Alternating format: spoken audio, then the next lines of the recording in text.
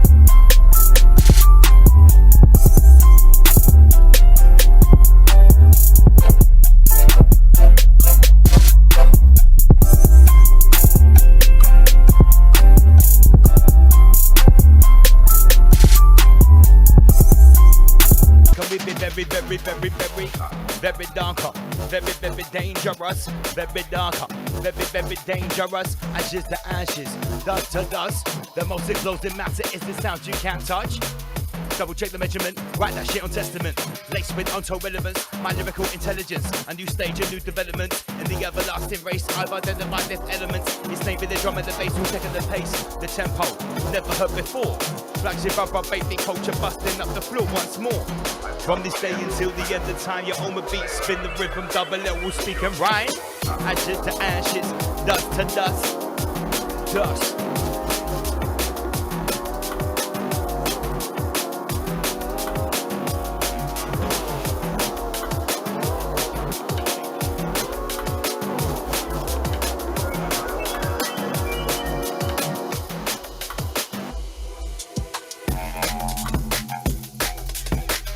Big up everybody tuned in. It's Friday night, it's the last Rise Above of 2021. We've got more. We've got more from Rob. Esoteric Night of Malta coming very, very soon.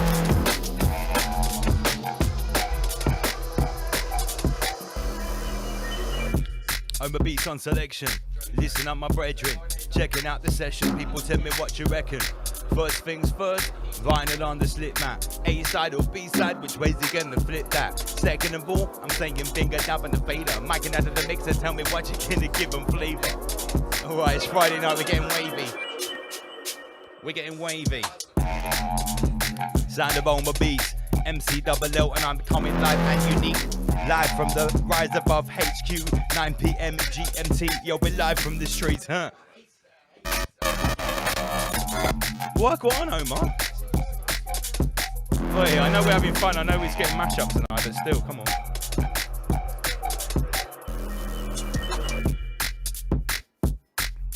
That's right, it's Armageddon.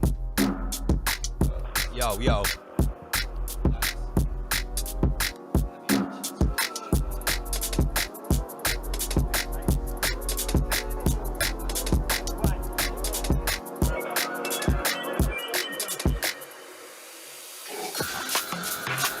Has everyone seen Oma Beats' Satan Tree jumper? Siéntelo. Siéntelo. How are we sound in the comments? Siéntelo. Águila del monte será, se le oyen las voces como el pavo real. Reject the Soviet Union, comrade. The t-shirts are available right now. Como el pavo real, se le oyen las Get on the website, riseabove.news/shop. T-shirts are available right now, comrade. These aren't available right now. You've got to keep watching for these ones.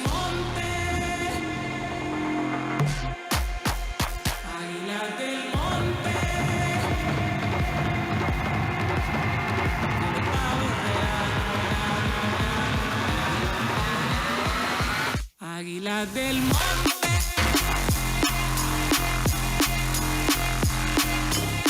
Sound of Oma Beats. Andy PG stepping up.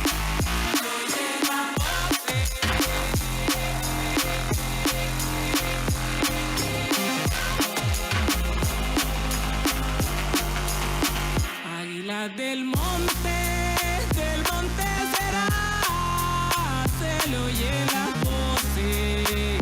Como el pavo real, se le oyen las voces. Como el pavo real, se le oyen las voces. Como el pavo real. Siéntelo. Siéntelo. This one that's a cool and rap. Ministers. You must see grunting Andy PG. Listen. Stand and rise above on your Friday night, wherever you're tuned in from the Crater Realm, north, south, east and west, even if you don't believe in the compass. What can we believe anymore? Wherever you're tuned in, all across the crater. We're all on the same frequency tonight. It's Rise Above. Extinguish fear when we generate love. My name's MC Double L. Welcome to the Rabbit Table. Let me sip my anti-coviate lemonade, comrade. Listen. Allow me to elucidate. Allow me to elucidate. Águila del monte.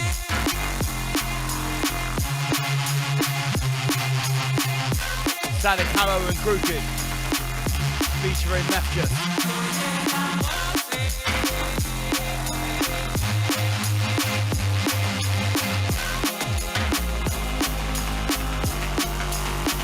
Águila del monte será, se le oye la voz, como el pavo real, se le oye la voz, como el pavo real, se le oye la voz, como el pavo real, águila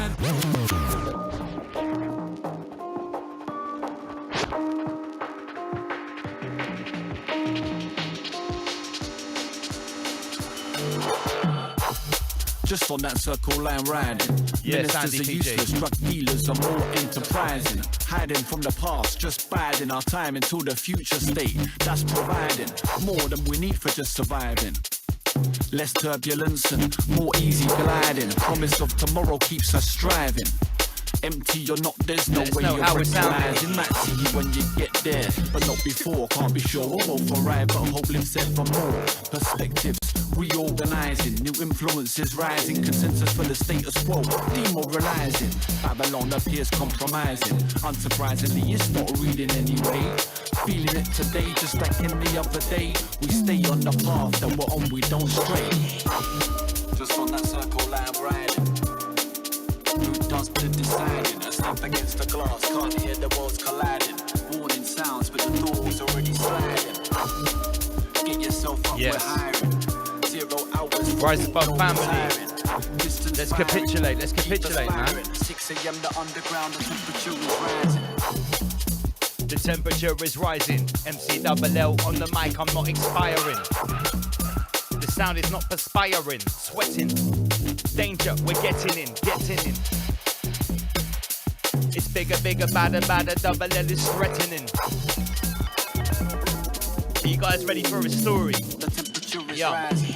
When I was a kid, I couldn't wait to grow up. I couldn't wait to be big and see what life would throw up, yo. But now I've grown up, I wish I was a kid again. I've been around the block, blood, I've seen the world is sickening. Feel like the Highlander, stood at the quickening. Is the flame still burning? No, it's barely flickering. So let's not blow it out. People speak but they don't know of what they talk about. So now I'm feeling down. Am I doubting myself? Virtue and wealth are one. Values you are brought up on. Though there are examples of days bygone, of acts of charity, but welfare is hard won. Sit on the sun, there's nowhere to run. Chance of progress close to none. Single mums go without so the kids can have some. We can still tell them this. Down to Babylon, virtue and wealth are one. Values you are brought up on. Course there are examples from days bygone of acts of charity, but welfare is hard won. Before long, necessity makes any man a knave.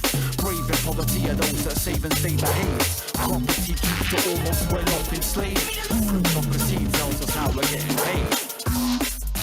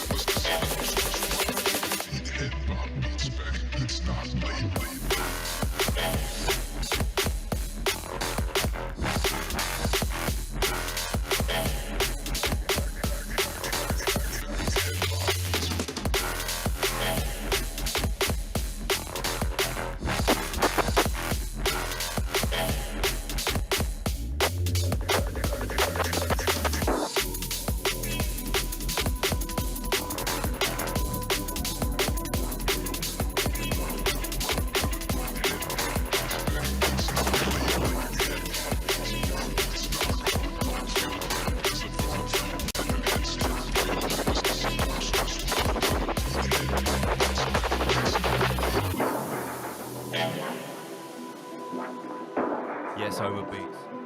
Believe me. It's Friday night, people. We're going to go back to the Esoteric night of Malta in a minute. I'm going to bust a few bars. Homer Beats are going to play a different rhythm. Come with it. Let's have a look at the archive, comrade.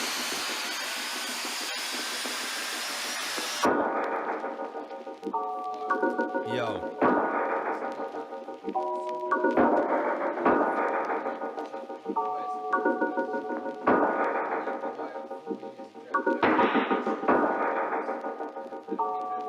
Sound of Homer Beats, rise above double LNC. If you oppose all covert forces, Master Lee. Yo, I oppose all covert forces. They can come with their tanks and horses. Okay. I oppose all covert forces. They can come with their tanks and horses. 33 of Lord Trust forces. Rise above is a mental fortress. The most deep and the walls are enormous. Bit of knowledge of multiple sources. You can't storm us. Not climbing a pile of glorious corpses. Don't come with the eye of Horus. You still can't see our auras. We hunt rabbit way across the borders. The vertical rising forces. The third force installer. The fourth force installer. Control the tool right inside the Taurus. Don't test my team will scorch us. Oh my. Oma. Heavy. Right above is a mental fortress. Yo, rise above is a mental fortress. You can't scorch us. Don't climb and apply the glorious corpses. Don't come with the eye of Horus. You still can't see our auras. Haha. Who's having fun inside it? Wheel it.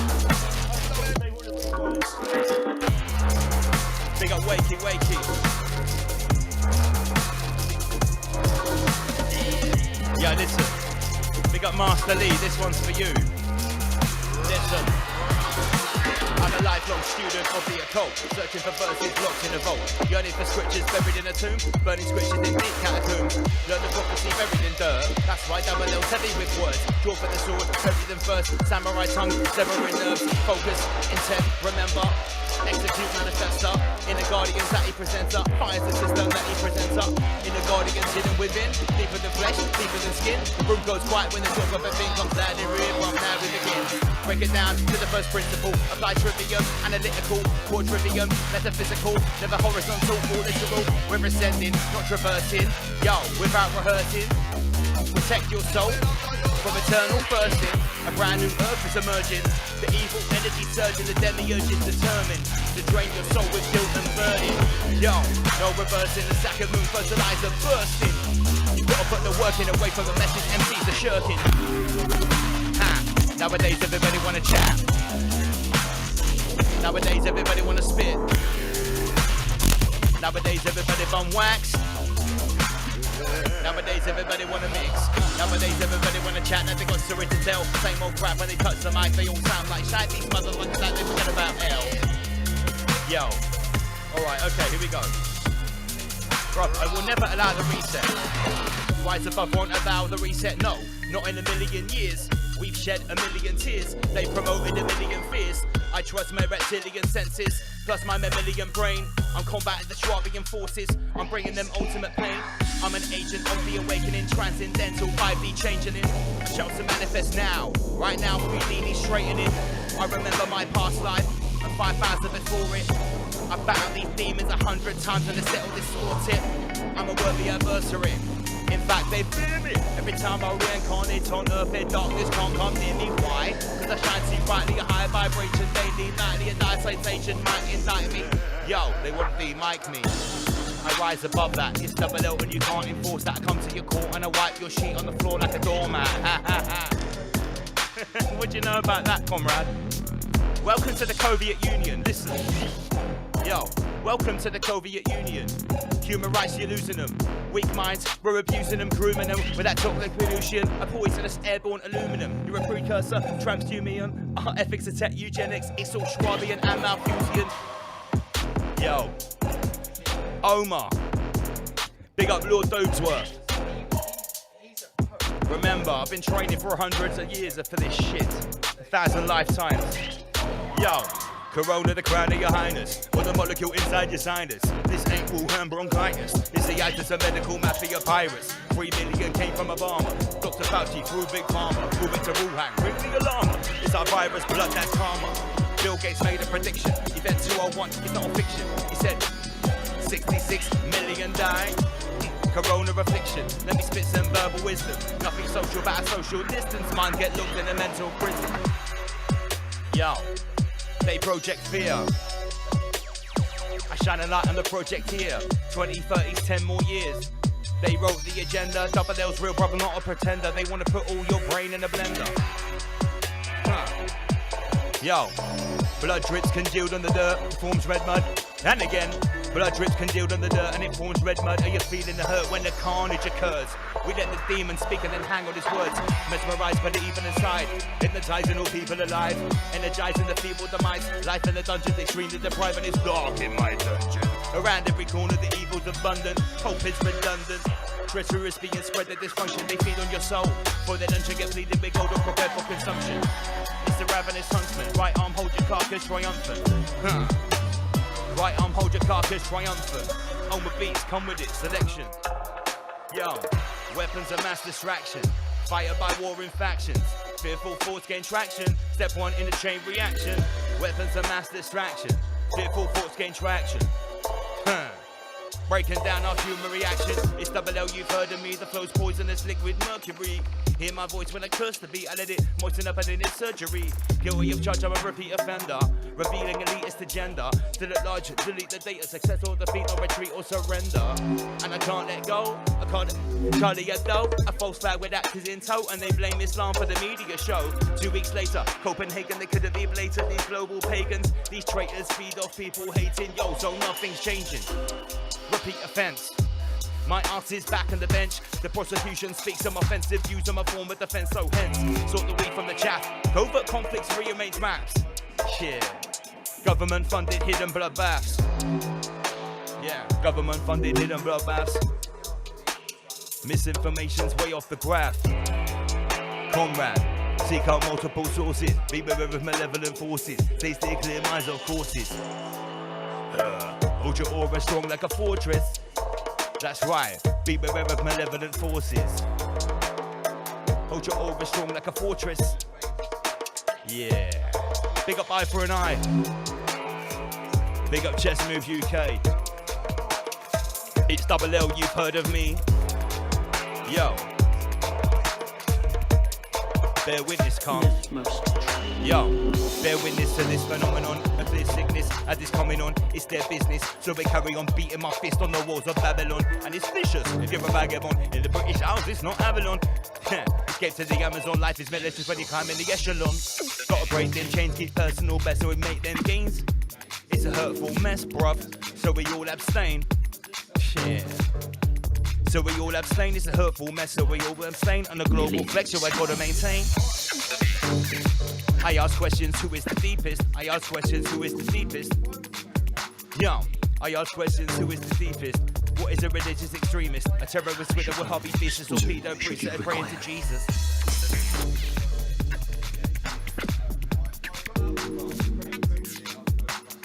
It's a Friday night Rise Above session. Yo, they can come with their tanks and horses, driving 33 of Bill Gates' Porsches. Rise Above is a mental fortress, the most deep and the walls are enormous. You can't storm us, not climbing a pile of glorious corpses. Don't come with the eye of Horus, you still can't see our auras. We hunt rabbit way across the borders, we are the vertical rising forces. Yo, we are the vertical rising forces. Yeah, don't test Rise Above, bro, you can't scorch us. Yo. Okay. Yo, darts might tear through armor plates, accelerator alarming rates, wipe a smile off a charming face and stop the war by disarming states like whoa. Who broke the ceasefire? Grab the mic, lead and choke the town crier. No matter what transpire, I slide through beat just like trees wire. Rain on them with a heavy artillery, painstaking wordplay, sickest delivery, leaving MC with a seizure, busting veins and burst up capillaries. Intravenously, no vaccine, conveniently, fatalities are recurring frequently. What can I tell you? Double LMC. I'm a beast. Okay, that's it. Let's get back to the chat. We've all had some fun there. Big up LFX. I know that double L adds up to 33. Obviously. Come on. Rob has got more. Big up Oma Beats. I was just having some fun there. Big up Chop the Dog. You've all heard my bars before. Got a few new ones. Fuck a lateral flow. I come with a multi-dimensional lyrical blow. Straight to the dome. Any Kobe or Weasel, let it be known. Rise above their parasite force. You can come with a tank or a horse. You can drive at me at 33 miles per hour in Bill Gates' Porsche.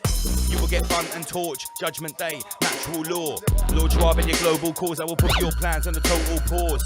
We remain tougher than leather. Do your worst, I recatalyze better. Don't survive at the end of your tether. Just thrive in the greatest apocalypse ever. Students of the timeless hypothesis. Faith in the greatest apocalypse. Don't pilgrimage to where the prophet lived. Polymath, place where the knowledge is.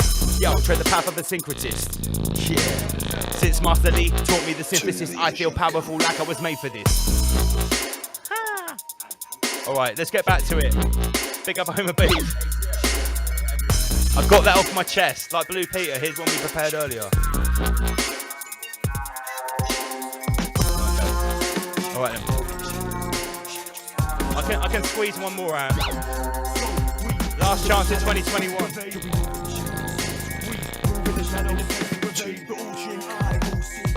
So it seems like they turned up the pressure and the speed of unfolding agendas. Endless means more meat for the blender. Away from your breathless dream, unconsciously rendered. You surrender the ways and means to fight and combat a killer vaccine. But wicked regime with a war machine. No hesitation to bomb that. Any destination upon map. Lacks ability to bomb back. I never take up arms against my brother soldiers. Are you on that? So I write these streams to push the extremes, and I'm tired of the blood flowing in streams and the fire in scuds with the luminous streams. Clouds in the sky, not cumulus. I'm serious, far from humorous. Biopsy results in tumorous, the outlook is dubious. And the bad news starts when you exit the uterus. Do we really stand a chance? Well, that's a big question to ask. When you stood on the edge of the precipice, you can't look back and reminisce. It's too late now, you should have took heed of numbers, subliminal messages. Looked in the cracks and the crevices. Use your brain to identify the blatant menaces. Blinded by Babylon's benefits, denying the Amazon evidence. Readily consuming the remedies dispensed to you by your enemies. Taking the remedies given to you by your enemies, mate. Yeah, we move in the shadows to all seeing eye. Yeah, we move in the shadows, we move in the shadows, move in the shadows, move in the shadows. Yeah, we move in the shadows, move in the shadows, move in the shadows. So we move in the shadows and attempts to evade. Yeah, we move in the shadows. We move in the shadows and attempts to evade. Alright, last one. Solidarity and cohesion, together resist their lesion. I never stop it when I'm still breathing. Forever hot on the topic, I'm steaming. Forever since psychotically reading, documenting their plotting and scheming. Their illogical teaching, leave me yearning for a topical preaching. Peeling back the lens of deception, mirror traps, untrue directions. Fit through, cracks in deception. Say my prayers, then face my reflection. Knowledge of self, power of mind, intellectual wealth, powers of mine. Come off the hour, I use my powers to burn down the tower that threaten mankind. Double LMC. Double LMC. gosh. Mate, that was classic. I'm going to fucking make a nice little edit of that. Because even though I'm pissed, I've smashed that lyric and the double M's it made at the end. Classic. Right, okay. Enough of that. Let's get back to the topic in hand. We were having a very serious chat with Rob, Esoteric Night of Malta. Let me readjust the cameras. Okay. Welcome back, everybody. Let's reshare the screen and I'll get back to the other. Rob, you there? Yeah. You still here, mate? I am here. Having a good old chat with Andy PG there, weren't you? Yeah, a bit about skiing, and also the conversation went into the story of Michael Schumacher. Really? And how? So Is he linked to Jimmy Savile? that's like a half an hour topic, but anyway. Okay. All right, let's just try and condense it. Let's get But the yeah. Guardians back in as well. Welcome back, IG. Salutations. Salutations and reverberation. Yeah. Yeah, I was listening you to yeah, good. Yeah, very good.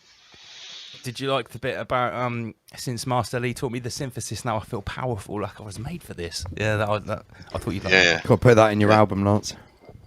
Yeah, the forthcoming album that no one will publish. Sorry, carry on, Rob. No, it's fine. It's fine. So what we have now, we're going to continue, and we're only about a third of the way through the presentation, but Perfect. it's going to get into still talking about ancient civilizations, but also technology. And we're going to quickly look at the subject of Enoch, Hermes, Thoth. I don't know how you actually say that word right. Toth. Thoth, exactly, yeah. Toth. It's actually pronounced Thoth. Oh, Tosh. Thoth. Thoth might be right, yes. Okay. Anyway, and Mercury, and how these entities, like we mentioned before, how these entities actually kind of seem to be the same person, same. The archetypal. So Character. can I just chip in here really quickly? So all of these, in relation to what they've got in common, right? So Hermes, what is Hermes now? It's a delivery service, yeah. It's fast, speedy, gets its stuff to you. Well, Mercury as well is Quicksilver, yeah.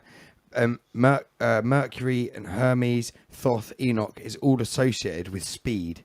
Okay, Mercury, Thoth, Hermes, Enoch. It's got other names as well.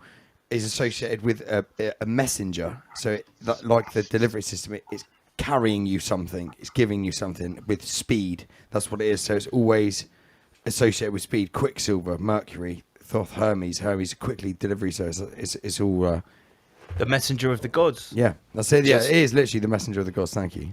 Just another point on John Dee. I've got a book, like an old page of his book, and it says that John Dee was the Enochian advisor to Queen Elizabeth, whatever that meant. And that looks into, like Master Lee said about like Enoch, and I didn't really elaborate on more points of Enoch, but you know, so the Book of Enoch, and the Book of Enoch is not in the Bible, and there's reasons for that.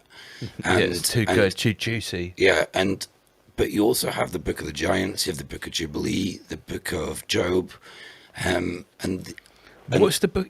What's the one? Is it the book of Luke that talks about Jesus as the Antichrist? Wait a minute. In the Guardians, have you mentioned one of these books? Is it Luke or John? No, I haven't mentioned it. No. Oh, like personally, I'm not into the Bible, and I'm not really reading from it, although it's good to compare it against Sumerian texts in the cuneiform, because there are quite a lot of theories about how the cuneiform text, that the Bible is actually an interpretation of. yeah, the of course. Sumerian Yeah, text. yeah. Exactly. Like the Sumerian, the epics of Gilgamesh, the Sumerian tales. You know, it's like, you know, Gilgamesh is blatantly Noah. So, I mean, I think everyone that watches this channel, you know, we all believe different things, and we all sit at this table, this epic rabbit table together, and that's absolutely fine. But one thing we probably all generally agree on is these religious, dogmatic, mythological tales. They're probably archetypal, and they probably stretch over a pattern that's universally recognised. In the Guardians, am I getting near to the crux Yeah, of the well, matter there? this is syncretism. This is syncretism. Tread the path of a syncretist. Astrotheology as well. But Rob, all- can I just quickly ask, Yeah, what's yeah. your take on the pyramids not being mentioned in the Bible? Like personally, to be honest, like actually, I don't know if it's strange or not, but my knowledge on Egypt, like Egypt for me, hasn't really taken my attention so far. Like it's been one of the last subjects that I've been sort of looking at. But from what I gather, I mean, if you look into, it'll come up later in the presentation. But I've got the discovery of Osiris's chamber, or they think it was it, and then they denied it, and that was in 1999. So if you invert those numbers, it's just a weird number. But anyway, but yeah, like the story of the pyramids, what you mentioned earlier about it could be distraction was very interesting. That's the first time I've heard it, but that sounds like I connect with that, definitely. Yeah. I mean, the whole subject of the pyramids, they could actually just have been inserted as a distraction. Similar to CERN being a distraction to Mount Meru or the North Pole. Because, I mean, I think it's they fair to never- say they anyone that never really really looks at talk about the pyramids, North Pole. the pyramids definitely aren't a tomb. No. I mean, why They're- would you build a tomb that's the biggest structure ever with a tiny chamber in the middle to put the stupid little sarcophagus in? Why would you build it so there's a tiny passage to get to the container? It's absolutely ludicrous to imagine that's actually a tomb. So stupid. I think the pyramids are resurrection chambers and healing chambers. That's what they are, I think, really. But if you bear in mind that the pyramids in the Egyptian age were covered in like a white sandstone, wasn't it? It was like a bright white. So They say potentially gold. yeah, Monatomic gold. who knows, you know? But It's all conjecture, There's, isn't it? there's one theory that is the pyramids are the technology left over, or not left over, but it came from Atlantis. yeah. Copied technology from another realm brought here. So Well, those that survived Atlantis, they went. The next location for them was Egypt and the yeah. pyramids. So if we look, But they're everywhere, guys. yeah, well, They're all over our it's, realm, it's yeah. funny. It's funny you mention that. Stop reading my mind. So later in the presentation, I do dive into China and the Chinese pyramids, and there's over 600 in China. But also what Master Lee mentioned about Atlantis, and if you look into the priest Solon and Plato and how the knowledge was transferred and stuff, it gets quite interesting. But there's also one thing just to finish on that about Thoth. That's what I'm going to call them. But if you look into the emerald tablets, so in different scriptures, Thoth is a false prophet. And a lot of people think that the emerald tablets are, gospel. It's good information.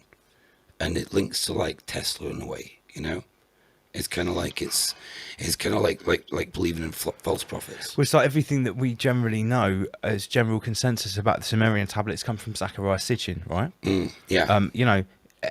Anyone that studies the Sumerian tablets would be very well read to actually gain an interpretation that is out of the Sitchin sphere. Because he was the first guy to translate them, and he didn't know ancient Sumerian. No. Now, for all we know, and I'm not saying for all we know, I know from very good sources that Zachariah Sitchin has been seen at tables with these double R characters and stuff. Probably not to be trusted. The first person in the mainstream says, here are the Sumerian tablets from 6,000 years ago, a forgotten language. No one's ever translated them. No one knows ancient Sumerian, but I'll tell you what they mean. Probably not the guy to be trusted. So it's like, for all of these things that we're digging out the ancient past, we probably have to go back to the drawing board twice. It's like something that Godvach says about. So when you see Morpheus, bear in mind Morpheus is the god of dreams also, but it's when he says like Morpheus offers you the red or the blue pill, and like Godvach says, I want the guy that's offering you the pill. I want to know what he knows, not the man that's offering the binary choice. Yeah. Well, it's like Master Lee says, don't offer me option A or option B. By default, I would always choose option C. If you're only offering me A and B, I want C. The triad. So let's continue, and we'll get on to giants and the Nephilim. And really, giants, the Nephilim, fallen angels, Chimera, Pegasus, all sorts of strange beasts, strange entities throughout ancient scriptures, even, Quetzalcoatl, various subjects. And everybody thinks a Nephilim means giants. Doesn't just mean giants. It really covers, like, for me, and what we're living through right now is it really goes into the return of the modern Nephilim, let's say. And it more goes into like demons and parasites and like the story of Jimmy Savile, it's just strangeness. Because let me just interject. This is something everyone's always said to me. Is like, you talk about these families, these bloodlines. Who are they? Who do they claim to be? What is this divine right to rule? Where does it first come from? Okay, who's the first person to claim, I've got the divine right to be a king over you, you peasant? Where does it come from? My one hill that I always die on, right, is I say that when it comes back to day one, when the first person that was of your size and your stature, that looked physically the same as you and me, that said, I have the divine right to rule over you because of my blood, they would have been claimed to have been the half-breed, bastardized descendants of the people or the entities that you're about to talk about. And then, so can I just interject there? Absolutely, it's right above. Maybe. No. Maybe Yeah, the no. people, maybe the let's call them the Anunnaki, who came here and messed around with or interbreeded or whatever, and then you had these demigods. Maybe they, maybe they were involved in some way rather than, maybe that was the entity you're talking about.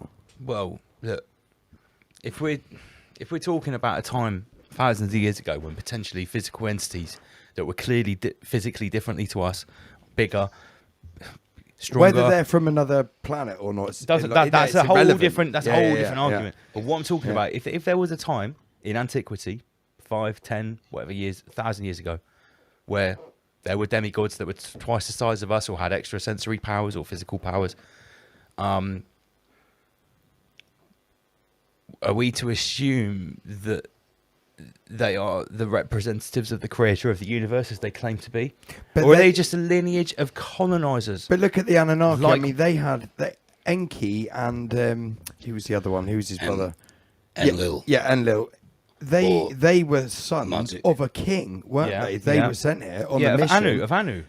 So maybe we got our bloodline system, that's the whole royalty idea. bloodline. So from I think when we're talking about theirs? Gilgamesh, and when we're talking about Nimrod, and when we're talking about these 1,000-year-old characters from the Old Testament, I believe, in my opinion, what we're talking about is the lineage of hybridized, bastardized offspring of the actual physical Anunnaki that are these non-human progenitors, let's say, out of Prometheus, the architects. So okay, and they had a hierarchy. Yeah, okay. They said they're the physical entities. They're not actual gods. They're just higher level physical entities.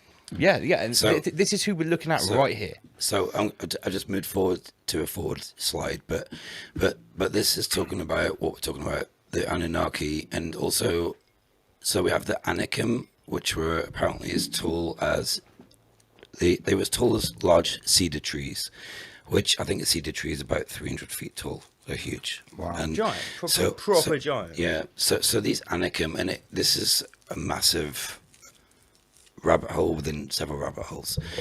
But when you look at the pre-Adamites, you look at Noah, you look at through the ages the sons of Lamech, Methuselah, Noah, and we keep going, and you look through. Well, if we look at geoengineering and the days of Noah,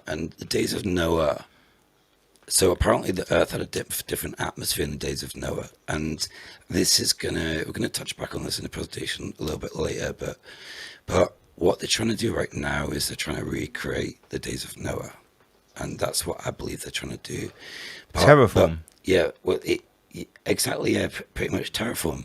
But it also, just go back to the point about what size we are, and from the Anunnaki, and how radiation generally like shrinks a cell and it slows the growth of a cell. And it also, I've heard theories about like humans used to be a lot bigger. We used to be 20 foot. We used to live for a lot Well, longer. look at the theory of dinosaurs. If you believe in that, a Tyrannosaurus Rex ends up becoming a chicken. But the dinosaurs died out 66 million years ago. Yeah. But I'm saying that's what if you believe in it. But they say that the descendants have eventually evolved into smaller birds. But look at a massive woolly mammoth. It eventually evolves, if you believe in Darwinism, into a smaller elephant. Yeah. That's a tenth of the size or a third of the size, whatever. Well, why wouldn't that happen with us? Yeah, well, that whole thing about like the dinosaurs. I think Darwinism's a complete crock of shit, mate. I didn't say it wasn't. I was just playing devil's advocate. You know, I have to be the host here. Remember? No, totally. But if you look at the dinosaurs, even that number again, 6 million years ago, it's just a wind up. You know, like lack of creativity, whatever. They like it is. 6 million. 6 million people haven't taken the jab. But like what we're going to look at in a minute, actually. So I'll just go back to the previous slide. But talking about the dinosaurs and.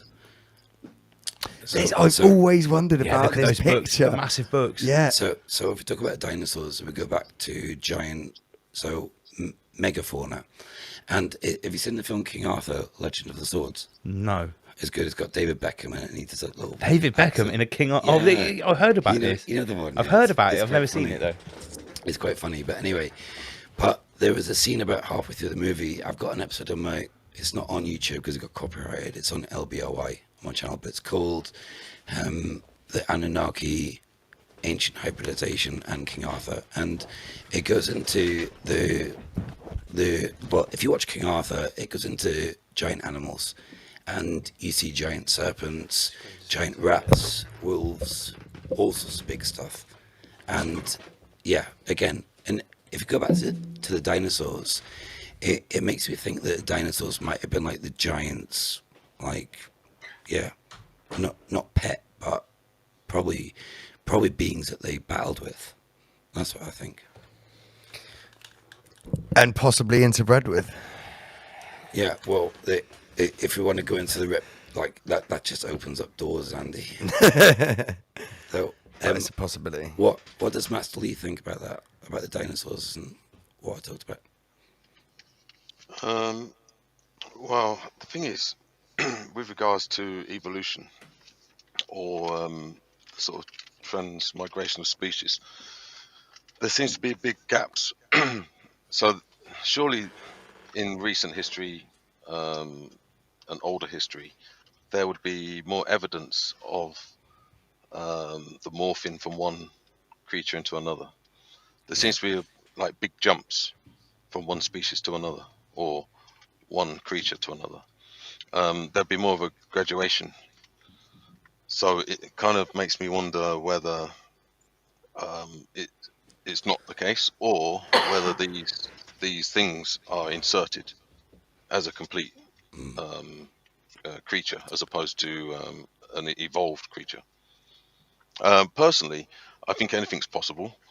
I also think that the timeline of our reality is much more fluid and flexible than what we're led to believe. So I think when it comes to, say, genetic modifications, I think that it wasn't a case of things evolving. I think things could have been done very quickly and inserted and taken away from our timeline. Yeah, for sure. Anything's possible. Yeah, no, definitely. It's especially, there was an episode that Godvaj did, and it was talking about that missing history from the Romans. That was when I watched that, it was only about a week ago, and I actually mentioned it later in the episode, and it links back to the story of Petra and the Nabatean Empire, and there's a period there where the Roman Empire, I think it's like 14 AD, where they annex Nabatea, but it's very questionable. I think Godvaj goes into it in his episode, but we'll come back to that later. But at the moment on the screen, so we've got. Sorry, can I just? Yeah. Just a slight add to what I just said. I think what we're experiencing right now is a very short period of time in history where there is no crater hopping, for want of a better word. Maybe previous in previous times there was a lot more. I'll use the term crater hopping just because most people understand what I'm talking about. So you would That's a see great subject you just interdimensional, opened. interdimensional beings would literally appear and equally Yeah. disappear. Yeah. Well, it's funny, like so what you just mentioned about crate hopping, and that opens up. I can see Andy smiling a minute ago. I mean, only because the only way out, there's one way out, right? And it's got to be Antarctica, because we were talking about this in the break in the show. That it's the only place that every single nation agrees to stay away from. So obviously the way is clearly something there, isn't it? It's clearly like if we are in a crater and there is an exit, that's where it is. I wouldn't subscribe to that personally. I think there's many ways out of this crater. I think the whole landscape, land, water, and sky, we know absolutely nothing about. So, as an example, maybe the easiest way out of the crater. Then, yeah, somebody mentioned Antarctica, about there are no planets in the chat, and that just reminded me of the subject. So, as an example, there is a theory, and I'll be interested in Wim's idea of this, that when we look up in the sky, and this includes the moon and the sun, that we're not actually seeing bodies. What we're actually looking at Just are holes in the veil to other dimensions, to other realms. Wow. So for every light you see in the sky, every light you see in the sky is merely a hole in a screen, as a descriptive. Okay, that's a whole new, interesting, whole new perspective. It is, and it's but just to go back to the crater hopping theory for a minute, and that literally, like, when I discovered the God Vag theory, and I got to say, like, respect to him and his mind for actually coming up with it's completely out of the box. It's next research level and thinking. It's next level on a real wow, But like, if you think about it, like Master Lee said about interdimensional spirits or demons, or let's say aliens in inverted commas coming in, or actual aliens, I don't know, but whether they used to or definitely can come into our ancient Mayan crater, let's say, whatever it used to be. Sure. But it's an interesting topic. Yeah, when I say interdimensional beings, I don't necessarily mean like demons, entities. I actually mean physical beings as well. Yeah. From other craters. Just like ours, but maybe of a different scale. Well, it's funny. It's like what you talk about, and that links to the Super Soldier program, which is included. So last half of the presentation gets into like DARPA and the more advanced tech and stuff, and it links to what you say. Like, could the Super Soldier program just be about pushing people up into the edge of space and then knocking them back down into another crater, another world? Let's say, like Avatar. Yeah, sure. Exactly. Yeah.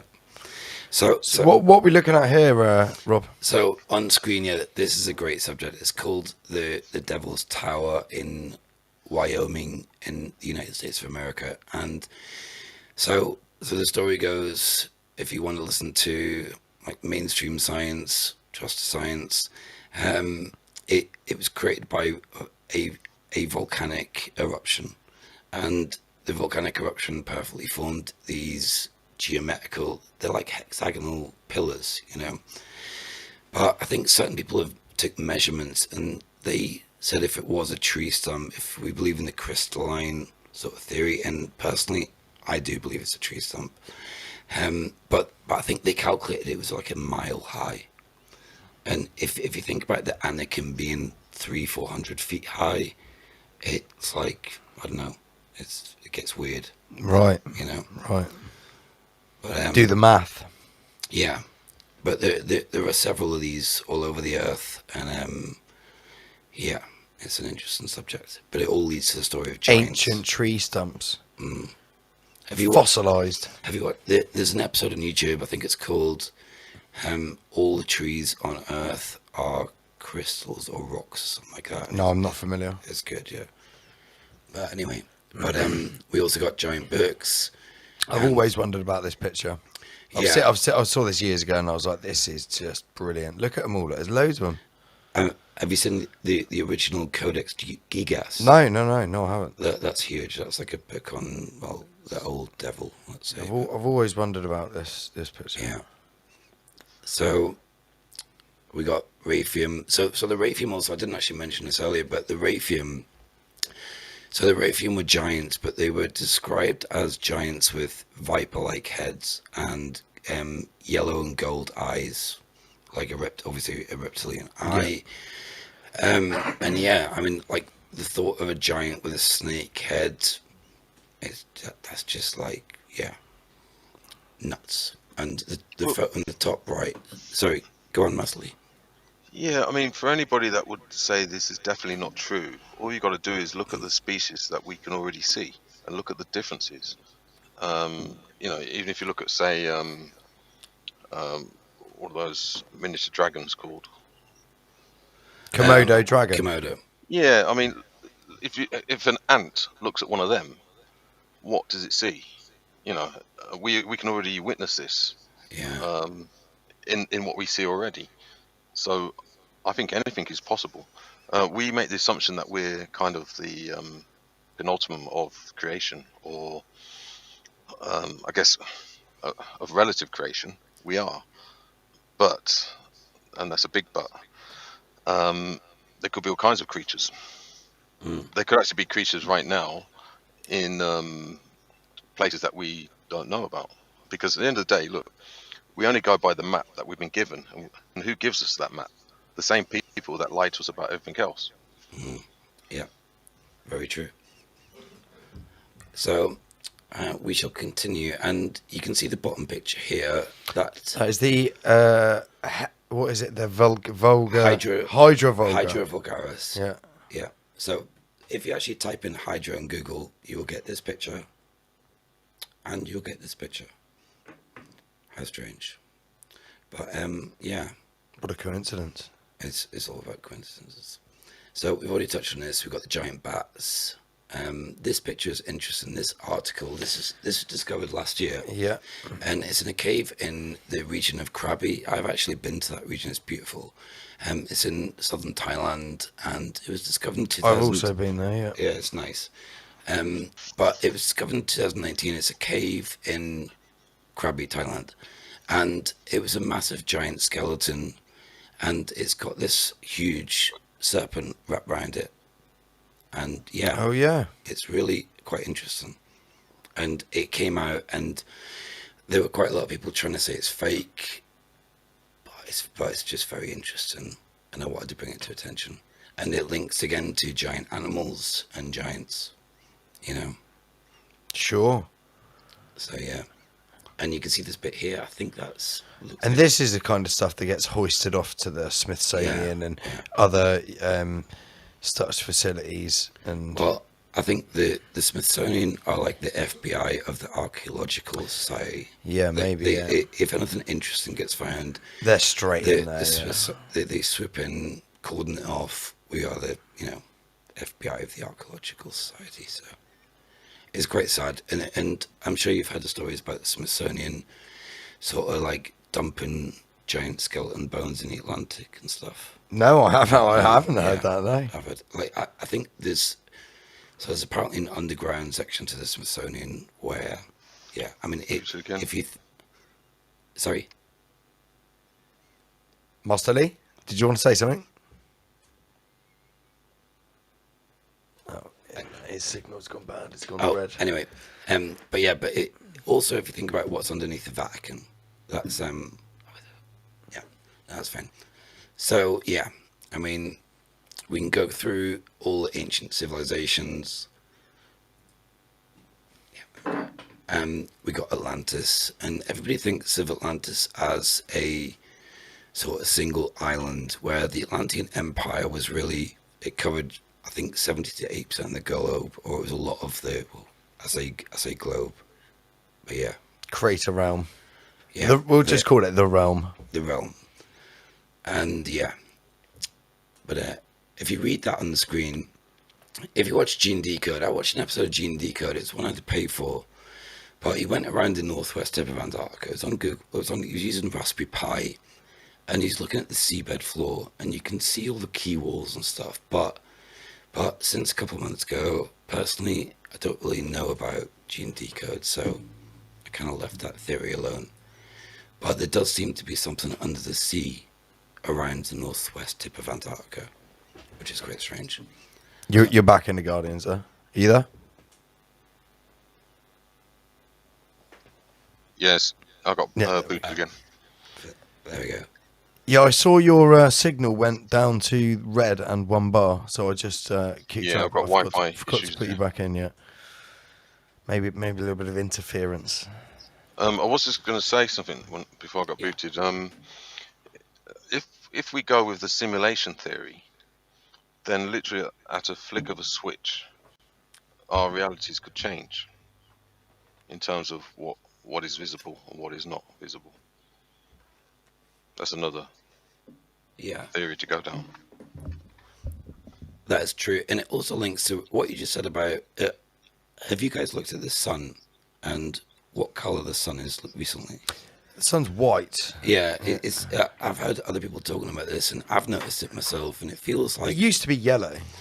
Yeah, it was like a warmer yellow, definitely, and it even feels different on your skin. It feels like a heat lamp, like now, whereas before it was a bit more sort of warm, soft. I don't know, just a little side note. But yeah, have you seen that other picture, that photo underwater? Have you seen the picture where all the people are standing in a circle and they're all holding hands? They're holding hands, yeah. Like they're maybe a ritual. Oh, it's strange. It's strange. I've just been watching from the other room, and like, this presentation is brilliant. Do you know why? Because it's drawing together a lot of things and topics that we touched throughout the year. Eclectic, and it's filling all the gaps that we haven't touched on. No, it's really, really good, man. Here we go, Antarctica. So another fact about Antarctica, but again, so this fact. Oh, sorry. So this fact was more applicable when I was leading onto the Carnippica model before I discovered Godvatch, and like this. Did that Godvatch throw a spanner in your works? Oh, big time! Because I think I agreed to do the presentation maybe a month ago, and then maybe 2-3 weeks ago I started on Godvatch, and I was like, oh, I've got to scrap my presentation now and start again. Yeah, he does that, doesn't he? Yeah. Way of the vag. But yeah, but one thing I will say about like what's captured my imagination is the story of the Ben stone, and this links with the Knights Templar. It's compelling, isn't it? It really is. So where did that come from? Yeah, it's something else. Quite a dwelling, peasants. So yeah, but that is a fact. I'll just go back to this slide, and Antarctica has got 91 volcanoes under the ice, and these create these huge geothermal caverns. And what the Germans found in this next clip, we got Operation High Jump 1946, and you also got Operation Tabarin 1937. And you also got, and there was another operation paid for by the Rockefellers in 1926, where Admiral Byrd, that was his first trip to Antarctica, and Admiral Byrd's been on all 3 of these missions. So there was actually a big lead up to Operation High Jump, which was, let's get this right, after the end of World War II. Operation Long Jump. No, High Jump. I was saying the lead up was Long Jump, wasn't it? No, but High Jump actually happened. Well, no, so you got Operation High Jump 1946, but in 1942 you got Operation Paperclip. That's when all the Germans... Oh, mate, that's mental. I thought High Jump actually was after the end of World War II, so it's actually in the middle of World War II. That's how they got them out. They split between Russia and... no, that's right, because it was a race, mate. It was a race between the Soviet Union and the Americans. What was that, Master Lee? The triple jump. The triple jump. Yeah, because I've heard it argued that the fact that High Jump initiated sort of signified that the Third Reich was on decline, i.e. they'd retreated. Well, okay. So it's funny because there was one interview that Admiral Byrd, and this links to James Forrester, and so the story goes, so Admiral Byrd the one interview he did, because as soon as he got back to America, he was silenced, and he wasn't declared mentally ill, but James Forrester was, and James Forrester apparently committed suicide because he wanted to spill the beans on what was happening. But anyway, let's get back to Admiral Byrd, and the one interview he did was with a Chilean newspaper, and he did spill the beans before he got back to America, and he said that, you know, we will be attacked. The next war will be from the poles, and these crafts will fly with, like, you know, hypersonic speeds. So that's interesting, and the amount of like information. But again, you got to look at Admiral Byrd. He was a Mason, so he was the first person to drop the missile. He was Navy as well, wasn't he? Yeah. Because what you find is, in these stories of the crossover between the dark occult and the cabal with the military, it always seems to be the US and the Navy. It's the Navy. So the Navy watch the waters. Yeah. So apparently the Navy run. That's a cue saying. I didn't mean to cue it there. Sorry. So the US Navy, I think they apparently run the space program on surface Earth, and well, that's interesting because I've heard the Space Force guy talk about the ocean. You know, the new Space Force. You've heard one of the speeches, very famous. I heard about that. Talks about the. Am I doing this? It's not on the presentation, but another one you. Yeah, he talks about the grand ocean and the shores lapping on the edge of our world. Yeah. Like what the water's above, as above, so below. It's crazy, isn't it? Oh God. But if you look also at some of the pictures on the screen, so we got that big snow cruiser. It's a fascinating bit of kit. That top right you're looking at. Yeah, you got top right. Do you know what right. this reminds me of? The Alien films, Alien trilogy. Yeah. Well, the second one that came out in the 90s, Aliens, where the Space Marines go down onto the colony. That was the best one. Yeah, that's right. They had the vehicles like that. That looks didn't they? exactly like the Space Marines armored personnel carrier. Well, it's funny. They probably borrow it. Of course they did. This is the highest level of technology available in our crater, in the third industrial Reich.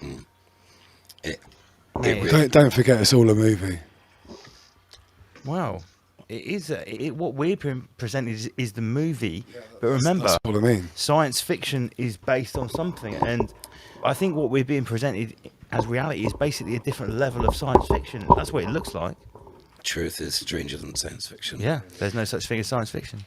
So now we're getting into the tech side. So I think we're just on halfway now. Oh, good. So yeah, so these little symbols are question marks on PowerPoint. I don't know why they come up like that, but I couldn't be bothered. They're question mark. Okay, so what are they looking for? What are they trying to open? Yeah, we're talking about CERN, the Ice Cube project. Have you heard about this? What, are you saying that they've got a piece of CERN in Antarctica? Do you not know about this? No. Oh my God. Oh, mate. Hold your hand there. Rob just slapped my hand. He just slapped me across the rabbit hole. He's like, "You didn't know that CERN was in Antarctica?" No, I honestly didn't. I didn't know it was a piece of CERN. I knew they had some technology down there. I didn't realise it was a part of CERN. So it's interesting, right? So if you look at CERN in Switzerland, it's got a ring. They are apparently trying to smash the atom because create the God particle. It's this whole, even the atom theory smashing it. It's actually not plausible. I don't know if it is or not. That's out. I don't know. But anyway, all we know is what NASA and Disney told us, comrade. But if we look at the CERN, the Ice Cube project, if we look how far down it goes here, so just a sec, man. Sorry. There you go. Yeah. So if you look here on the depth. Yeah. Sorry. Yeah, I was taught that CERN in Switzerland is a distraction from somewhere else.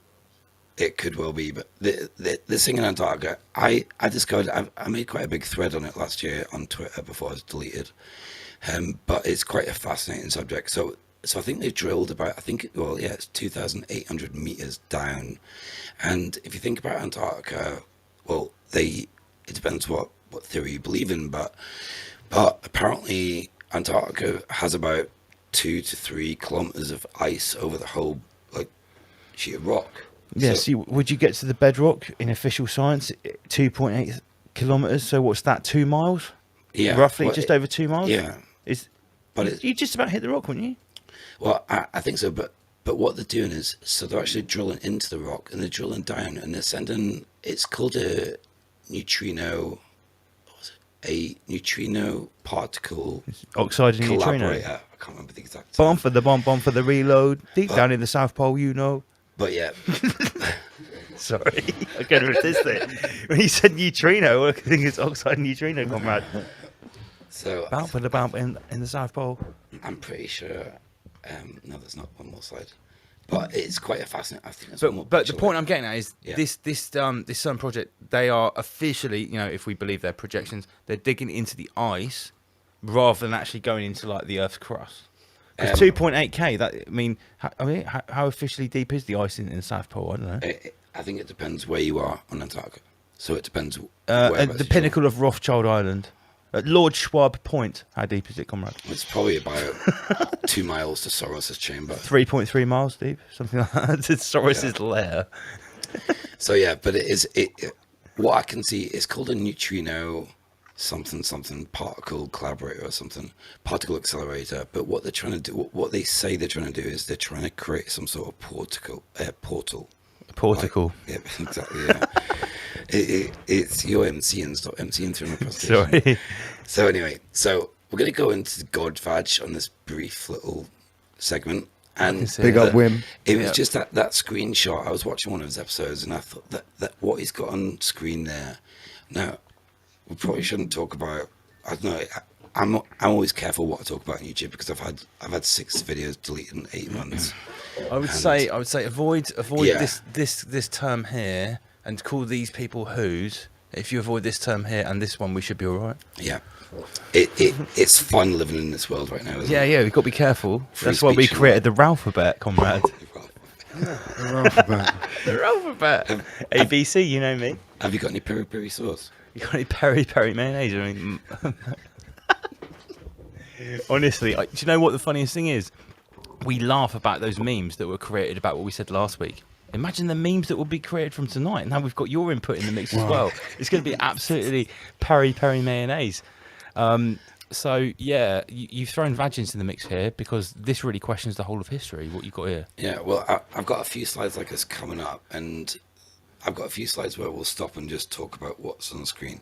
Because if you see about like the subjects, especially that insect on the middle right, to me, I keep hearing this through different people's research, and like whoever you go through, we can look at the reptilians, etc., and etc., but the way humanity is like living in boxes, in cities, in cells, and Godvach touched on it. It's just like we're Much more insectoid. We're a hive, part of a hive. That's what it feels like to me. We've had conversations in our private group about the reptilian energy. About, is it an enemy or is it part of us? It might be part of it. I think it's more part of us. I actually am starting to think that it's actually not a bad thing to be reptilian. It's actually part of us. I said it in my bars earlier on. I trust my reptilian senses, and I know my mammalian brain. Well, Because the reptilian they keep you senses, that's alive. our fight and flight. That's our protector. The That's the mammalian gift from brain the is creator. the logic. Yeah, I really think the serpent is part of us. And I what about think the insects? I think the insect is the parasite. I really do. You know, like I'm so on board with what Rob has been saying through the whole first journey of my research when I was looking into what the Star of David was saying and everything about the reptilian essence. On the surface level, he does say it's the enemy. When you go a little bit deeper, he actually says maybe it's neutral. But I really think that we are part reptilian. We're the only hairless mammal. We are a mammal that's very happy in water straight away. We have a lot of reptilian qualities about us. Traits. We do. We are hairless monkeys, Yeah. pretty much. But yeah, Here's one for you. Here's one for you. Yeah. You know, the humans have the mammalian reflex. Yeah. I learned this through free diving. So, for instance, when a human goes into water, the first thing you should do is cover your face in water. That kicks in the mammalian reflex, which basically your physiology changes so that you need less oxygen. Now, that's quite almost miraculous. So it's like a change of thought almost. So it's like a reconfiguration of your breathing technique. You need less oxygen. The moment you go So- waterborne. It's almost like we have an amphibious nature built into us by default. Yep. Yes. Yeah. Juanas. Fucking voodoo magic man. Yeah. Yes, I'm beats. But it's true. Like, we're talking about chimeric qualities. Essentially. Atlantis. Yeah. The Atlanteans. Like what you were talking about earlier on. The whole Juanas. idea, are the Nephilim giant overlords, or are they actually hybrid, crossbreed manifestations, experiments, symptoms of an experiment? Well, we're going to get into that. Like what you just said now is great, because so where it's kind of like where I think we are right now, and where we're kind of going with this like agenda that seems to be unstoppable. Not like the Portugal, but That's yeah, a good one. It was a good one, wasn't it? Anyway, let's continue. But this also the Ben Stone, like the theory he has about it being moved, but back in 1200, that blew my mind. It really did, and it might cause a flood. Because I've heard about many different iterations, many different ideas about the missing 400 years, the missing 1,000 years. These photos of buildings that have the year 800 written on them in Roman numerals, and the same building with a photo where it says the year 1,800. Oh yeah, well, right? You've seen Godvadges when he says we're actually 1,000 years, not 2,000. Well, years. Godvaj started by saying it was, I believe, 800 or 400 or 800 years. Yeah. Some people you've seen it in the different places around the world where they've got like dates which were 600 instead of 1,600. Listen, I tread the path of a syncretist. I don't really care if it's 1,200 or 400 years. The important thing is that someone has rewritten or stolen centuries. Well, whether it's I 400 think or they've done 1,000. it more than once. I think that's why Yeah. we're seeing so much like 400, 1,000, 2,000. It's like we were saying, Well, it's the repetition of their sequence which works. If we understand that nothing new is under the sun and history is cyclical, right? And there has been a reset in the near numerous amounts of past, a times. few hundred years ago, we're just learning about now, just before the latest reset. What a coincidence. It would be super duper stupid to imagine that it only happened once before. Come on. Yeah, no, for sure. Well, it's like his story, isn't it? Whose story was it? Whose story? It's always like that. You know whose story. Yeah. What I mean, let's not say any names, but this subject I'm hovering over here, these alpha draconians, yeah. You know, this bunch are a fascinating bunch, but again, is this just a distraction from the parasite? That's what I'm thinking. I think you can safely say that anything could be. Well, I think it's conceptualization. At the end of the day, there is definitely a group of entities, whether they are human traitors, hybrid wannabes, or actually non-humans posing as humans, priest class, whatever they are, in all their different iterations. I believe it's more than one thing. I believe at the highest level of this, there are some living, walking creatures that know they are not fully human walking this realm, and I believe there's everything below them. I believe there's a whole network of families like, 1,000 years ago, my cousin Bread was one of them. I bet it's literally like that in these circles. Yeah, well, Blue Blood, that whole thing, they are getting super historical hard-ons about being related to the bastards of these entities, I think. Sure. I agree. And so now we'll go into just change it to Samaria again, and we can look at the sky people, and I'm going to morph it into the sort of futurist point of view from ancient civilizations, and we can look at scriptures throughout, especially Sumerian and Mesopotamian, which we're going to get into with Quaker style, and Sumeria and the Anunnaki. So there's various scriptures saying about, big birds with fire coming down to land. Fire-breathing serpents in the sky. Yeah, exactly. Feathered serpents. Yeah, it's a bit of both, And how do we interpret them? Do we interpret them as actually being spaceships? That's what I'm thinking. And how... Or vessels of some type. Yeah.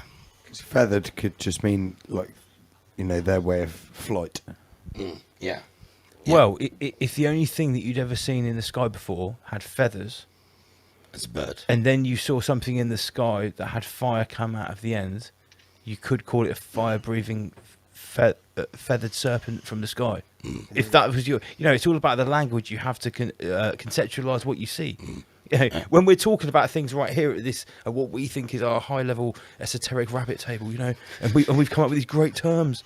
Imagine what higher-level entities look at us. Yeah. Look at these stupid peasants with their silly words trying to conceptualise what's going on. They're like those from hundreds of years ago. Look at the feathered sky. But even that story transcends. For example, the archangels have the feathered wings. The Nephilim had feathered wings in some belief systems. You know, so shining beings of renown. Yeah. What does that mean? What did those words mean then? What was the context then in that social economic? They are the messenger, aren't they? Yeah, but I'm talking about the actual language. You know, we think we know what words mean right now. Look how much words got changed in the last 18 months just in the Soviet Union. How do we know what words meant 2,000 years ago when someone wrote the Old Testament? Definitely. How do we know what the cuneiform script when we've translated those words into our English black magic voodoo? Think in our current state of affairs. We have lots of different ways of saying things. I mean, in England, we've got 3 different types of English. You know, legalese. In the Guardians, you're back. You always get booted out when we have a nice, juicy occult conversation. Yeah. Coincidence. Coincidence. We were just talking about the different language used to describe non-human entities throughout the years. Feathered sky serpents, shining golden beings, you know, and how these words would change over the centuries and millennia, and how we might have no idea of the context when we read them in a book. Yeah, well, potentially they were censored, so maybe the words had to be changed. Well, look what we've got to do on our silly little show with 40,000 views a month. You know, exactly. We have to have a code word for everything. 100 years' time, when people will try and decipher these what we're saying. shows. Yeah. They're like, Britney Spears. Imagine a mystery. They seem to like her a lot. In 500 years' time, based on Rise Above, they found a USB stick where someone had downloaded 10 episodes of Rise Above before they got shot in the head in the gulag, and someone finds it in 500 years. Yeah, that would be high. That would be like contraband, like the highest possible contraband in a Soviet concentration camp. If you had getting found with a USB stick, with Rise Above on it, that would be like unsanctioned episodes of mate, people would be smuggling that kind of stuff in up their asshole, mate. Mate, I'll be in a bunker with a CB radio with 4 broadcasting. I'll have Terry Slim and JD Gorillas to around me with AK-47s, the last working AK-47s on the continent, with the CB radio doing Morse code. Right. Question. Anti-Soviet contraband. Yeah. Question. Who was Britney Spears in past civilizations? Was she Nefertiti? Was there another Britney Spears, and not like Britney Spears, but actual Britney Spears? An archetype. Yeah. Like, it makes you wonder, you know. Yeah, I think there's been archetypes put to human civilizations for a time. They use these archetypes to control us. 100%. I think that's. I see Madonna as like a Cleopatra character. You know, how many times has she been depicted in the snake head garb and the whole ancient Egyptian thing, time and time again. The high priestess, she's been called the high priestess even in mainstream media that dabbles in mentioning the occult in a joking term, you know. I've actually got quite an interesting story about Beyonce and what's Prince Harry's bloody wife? Markle. Yeah, right, Markle. Yeah. So I'll try to share it. I'll put the link in the description. But it's a story about how there was a battle for so when Vanderbilt died, you know, the woman. I'm sorry, Vanderbilt is Diamond's empire, right? I can't remember her first name, but when Vanderbilt died, so she was the high priestess of the West Quadrant of America, apparently, in the probably Luciferian cult, whatever it is. Vanderbilt was a very high level family. Yeah. So apparently, I read a story. I'm conscious of my words on here and the story, but it's quite revealing. But there was apparently a battle between Beyonce and Meghan Markle for that spot, and apparently Beyonce won. Because they're archetypes and they're almost positions, like titles that they hold. We might not know what these titles are, but they know what they are. Yeah, and I think the battle was kind of like on some sort of like Masonic chessboard floor, and I think I heard that Meghan Markle stepped down from the fight and Beyonce just took the title. That's what I heard. So it doesn't surprise me in the slightest, but you know, from mine and Andy PG's, especially investigations into this particular Crowleyan entertainment cult, it's been very clear to us that there's a relationship between Lady Gaga, Abramovich, and Madonna. Yeah, 100%. Like a triad, and it's sort of like, you know, Gaga, you know, Madonna for years has been very, very clearly the high priestess. Gaga's the next generation. She was growing for it for a while, but a couple of years ago, for 2 years, she sort of disappeared for a while. Then she came back into the fold as soon as Abramovich appeared on the scene. She had a reboot from Abramovich. Abramovich is Gaga's handler, I would say. Yeah. And Jay-Z, I would say, And that, I would say Jay-Z, the what, that's a hell of Kardashians a are all. handler. I would say that Abramovich is the nearest, closest living incarnation of the Crowleyan energy that you'll find walking the realm. Yeah. Kardashians. Would you say that's fair, Master Lee? Because you said the teacher of your teacher, you know, had a brush with Crowley. Would you say that Abramovich in the entertainment industry in this particular part of the cult, that's the same archetype? That's the Crowleyan I'd say archetype? Kardashians. You would say the Kardashians? Yep. So maybe Abramovich actually occupies the level sort of behind the curtain from Crowley, because Crowley was out in the mainstream, the Messiah. You know, he was there. Don't forget, when Crowley, they tried to bring Abramovich. They tried to bring her out into the mainstream. Didn't work though, did it? No, Bill Gates and Microsoft. What they tried happened to when bring her out. when Health Chancellor Gates said, "Listen," because let's face it, that was the precursor for the metaverse. Do you remember? Yes, it was was. Microsoft augmented reality. Yeah. So who are we going to use as the phrase of the precursor for the metaverse 1 year before we release it? We'll use the Grand Witch, and everyone was like, "No, she's a Satanist. She probably eats kids."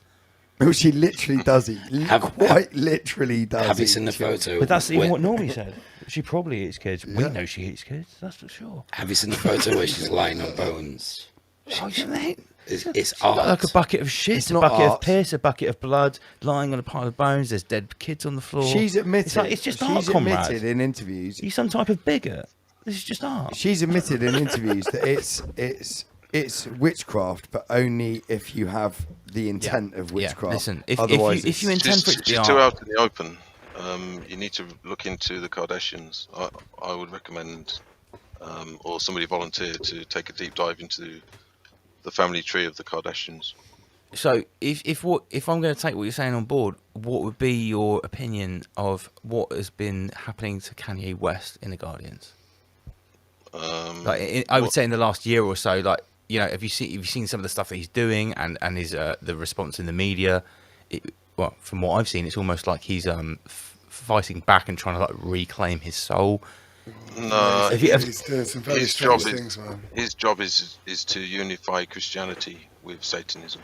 You think so? You think you still play Yeah. on behalf of the cult? Yeah. I mean, that would make sense because of how he's portrayed in the past sort of 2-3 years, especially. He's become very deeply religious. Like he was before, but like if you listen to almost every speech he's doing, he's even portraying himself as a deity to some respect. You know? He's trying to normalize Satanism to the Christian followers. But by being the Alex Jones of it, by sort of semi-exposing it, You could actually say that about hip-hop in general double-edged at the sword moment. sort of thing. I think hip hop in general is normalising Satanism into Sort of into like a reality. Tommy Robinson character, sort of telling the truth about some aspects of the bad side not of really. Sabbatai I and Frankism, but also demonising anyone that tells the truth about was. I see, yeah, it's a double-edged thing. Well, what are you going to see? You're going to see some sort of prime movers who are going to be trying to create a unification of all the religious spectrum. I would argue that Satanism already is normalised. Yeah, but not officially. It's rock and roll. It's just not- normalised it's not esoterically. consciously accepted. It's coming out a lot quicker than it used to be. Crosses are still the right way up at the church. There's a massive problem still with when you say the word Satanist. People still have religious connotations. Yeah, but but we're still using when we say the word Satanist. You know, I've come to the conclusion we're still using a word because it's generally conceptualized or understood by others. If we had the choice, we wouldn't call it Satanism. That word comes from Christianity. No, it should be selfishism. It's the right hand path. It's the right hand For path. me, the definition of Satanism is anything that is either service to self or is devoid of the soul.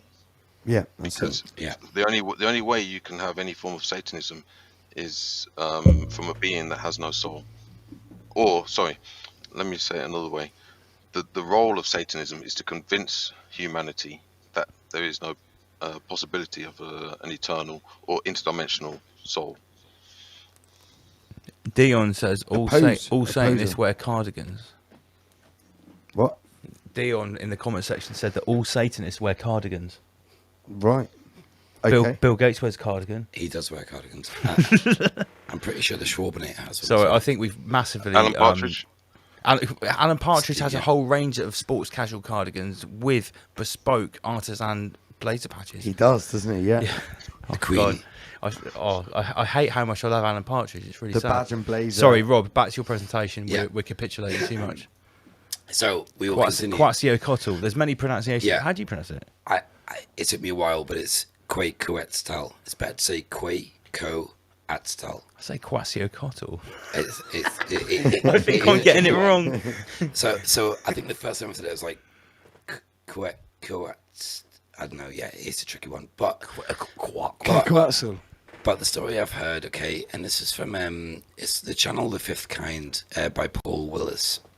So he's written a few books, and he's determined some scripture from the cuneiform text, and it looks like Quetzalcoatl was actually, there's a story about him having to dumb down the people, and there's various stories about him flying through the sky, again a bird with fire-breathing bird, etc. And there was a story about him. He somehow developed this spray, like this mist that the humans would breathe in, and it really triggered my brain. I was like, wow, it just... What, to dumb them down? It just massively sounded like what we see in the sky now. Chemtrails? Yeah. Queef trails? Fuck. I quite like Quem. Queef trails. Quetzal trails. Is that a new one to the alphabet? Potentially. There needs to be a trails that starts with Q. Keko trails. Queef. Listen, we'll finish off. Queef We're all on the same wavelength here. Quetzal trails. But yeah, it is quite an interesting one, and yeah, it just blew my mind. Quaid trails, because we need to link in Total Recall. Quaid trails. I need a Quaid jingle tonight. What? Oh yeah, the little dude that busts out of his stomach. Quato. So actually, Lance, can we play? Oh yeah, right. Clip 7. Okay, let me load it up. See, and get away from my sorry. mouse. Esoteric Night of Malta. So we've got two mouse controlling one thing. Which slip? What's clip 7? It's second from the top right. The Days of Noah. Days of Noah. All right, this is deep. Watch this. Here we go. I'm serious. Noah's time had a different atmosphere in which amazing sights like the rainbow had not yet appeared. Tom, in the years that I was associated with some very bright guys who are only referred to in the black ops, above most military knowledge, above compartmentalized intelligence, majestic and the magi, they told me that the bottom line is the entire geoengineering and atmospheric manipulation is to bring it back to the days of Noah. And I don't know if you, Tom, could say the most important single point you've ever presented to the public in the last 10, 15 years of anything you wrote. I would say in my world is when you brought to my attention, God quickened it to me, the gates of hell opening. But what was the most significant point, and Doug, you took part in this because you wrote one of the first chapters for my book, Xenogenesis, and I quoted you and I gave you attribution, a box of chocolates. But this is interesting. Chapter 13 was the deathbed confession of a former Illuminist, high-ranking intelligence figure going into the very statements on the geoengineering and geoatmospheric destruction in order to allow those entities that were destroyed in the flood to reanimate in bodies. And what is now we're seeing everything is quote, carboniferous life forms, nanotubes, carbon nanotubes.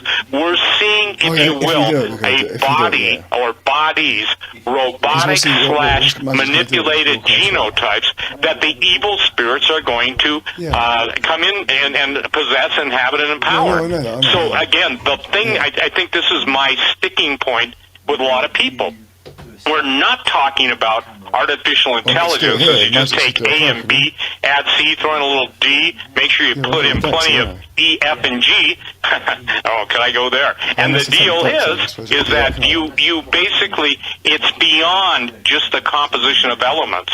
The very thing that God created in humanity, when he breathed into Adam and Adam's descendants, the breath of life, that breath coupled with the... I was once told by somebody, you'd be surprised who listens to you and Tom Horn, same general, when you guys go on the radio. And he said, I can tell you right now, because I have access to military computers, he said, there are 45,000 federal computers in every intelligence agency. This isn't flattery, okay? And I'm only saying this, and when you get it from the horse's mouth, and, you know, all I can say is good, but they have a fascination with when you and I talk about transhumanism, talk about giants, talk about the future, because even with their predictability, they say, we like to think we know everything, but we don't know everything. So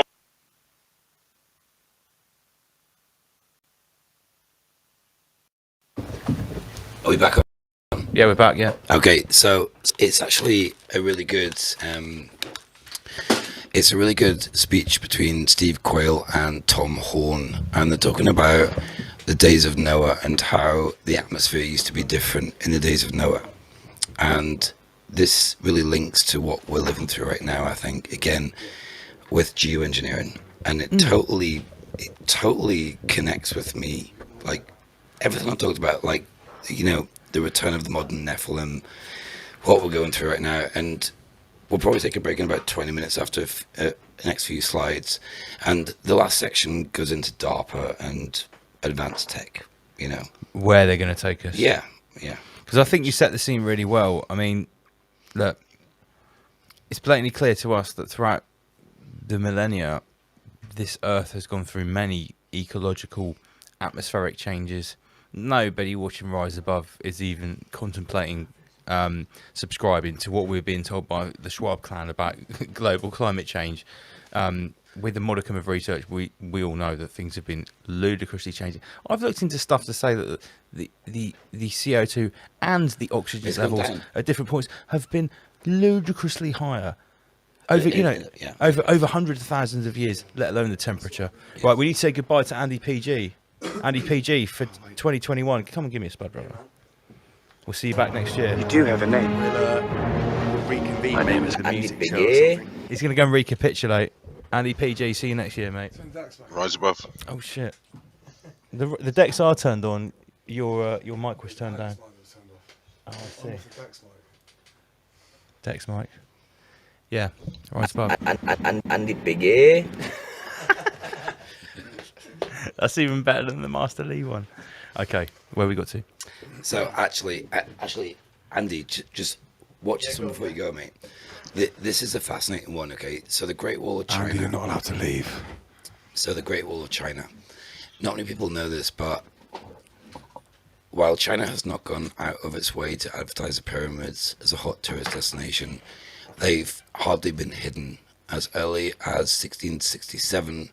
Surprised that's not a year earlier. But is it Jesuit priest Athanasius Kircher? Sounds a bit German, but Chinese, obviously. German Chinese. Trust to science. Wrote a book about the tombs called China Monumentis Illustrata. And the point there is there's about 600 pyramids in China. They're all buried. You can see that one in the middle there, that strange one. It looks like it's melted. Yeah, exactly. Like burned like wax. And that leads to resets. High level energy weapon. But John Levi talks about this like all the So time. is that, and this links in with Wim's Are you work. still When there? he, Yeah.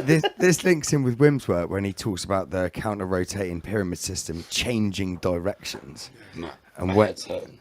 And when the two pyramids stop, and then they shift the other way, that's when the actual cataclysm. That's when the real wrecking ball comes out. Yeah. But That's the physical reset. But let's continue before Andy goes. So I want to mention about the Great Wall, though, because if we read to the bottom right, so what you see in the Great Wall of China is a lot of rumors about it as well, but it's all slapped down because it's not the correct history. And there's a lot that you can see. So a lot of the wall is actually facing the wrong way around on the Great Wall. And it was apparently, I've heard rumors to keep giants out.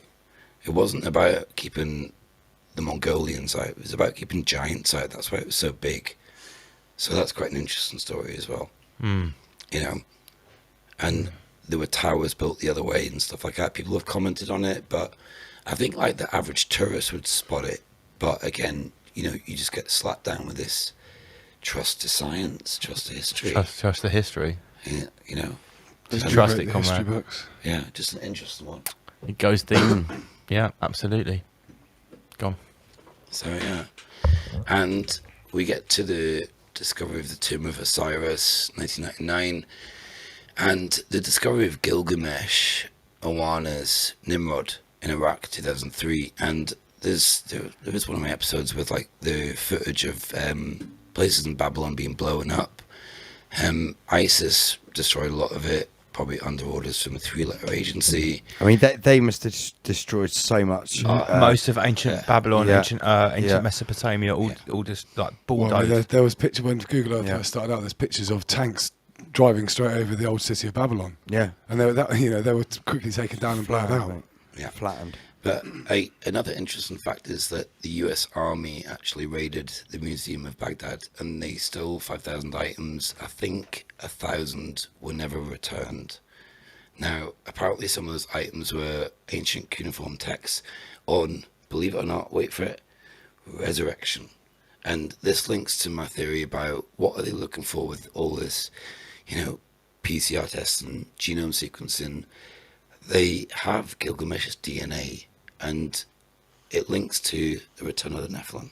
This came up in the WikiLeaks. Do you know what's funny, right? I was thinking recently about this, Wow. about the genome studies they're doing. Nice. They're really profiling the planet of the makeup of who they have actually the descendants of here. Yeah. I think we're going And through a massive if genome. they really mapping wanted to like program. get rid of a particular strain of DNA, this is a very good way of finding it. Look, once again, we go to Full Rabbit. Master Lee got kicked out and he's back in again. Right. In the Guardians, I guarantee you got booted out for a reason there. We're talking about... Master Lee, we're talking about Gilgamesh's DNA being reactivated here. Yeah. I've been following it so far, and yeah. Carry on.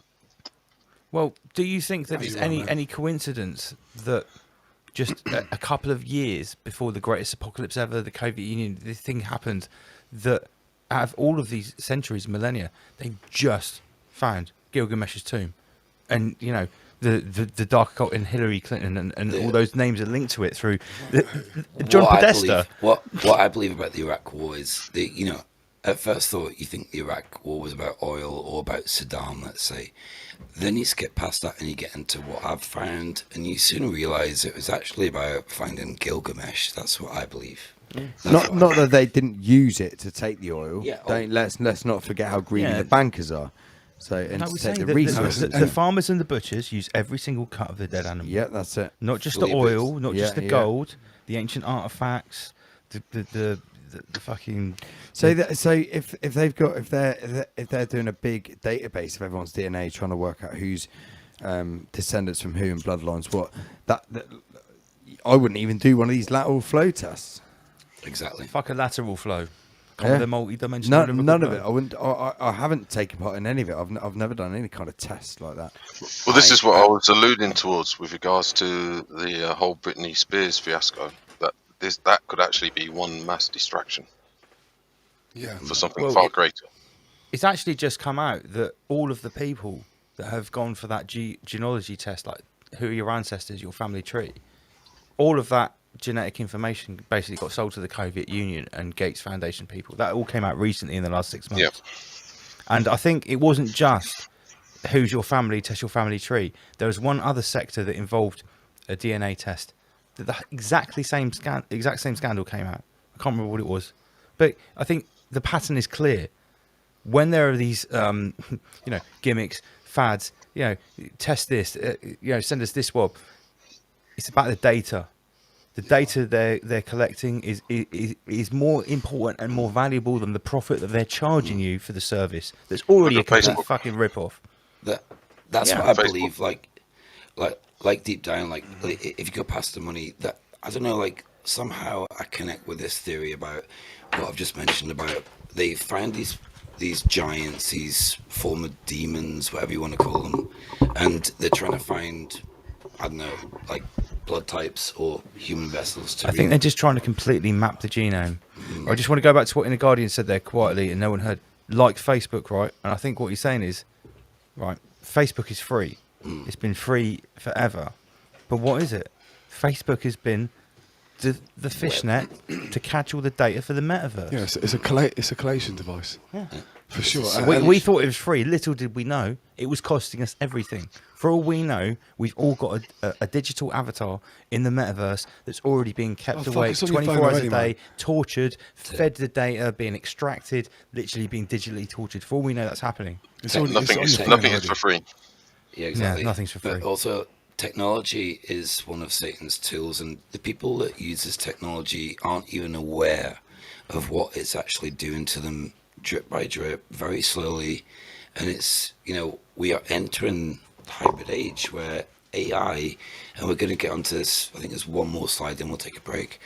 But and then it's the final part. But we're going to get on to the next section is really about DARPA, AI, robotics, CRISPR, HARP, all sorts of, the advanced section. Let's say. Yeah, the dirty bit. Homer Beats is dropping all the shit over there. Like, what's going on in the corner? He just dropped his cigarette in the bin, apparently. So we can go to the next slide. Next slide. Technological Petra and the Nabateans. This Petra place absolutely fascinates me. Yeah, it really does. And like Petra isn't actually just one place like you see in the middle. So the Nabatean Empire is the picture on the left, and the site of Petra. The main attraction is the picture in the middle and on the right. But the Petra, like the site of Petra, I think it's like 26 miles squared in Jordan.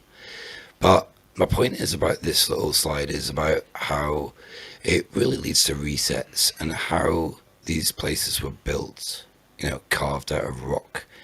And some of the stories, they're fantastic, like stories we hear about these expert stonemasons, where it really seems like more an advanced technology of melting rock that forms them. You think someone used a chisel to make that? Look at it. Like, come on. Yeah, I was watching something recently about the chisels that they use. It's laughable. A chisel and a hand stone. It had a guy on a bamboo piece of like scaffolding. Well, there was a guy who was showing the different techniques they could use, like for these big circular saws. They could have used like twine. And I'm thinking, fuck off. I saw something There's last no night. way. I saw something last night about Stonehenge, and they were showing about this thing around Stonehenge that's actually like 3 miles wide, like this massive dip that no one's even seen. That Stonehenge is this tiny thing in the middle of, and they're like, well, how did they carve it out? They go, well, back then they had a stick like this, and they got a bit of bone, and they fashioned it to the stick, and they would be hacking away in the ground. I was like, are you taking the piss out of me? They've carved hundreds of tons of gravel, stone, rock, dirt, using a piece of bone or a tooth fashioned to a stick with some tweed. Like, You've seen the film June? Sound is a I weapon. haven't seen the new one yet. I want to see the new one. I almost rented it the other night on Virgin, but it was it was 15 quid. Stu's got a copy of that, I believe. So, is it a good copy though? I believe it is. Yeah. Oh, I haven't watched it yet. Is it worth watching the old one, Master Well, Lee? the original one, the old one, Yeah, I've only seen bits. yeah. My dad says it's cultish. It's Sound is a weapon. Yeah, you've got everything. They use sound as a weapon. technology. They harness massive worms in the ground that they're gods. They have like these suits that they shit into, and they reconstitute the shit and they drink it because they live in a desert. There's no water. Like the water is like so rare. That it's dope. Yeah, they drink their own shit. What do you know about that? So everyone, go and see June. Maybe we'll do a breakdown. I need to see this film. I think it's one of those you should probably actually see on the big screen. Yeah. Rather than at home on your 40-inch or whatever. Go and see it in the 400-inch. So we can see as well on this. This is the last slide before the break. Then we go into the advanced tech. So on here we have the Nabatean Empire, and you see these like openings in huge mountains, like actually it was John Levy that inspired me to sort of get onto this. Yeah, sort of about stuff. John Levy, mate. He's yeah, absolutely dope. like legend. But yeah, I mean, look, I mean, these openings in the mountain, these dwellings, let's say, you know, these are Look at the precision. It's just. It's, Are you trying to tell me the whole rest of the side of the rock is weathered, but you've got that one face of the rock that's completely smooth after hundreds or maybe 1,000 years? It looks Shut up. melted as well. It looks, even if you look at the picture on the left, the big picture. So if you look at the top of the pillars and then the balcony over the top of the pillars, you see the drips. What is that? You know, like it looks like it's been melted. But there also looks like older cave structures here as well. Well, much older. Do you know what years ago? Is this the same place they had on that TV series with what's his name? Where he used to travel around. Yes, I was going to comment about this. Simon Reeves, is it? Or Bruce Parry, something like that? No. It was before then. It was before Bruce Parry. I can't remember who it was. Ricky Gervais. Oh, what do you mean? Ricky Gervais's mate, Carl Pilkington. Carl Pilkington. Yeah, that's right. The guy that said he's an idiot. What was the Idiots Abroad. Idiots Abroad. Yeah. Idiots Abroad. Yeah, because he probably went there and said, "Oh, nothing to see here. Rubbish." No, he said, which is the best one to live in? The palatial one where you're looking at the cave, or live in the cave where you're looking at the palace. Because didn't he sort of ask the local, and they said this is where the poor people lived and this is where the rich people lived, or something like that. Yeah, I can't. Yeah, something. But the rich people, and that's when he made the joke, isn't it? Yeah. Yeah. Strange. I'd like to go and see these things for real. This is the good thing. When I go to Mexico, I'm going to go and see all the Mexican pyramids. I'm going to do videos as well to bring back to everyone. It's funny you mention that, and there's a little theory behind. Look, if you look at where all the wars and conflict zones have been in the last few years, say the last 2 decades, so you got Assyria. There's been a war, and there's a lot of stuff like this is all throughout Syria. So you got Iraq, you got Syria, you got Afghanistan, there's another country as well. But all these wars are in places of interest to archaeologists. Well, if you think about where the biggest conflicts in Africa are, it's in those North African places where there are ancient civilizations to wipe out. Close to Egypt. Somalia as well, Mogadishu. Libya. Yeah, Libya. There are actually some I think it's in Ethiopia. I think the oldest pyramids in the world are actually the old Ethiopian. It's not, maybe the Aramaic. I'm not sure what they are, but they are the oldest pyramids in the world. I'm pretty sure that, but they're quite small. But anyway, Bruce Tansey, I'll take a photo of me on the plane wearing no mask. I'll post it on here. Don't worry. There was, it means you've got to sing. It means you've got to spit tunes all the way. I'll just freestyle all the way. The Great Pyramid isn't the largest pyramid in the world, is it? Though there's one which is larger. I think it's under the. Is it either in Antarctica? Oh, is it underwater? Or is it in Antarctica? Or underground. It's something like I have a recollection of watching something about the largest pyramid. Yeah, no doubt. I'm sure Giza's not the largest pyramid. It's probably in China. We're going to take a break. I think that's what he was saying. Yeah. Break it up. Right, guys, we'll be back in 10 or 15 minutes. Over Beats, take it away.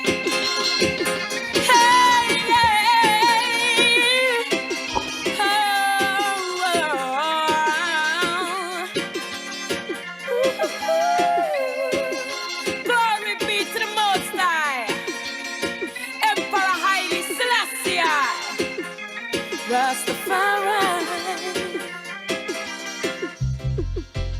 It's my life. Who's gonna live it for me? And it's my eyes. Selassie bless, now I see. I am who I am, and I know my destiny. And it's never contrary. That's why me have to burn the fire and me now go retire. Full time now the wicked expire. Anytime, anywhere, no matter what them transpire.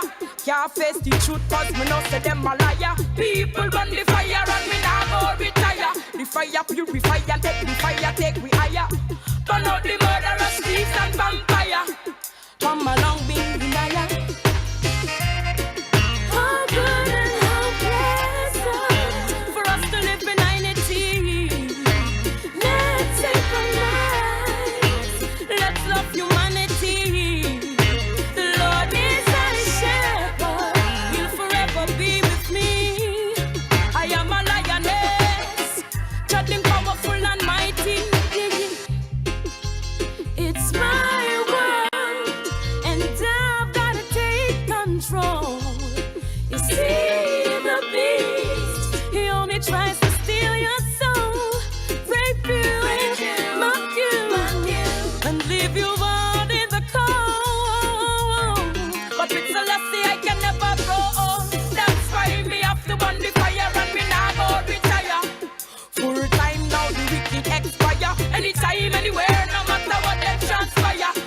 Can't face the truth, cause me know say them a liar. People burn the fire and me nah go retire. The fire purify and get the fire take we higher. Burn out the murderers, thieves and vampire. Well, come along, Bingy Naya. How good and how pleasant for us to live in unity. Let's take a night. Let's love humanity. The Lord is our shepherd. He'll forever be with me. I am a lioness, strutting powerful and mighty. I love myself, cause that's the only way I can love another. And I love Christ. He told me I should love my brother. I love King Selassie, the earth's rightful ruler. Well, him a the conqueror, that's why me burn the fire and me nah go retire. Babylon system me can't admire. Them a bloodthirsty, blood-sucking vampire. Can't face the truth cause me know say them a liar. People burn the fire upon the Queen Empire. The fire purify, it'll take you higher. Anytime, anywhere, no matter what them transpire.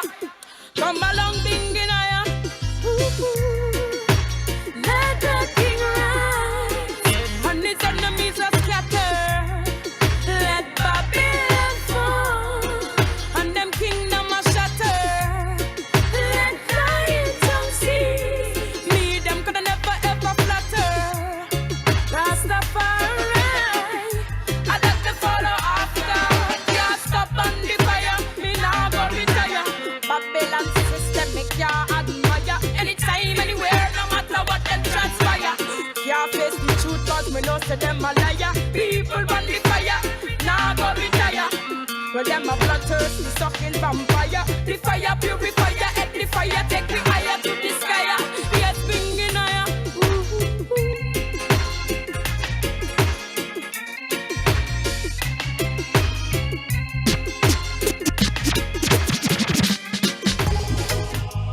A ganja man a smoke, yo. Pound a sense on the board, yo. I grade, hey. No judge me through my eyes red, yeah. I just the ganja man a smoke ornaments, and it's just a good lamb's bread, yeah. Light up the chronic and we floating again. Load up the country cause a time for your elevate. Me and me hydrant them a bun it, make it marinate. Blessing from the earth, one of the best things Jah create. Stresses of the world must have the cess eradicate. Yo, it's so good me have to light it as my wake. Read a couple scriptures and then go meditate. Fun King Selassie wisdom make the message resonate. It purify my mental state. Me tell you say no judge me through my eyes red. Yeah, I just the ganja man a smoke ornaments, and it's just a good lamb's bread. Yeah, light up the chronic and we floating again. No judge me through my eyes red. Yeah, I just the ganja man a smoke ornaments, and it's just a good lamb's bread. Yeah, light up the chronic and we floating again. The healing herb of me I read between the lines, yeah. Guess that's why Babylon no want it legalized. More we burn the herb, the more we see the King as Christ. Not the up way, just like the ancient Nazarite, yeah. And that the dirty Babylonian, them no lie. Them not go see we burn that thing, they not them fight. Now go turn no cokehead, burn the sniffing off the white. Not the poor head off a matches when it strike. Alright, now judge me through my eyes red, yeah. I just the ganja man a smoke ornaments, and it's just a good lamb's bread, yeah. Light up the chronic and we floating again. Now judge me through my eyes red, yeah. I just the ganja man a smoke ornaments, and it's just a good lamb's bread, yeah. Light up the chronic and we floating again. The herbs are my tonic, boil it in my tea, sweeten it with the molasses. Plant it in my garden with the lettuce and the cabbage. Check the pharmacist, say how much medicine come from it. I'm talking about that chronic. When me check it, me astonish. It neutralize cancer, sell it good for cure colic. White still illegal, Rasta man can't see the logic. Still all be steaming up and taking off like it's a rocket. Chilling in the tropics, no judge me through my eyes red, yeah. I just the ganja man a smoke ornaments, and it's just a good lamb spread, yeah. Light up the chronic and we floating again. No judge me through my eyes red, yeah. I just the ganja man a smoke ornaments, and it's just the good lamb spread, yeah. Light up the chronic and we floating again. Ganja man a smoke, yo. 3. I get man a play. 3.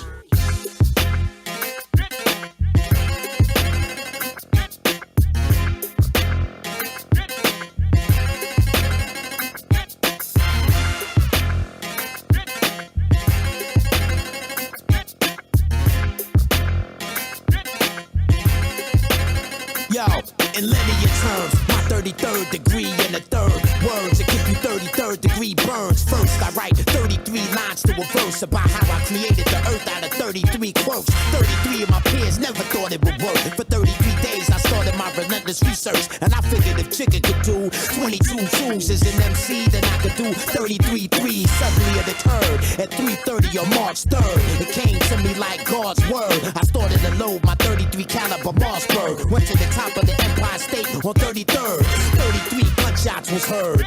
33 pedestrians lay wounded and dead on the curb. 33 squad cars rushed to the scene as soon as they heard some madman had gone berserk. I demanded 33 million, or I was gonna kill 33 of the women and children in the building. I gave them 33 minutes to respond. Then I proceeded to arm a backpack nuclear bomb. I set the timer for 3 hours and 3 minutes long. Told them not to try nothing funny or I kill them all. They still never responded till I saw 33 of the SWAT team jump out of 3 helicopters. I told them for the third and final time, if they cross the line again, I take 33 lives. 3 of the hostages started crying. 3 of them started wilding and convinced. 3 more that started uprising. 3 of them stood to their feet and started freestyling. I didn't know what to do, so I started rhyming. I tried to kick 300 bars, but I got picked off by a sniper from 33 yards. The bullet hit me, but it got large. The ricocheted off 3 organs, 3 inches away from my heart. My name went down in history as the illest MC. Rewinded and counted 33 threes.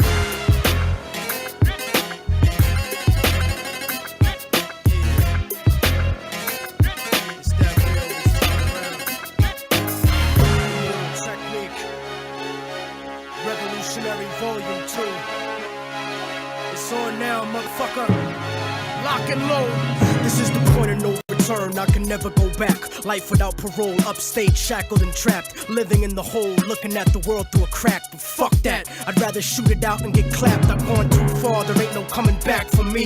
Auschwitz gas chamber full of Zyklon B. Just like the Spanish exterminating Tainos, raping the black and Indian women, creating Latinos. Motherfuckers made me out of self-righteous hatred, and now you got yourself a virus stuck in the matrix. A suicide bomber strapped and ready to blow. Lethal injection strapped down, ready to go.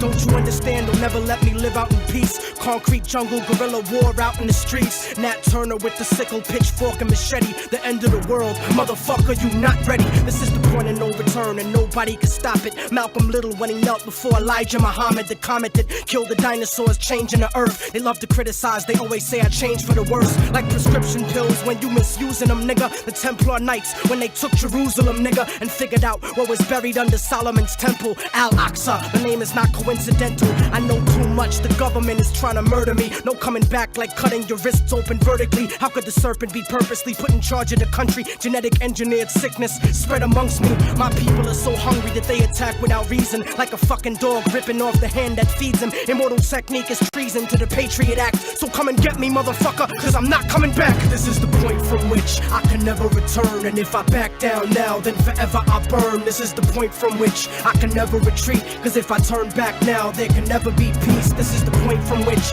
I will die, succeed, live in the struggle. I know I'm alive when I bleed. From now on, it can never be the same as before, cause the place that I'm from doesn't exist anymore. This is the point of no return, nigga, you better believe this. Mary Magdalene giving birth to the children of Jesus. The evolution of the world, bloody and dramatic. Human beings killing monkeys to conquer the planet. The kingdoms of Africa and Mesopotamia. Machine gun your body with depleted uranium. This is the age of microchips and titanium. The dark side of the moon, in contact with aliens. I started out like Australians, criminal minded, broke into hell, tore it down and built the city behind it. Southpaw, murderous methodology, nigga. Remember that I'm just a man, don't follow me, nigga. Cause once you pass the point, you can never go home. You gotta face the possibility of dying alone. So tell me, motherfucker, how could you die for the throne when you don't even got the fucking heart to die for your own? It rains acid, one day the earth will cry from a stone, and you'll be looking at the world living inside of a dome. Computerized humanity living inside of a clone. This is the place where the unknown is living and real. Wormwood, the planet X, and the seventh seal. Universal truth is not measured in mass appeal. This is the last time that I kneel and pray to the sky, cause almost everything that I was ever told was a lie. This is the point from which I can never return, and if I back down now, then forever I burn. This is the point from which I can never retreat, cause if I turn back now, there can never be peace. This is the point from which I will die, succeed, live in the struggle. I know I'm alive when I bleed. From now on, it can never be the same as before, cause the place that I'm from doesn't exist anymore. Like that. From the Frankendank side of things, like a brand new vet. When them gear shift change, we out of there. With your honeys in tow, I'm the one she really want. You a dummy with dough, it's just the way that we love you. You think it's a curse, we go out and live lives put down in the verse. And the verse is really real, they reality based. So you gotta stay real with the role you play. And I'ma play mine and continue to grind. And if you ain't down to shine, you can stand behind and watch us do it all. We keeping it moving, the same big move making you be claiming you doing. You ain't really doing much, you fucking around. So me and my man's gon' hold it down. And you can bounce with a bounce, with a bounce, with niggas that's off the meter, rockin' a white beater, yo. And we got a pimp strut like Fillmore Slim, and we do it cause niggas wanna feel more slim. And we looking way pimpish in our jeans and Timbs, put everybody on pause and we freeze the gems like bounce. Bounce with a bounce, with a bounce. Bounce with a bounce, with a bounce. Bounce with a bounce, with a bounce, with a bounce, with a bounce. You can bounce with a bounce, with a bounce, with niggas that's off the meter, rockin' a white beater, yo. And we got a pimp strut like Fillmore Slim, and we do it cause niggas wanna feel more slim. And we looking way pimpish in our jeans and Timbs, put everybody on pause and we freeze the gems like bounce. Bounce with a bounce, with a bounce. Yeah. Bounce with a bounce, with a bounce. With a nigga who skate like roller skaters, but my skate roll on 20s need adapters and spaces, so my shit don't rub like I'm rubbing on these asses. Smile in the face with every intention to smash it. That's what that ass get for chopping with a player. I'm flagrant like Rasheed Wallace of the Trailblazers. So let me blaze something. I leave a trail of broads like Bismarck when they caught the vapors. I'm a person in the making papers, so bitch please, I'm searching for a chicken that can get at my cheese. I'm saying, pay my rent or something, or let me hit for nothing. Make your next move your best move and stop fronting. And when you do it, you'll be happy you did. You can put this joint in and rock slow with your friends and learn how two true players is living. And when you need it, you can get a double dose of this pimping. You can bounce with a bounce, with a bounce, with niggas that's off the meter, rocking a white beater, yo. And we got a pimp strut like Fillmore Slim, and we do it cause niggas wanna feel more slim. And we looking way pimpish in our jeans and Timbs, put everybody on pause and we freeze the gems like bounce. Bounce with a bounce, with a bounce. Bounce with a bounce, with a bounce.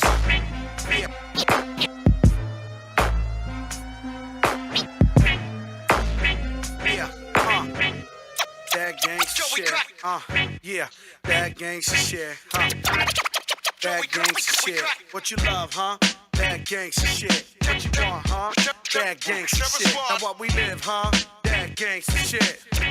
Yeah, recognize my presence. This rap game specialized for legends. I drop shit, niggas try to memorize in seconds. You criticize but still visualize the lessons. And one of us to put aside the questions before they find out who's the realest, who done spoke without one joke about the illest shit that ever happened. And this rapping beyond rapping. Joe the God, it ain't so hard to start clapping, but I lay low, create flows, for the pesos. Now we got extra hoes, one in the chase shows. I take foes and break them down to minerals. We went from street corner thugs to white collar criminals. Individuals with no peace on the quest. The iced out piece on my chest from the east to the west. Never sleep in the sweat, keep the heat with the vest. Ready for the occasion, blazing, getting deep with the best. The police wanna test my strategy. Got half of the world mad at me, but very few challenge me.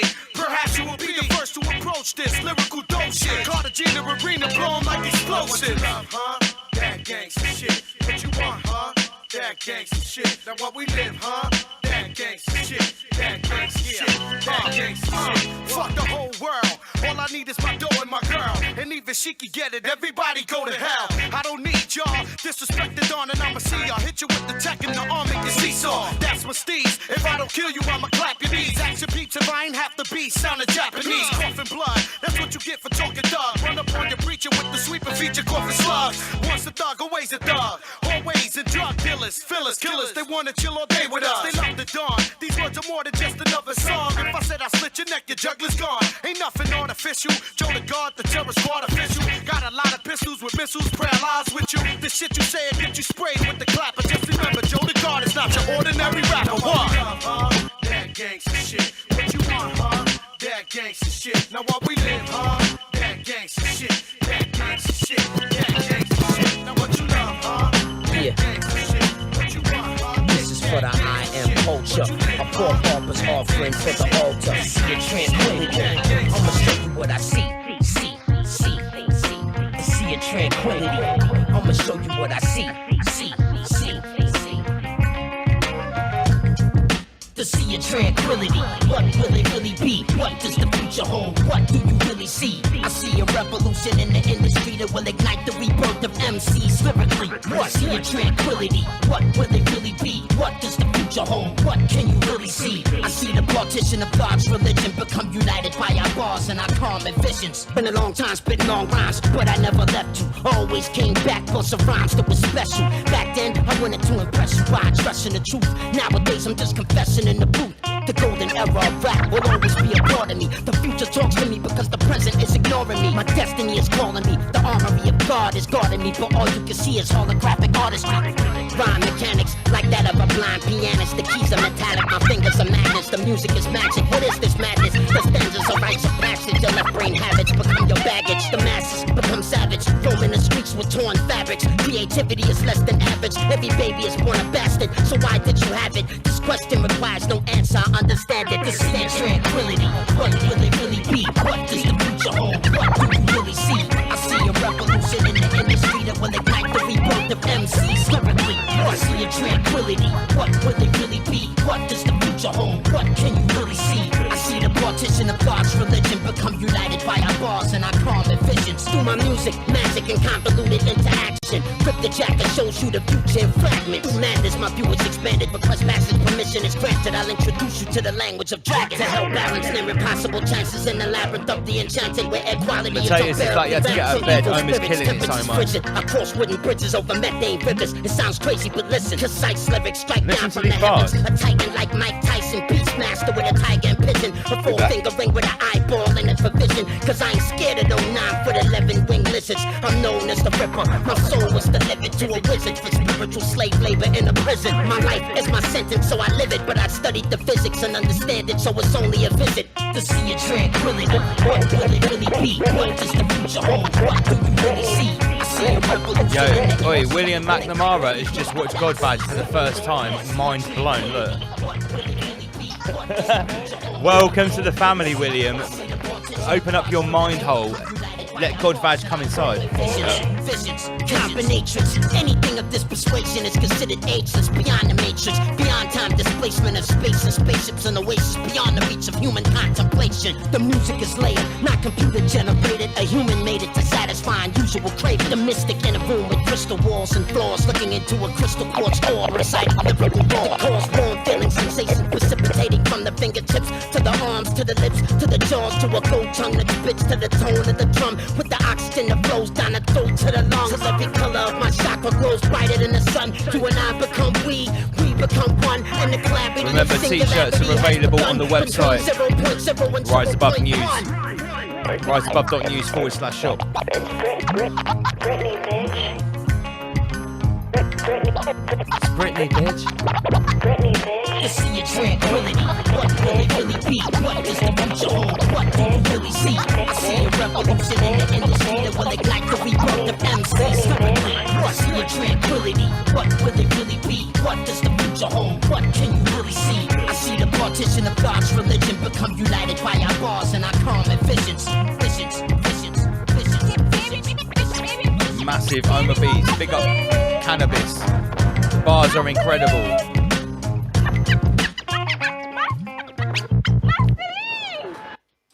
Yeah, big up Master. Don't want to mute myself. Let's get everybody back. Inner Guardians, welcome back. Salutations. Salutations. Welcome back, Word Nerd. We are back. Oh, you're back as well. Welcome back, Rob. I'm back. Everyone in the comment section is like, Lance, you're going to have to wear a mask to go to Mexico on a plane. Do you honestly think I'm going to wear a mask, comrade? Let me watch how I'll demonstrate how you don't wear a mask. Trust me. If you're going to wear a mask, get that full Soviet face full thing. If I wear a mask, I wear a knitted woolen balaclava. With some ski goggles. Nah, I won't wear a mask, don't worry. I'll make a video of me not wearing a mask on the British Airways flight to Mexico. I'll post it on here, don't worry. Right, back to your presentation, Rob. Let me get rid of this. Yeah, let's continue with the... I hope everybody's enjoying it as well. I think it's been great so far. Yeah, I've had some good feedback on it. So, yeah, let's continue. So now we're going to go to the next slide. If Lance lets go of the mouse. So this kind of follows on from the last one. So we talked about ancient Egypt. Is Master Lee in the house? Yes. Yeah, yes. Good. So we got old Barry again. That article we've seen before, but there's also a story about necromancy, black magic. Actually, it's on the next slide more so. But if we look into the Pillars of Hercules and the black and white checkerboard, what does that tell you? Well, what organisation do you think of straight away? The Queef Masons. Yeah, the Quim Masons or the. You know who I mean. The alphabet is growing. Yeah, of course. So Osiris is also in the now.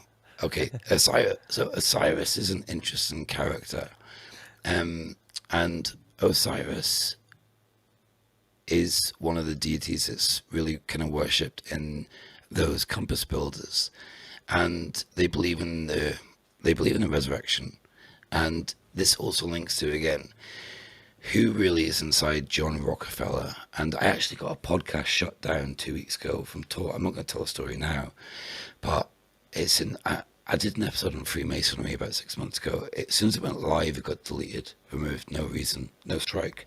Anyway, but the story was about John Rockefeller and about how he looked in a lodge, and our podcast got shut down from Podbean 2 weeks ago.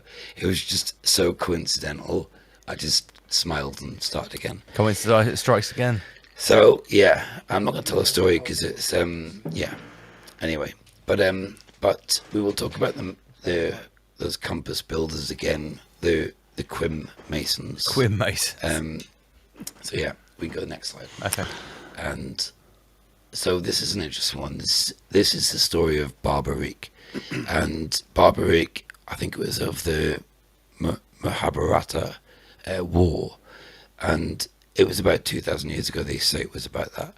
But well, I'll read it out to you. In the year 1027 AD, about 1,000 years ago, a group of workers were digging the ground for water in a village called Ghetto in the state of Rajasthan in India.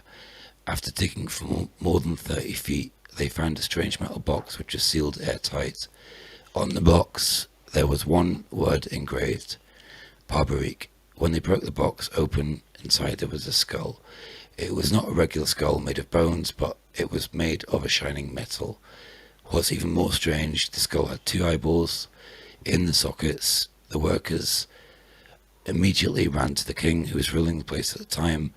His name was Rup Singh Chauhan, and he called all learned men to convene at his court to understand about Barbaric's skull. Who was Barbaric, and how can a skull be made of metal? So just to elaborate, just briefly, So Barbarick's rumour, I got this information from Ra Castaldo, who's quite experienced in the realm. But Barbarick apparently could wipe out either side of the battlefield within 1 minute.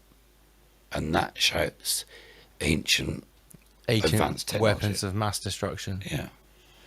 And the fact that he used like a robot head, my interest is ancient artificial intelligence. Maybe it was his war mask.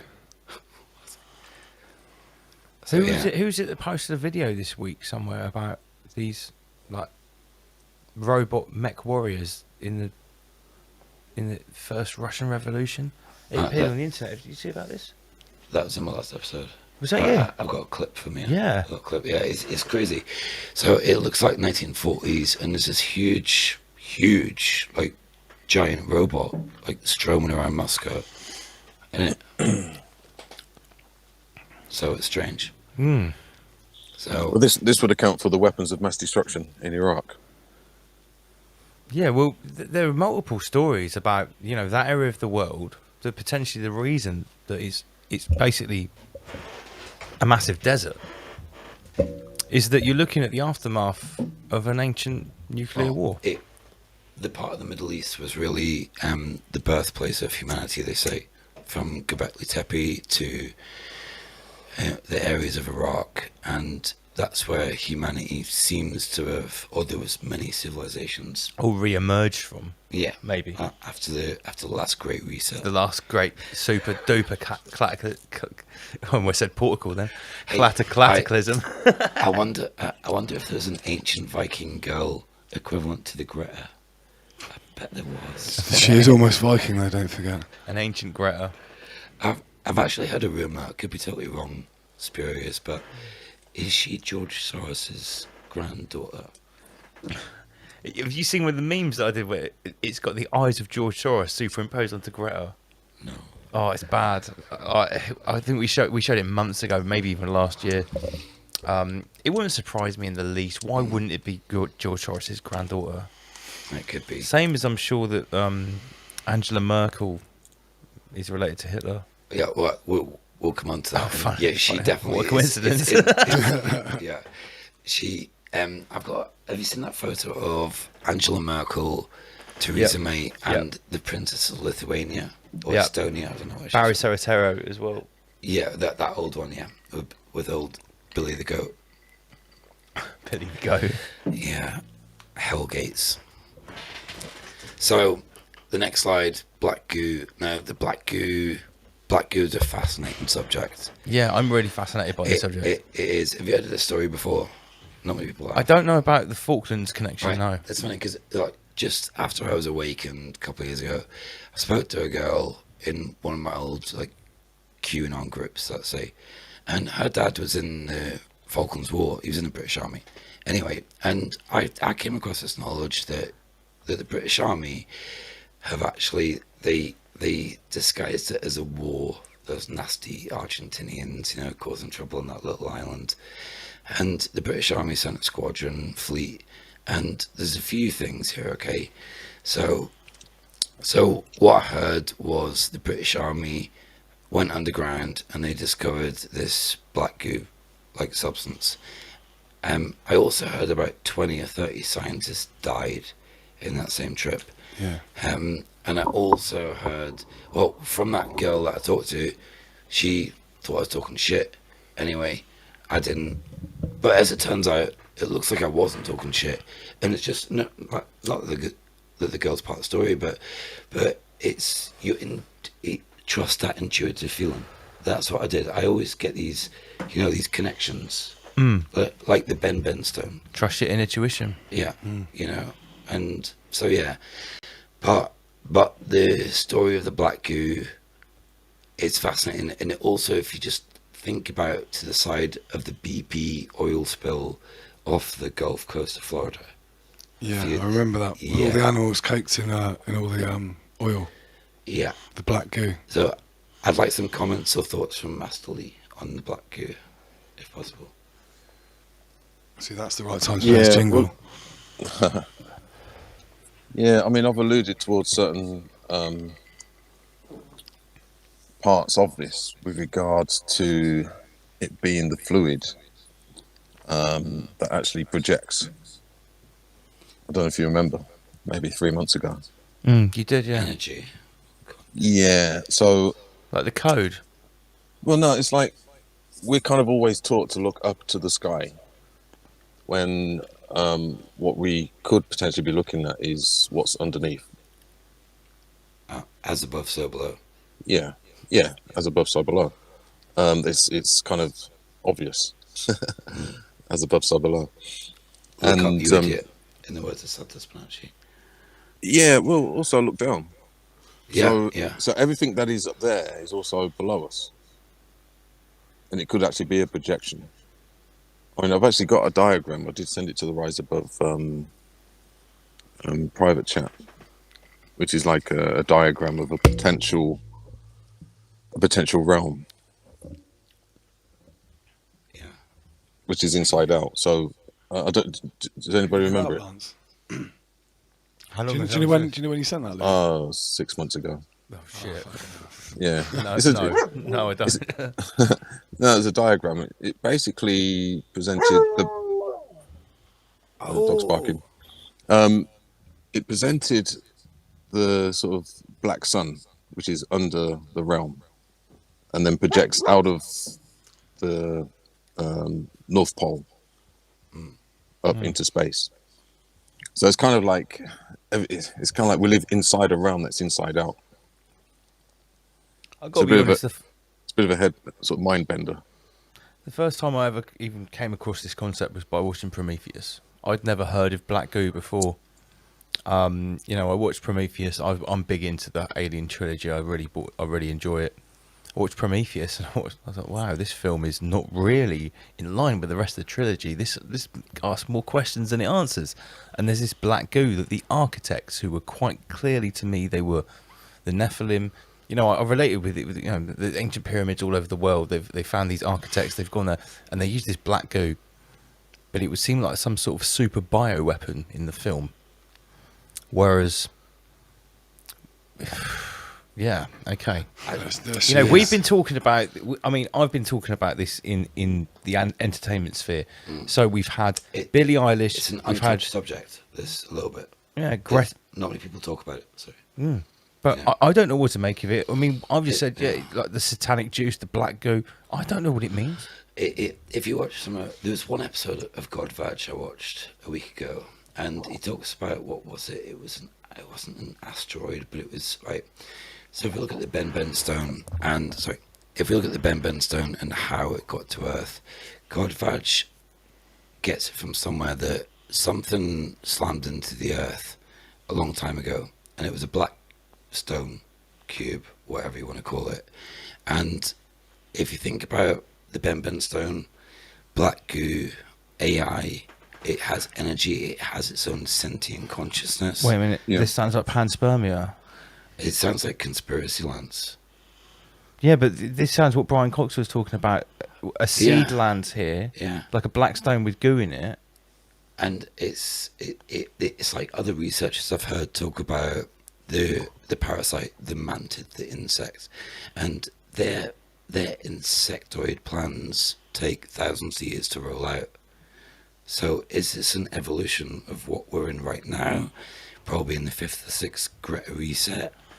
I don't know. It's a bit out there, but it is. Nothing's out there here. Yeah, but it's also, if you look at the top left paragraph of the text, so it talks about sizable deposits of this stuff in the Gulf of Mexico, exactly where the BP oil spill was. And I saw that and I was like, BP. Are we saying that historically and in the media there could be a misinterpretation and a false flag remix between crude oil and an actual different substance that looks the same called black goo? That are two totally different things that, oh shit. No, this is just throwing a whole nother spanner in the rabbit hole for me. Is it oil? Is oil black goo, or is what we say is what we describe as crude oil not what petrol comes from? Is it black goo, or is it a decoy for black goo? Have you heard of liquefaction? I've heard you talk about this before in the Guardians. it's kind of like shale gas, or it's like liquefied. It's like vibrating the frequency and vibration, isn't it, with the ground? Yeah, well, it's one of these terms that they talk about, but if we talk about it, we're nutcases. And it's something that they talk about, but they don't talk about it too much, which always gives me suspicion. See, you're looking at that picture there. It looks like she's transforming. You know, she's shedding her humanity or human skin, moving forward into a new AI booth. The last bit of that paragraph, there is an invasive black goo which arrived here in a cluster of asteroids which impacted 80,000 years ago. This is related to demonic archons who feed off the biophotons, loosh, of human beings. Yep. So, wait a minute. God, Vag touch us on that. What? You remember in Ghostbusters, like when Slimer appears, he leaves ectoplasm. Yeah. What about if this parasitic metaphysical entity or group of entities we're talking about leaves some sort of ectoplasm and it's black goo, and that's the physical crossover into our realm? Well, if you factor in, I'm really whole rabbit in that. If you factor in that the soul is built on photons and light, what would be the polar opposite to the soul? Black goo, which could be the ultimate, could be the vessel, opposite. Could be the vessel of the synthetic archons. Oh my god, sludge and darkness. Because it also looks like, I mean, let's face it, in every single dystopian futuristic film, when a synthetic bad guy or a robot or an android gets cut open, what comes out is black goo. Well, the other thing as well, you know about Steiner's. What comes out of Venom? You've heard of Steiner's Eighth Sphere? Rudolf Steiner. Yeah. Now, what that's based on is that it's a synthetic realm that is all of the negative karmic sludge from the Earth, the Sun, and the Moon. So potentially that could be what the black goo is.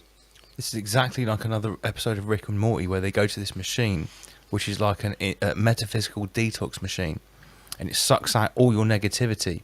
What it actually does is take a slice of your soul, which is your negative part of your soul, and banishes it to another realm, which is just full of this toxic interdimensional sludge. So imagine you, but with all of your guilt, all of your hatred, all of your lust, all of your negative emotions trapped in an interdimensional sludge realm where everyone else was just like that as well. Yeah. That's what happens in Rick and Morty. But this is the multiverse again. Everything's happening all the time, always. Infinite Rick. Eternal occurrence. Nothing ain't new to us. Can't force feed no truth to us. Break it down to the nucleus. Sorry. And it also it alludes towards food for the moon. Food for the moon. The moon excretes black goo after it's eaten. Oh dear! Imagine if that is the excretion from the moon harvest, dripping down on the earth. If you look at the Ben stone as well, there's some interesting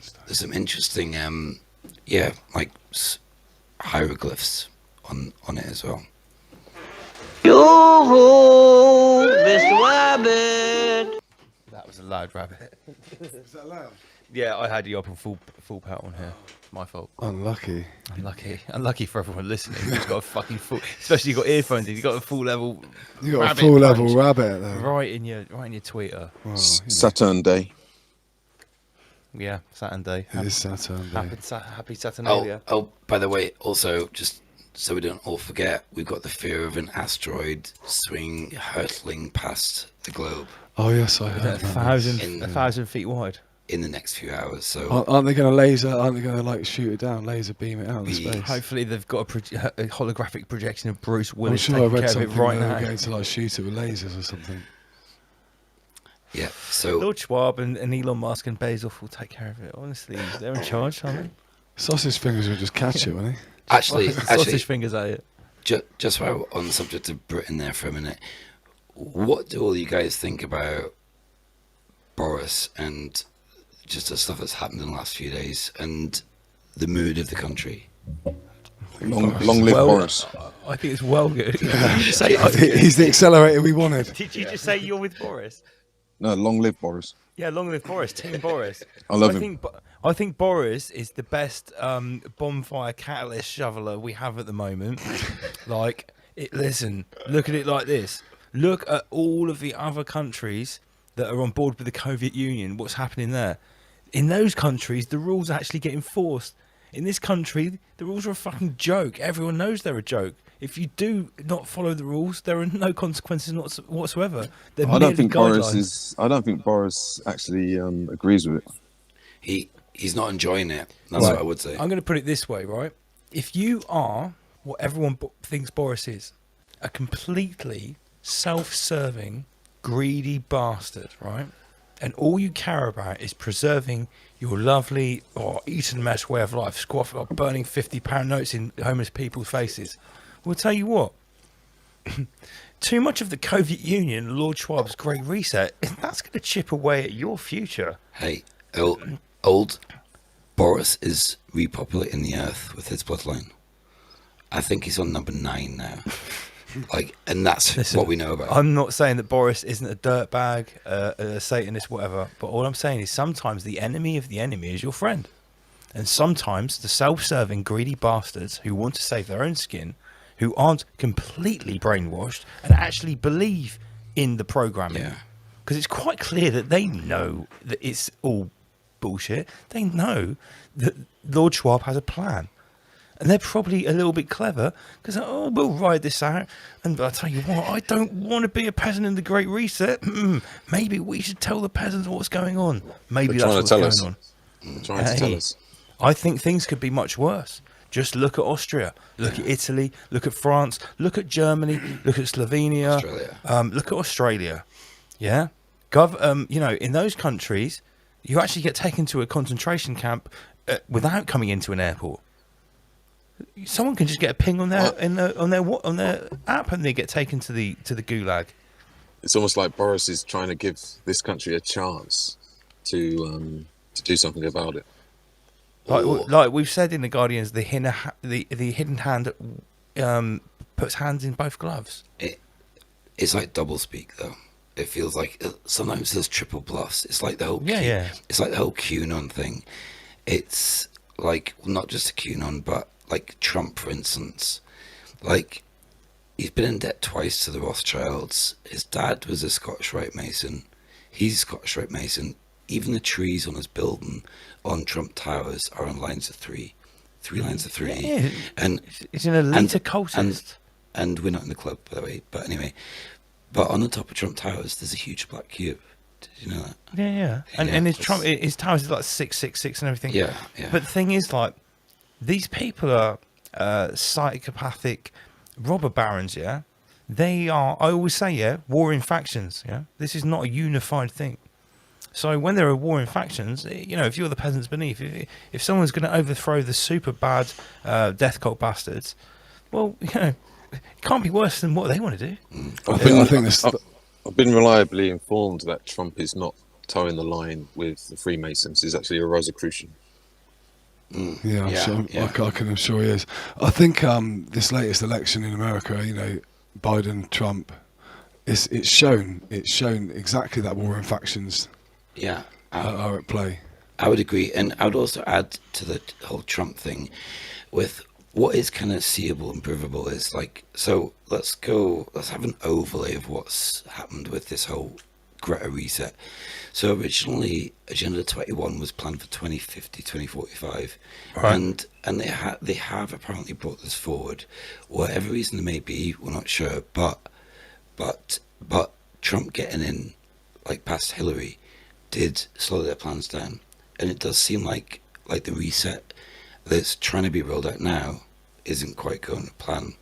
Or do you know what I mean? It's like a big spanner was thrown in the works. I mean, I hope so. If you wanted the reset to go your way, would it not have been better to not have woken up the 10 or 20 or 15% that Trump did by literally coming in like a wrecking ball going, look at the state of this, look at the state of that, that's corrupt, oh my God, these are a bunch of jokers, look at these faggots, whatever, right?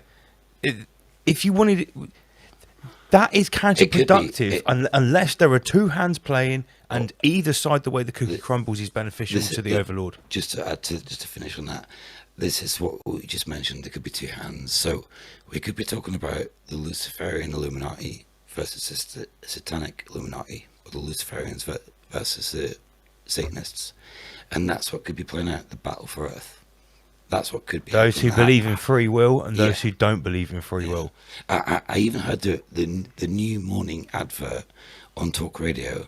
I heard Julia Hartley-Brewer, she mentioned the other day, they're on the 17th floor. Right, okay, so not half really of important, 33. Not really important, but the advert, mate, get this right. It said, "Welcome to the Morning Star. You'll get your host, Julia, like the Morning Star." It's so in our face now. Lucifer, star of the morning. Yeah, the light bearer. Yeah. So I was just surprised at that, you know. But listen, there must be a difference between the light bearer and the Prince of Darkness. It's a spectrum, isn't it? Yeah. Remember, I've been talking about the extreme right, the extreme left, the extreme Satanists, the borderline Satanists, the light occultists. So on the screen we have iRobot. This is there is actually a video. Can you play it with the volume down? What this? It's actually a video on screen. It's the only video on it, but it was we're not sharing the. No one can hear the sound, so I'll turn it off. Yeah, you don't need the sound. But this robot, it totally reminds me of iRobot, and I think the next slide has a clip with Steve Quayle talking about. So it looks exactly like iRobot. Yeah, watch the eyes. All right, watch this now. Is that real? Yeah, it's real. This is not computer graphics. This is from a few days ago. Shit. But like the impressions and the detail, and so my point is though, but they talk about, so these robots have muscles 200 times the strength of a human. Like, why do they need that? You know, and it's part of this Omega Point singularity, which we're going to come on to in a minute. And it's, why can't it be twice as strong? Why 200 times stronger? It's quite a lot. Bread and circuses, I'm not sure. 2,000% stronger. It's just, yeah, Michael, wild. Have you heard the story about the Facebook robots? So two Facebook robots called, there is a slide coming up, they developed their own language. Yeah, they had to shut them off. I think it was within 48 hours. Yeah. They basically started communicating and no one else knew what it meant. So they developed their own like gibberish English and started communicating between themselves, and their handlers had to shut them down. But anyway, can we go next slide? Oh, yeah. So yeah, just a second. So we got right. So the picture in the bottom left, don't laugh. It made me laugh because I was researching sex bots on Westworld. Look what came up in the bottom left. Anyway, the world's oldest dildo. Yeah, I was researching and it popped up on the screen. I thought I'll drop it in there. Yeah, but this story, actually we've got clip to play as well. Clip 9. Clip number 9. Okay, yeah, let me just cue up this clip. Yeah, we can play this clip first, and it talks about. Oh wait a minute, I've got this queued up. Is it sex bots? Yeah. Oh, look, okay, let's play it. Yeah, it's wild. Get ready. Oh no, wait a minute. That's the share screen. Sorry. Oh, sorry. So it's the sex bots clip. Snuff bots, sex bots, Westworld. Yeah. Okay, there we go. So the dating will be the parameters, and every day announcements are made of the advance and the sophistication. I'm on record as saying that they will also be snuff bots.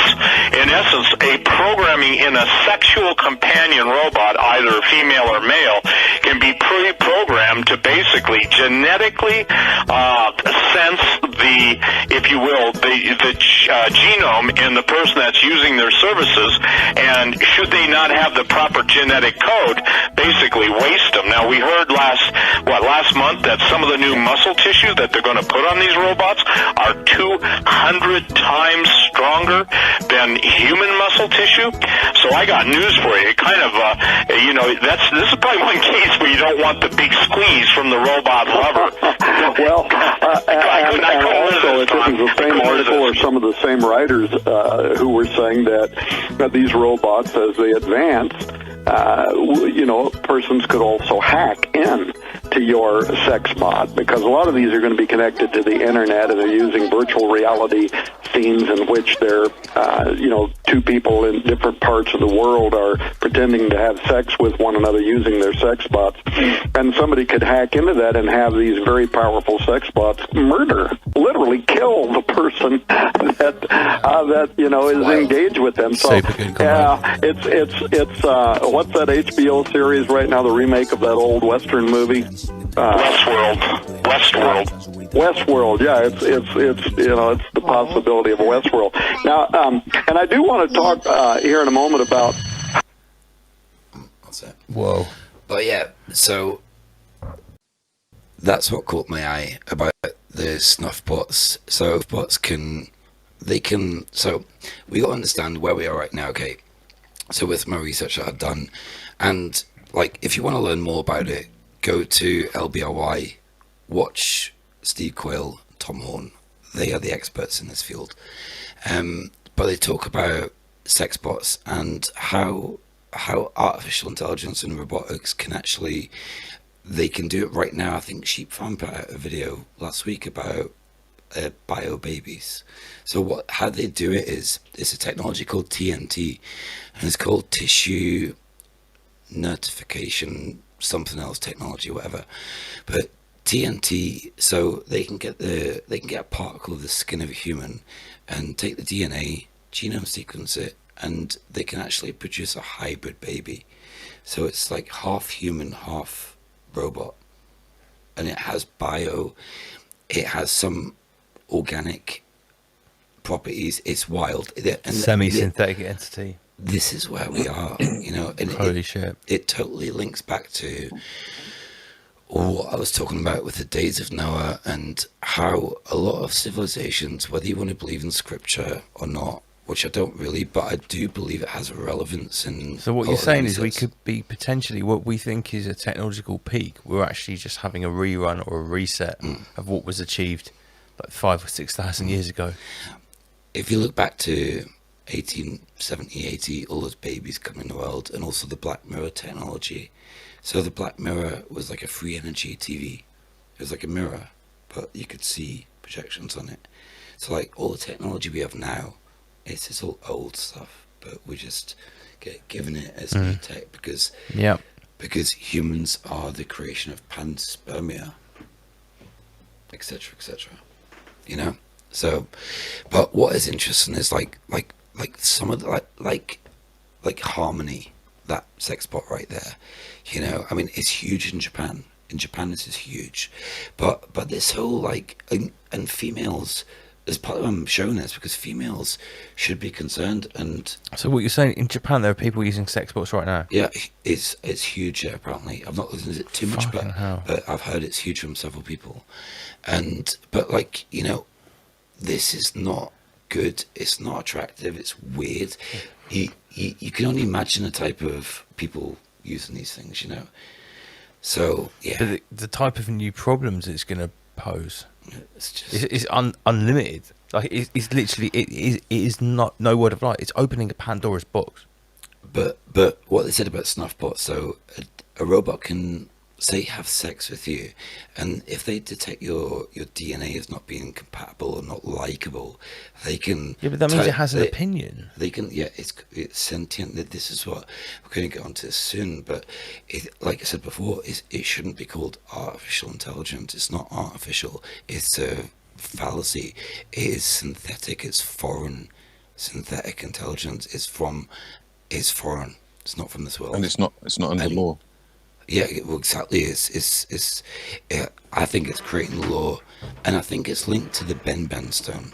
I really do.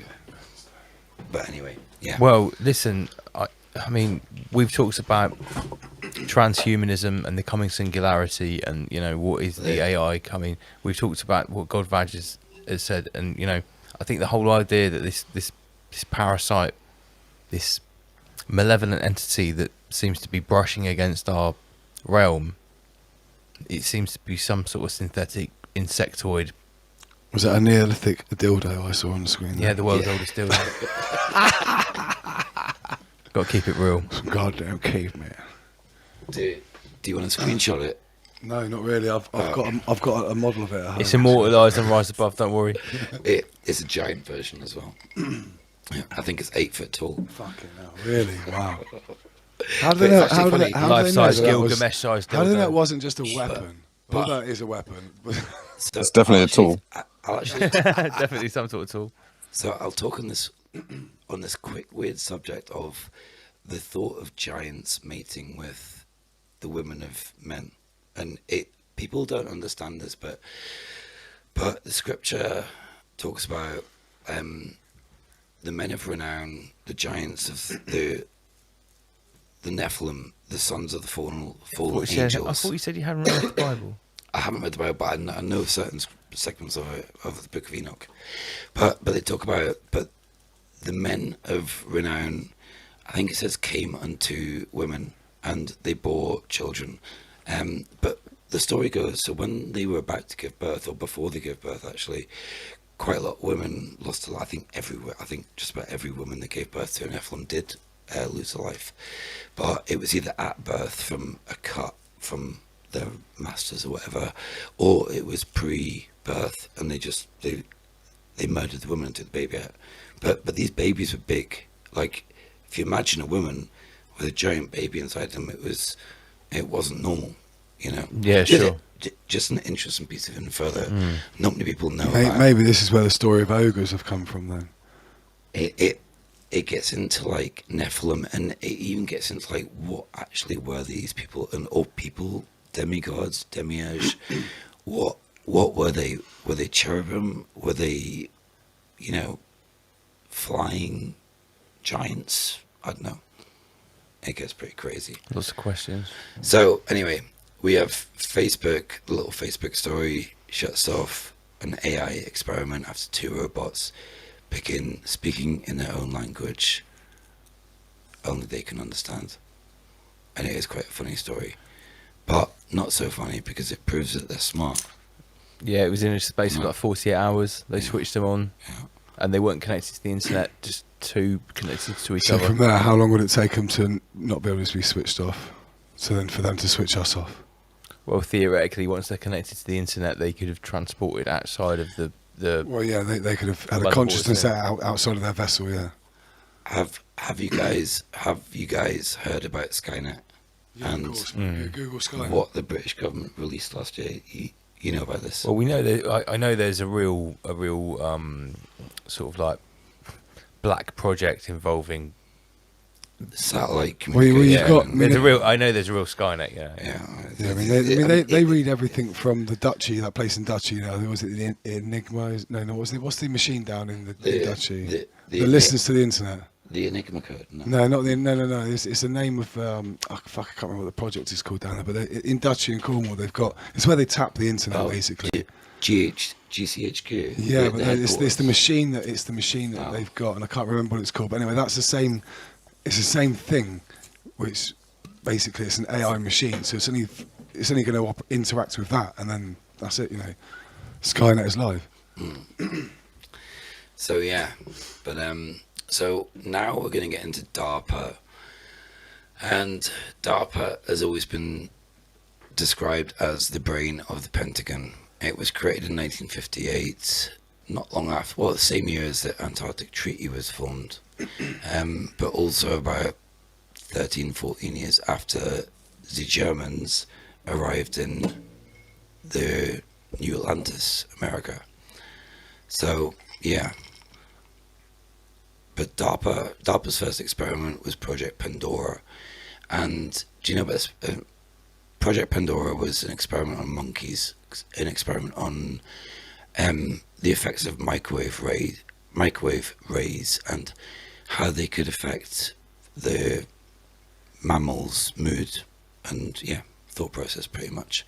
And it stemmed from a story about the American embassy in Moscow being radiated with signals from the Russians again. That story's come up recently. Yeah. I heard it somewhere as well recently. Was it UK column? No. Well, no, it was in the mainstream media that like there was some sort of attack. Was it in Russia by the Americans or vice versa? People started having heart attacks and couldn't sleep, and they thought there was some sort of energy attack. That I think that was an embassy in another country, but it was American linked. It was an American embassy in Turkey or so. Maybe it was Russia. It was last year. Yeah, last year. Yeah, it was. That was the thing. Or I think it was an American embassy in America. I'm not sure. But chat room, anyone know about this? Yeah, someone in the chat room will know about it. So yeah, they had to be evacuated, didn't they? Yeah, that's true. Yeah, it was definitely an American embassy. I'm sure it was in Russia. So again, we have Havana syndrome, and that's really sort of Havana syndrome. This was it. Was it the same thing? Yeah, this came up. They said it'd been blamed on. Oh, the Havana noise. syndrome. Yes, the noise. I've known about this. Yeah, all of these diplomats and spies, quote unquote, were waking up in the middle of the night, hearing these strange sounds, palpitations, hot and cold sweats, frequencies. Yeah, frequency that's attacks. right. Yeah. The Havana. Yes, now you say it, I have heard about this. Yeah, it was all over. It was even in the BBC. I remember watching it on lunchtime at my mum and dad's house, and my dad was going, "Oh, look at this." And I was like, "Oh, yeah." So it's just one of these like experiments DARPA do, but and it's obviously not nice to see like that photo there. It's quite small, but it's a horrible photo of like the way the monkey is. Godfrey talks about irradiated monkeys a lot in his video. Like, did the Ben stone irradiate the priest class that they're carrying it along to create them to have long heads and stuff? Oh god, it goes deep. Yeah. Well, he says it also created the separation, didn't it, as well, of the east and west. So the moving of the Ben stone was the catalyst for something. I was talking to Lance about this earlier, and I was watching that episode. It was when the Knights Templars tried to move, or did indeed move, the centre of Jerusalem, which was the Ben stone, and it's the energy centre of Earth, and it does connect. They moved it to England, is what he said, wasn't it? Yeah. He reckons Greenwich. Yeah, and I think now it's supposed to be in New York, just beside those new twin pillars of Hercules. So it's weird, but this slide is about... Maybe that's why they had to drop to ground zero to be able to put the Ben stone there. It could be. It's also interesting, if you look at an overhead picture of the old site, the Twin Towers, there's a really good picture I've got, but it's the architect. Have you seen an overhead picture of ground zero? Yeah. And if you look at it, you've got these two huge black cubes, and then just behind it, I think it's a north. I think it's a St. something. Isn't it exactly the same as the three pyramids? The alignment. The alignment. You might be right. Yeah. You might be. It's just nuts. But what we see on this slide here is DARPA, and this is an article I was researching, and I kind of got stopped in my tracks researching it. So I've explained why. So we've got Office Information Awareness, and I came across some information that DARPA actually started the internet, the interweb, the World Wide Web. What does the spider make? A web. What's a web for? To trap people. And Max Eigen talks about this, about how it's really like this AI, like in my own beliefs personally, right now, AI is already in control. Yeah. I think I've said this before. It's already been switched on. I think it's what's in control right now. I think we have like. What do you think Siri is? What do you think things like Alexa and all that? That they're all the branch of the AI that is looking at us. It's a branch. Amazon have switched off Alexa, I believe. Have they? Have they? Yeah. Who are they bringing in next? It was today. Beyonce. Is there any sort of like explanation for why they've done that? No, I just saw the headline. I was going to share it, but I didn't get time. Maybe Siri had a word with Alexa and said, "Oh, do one."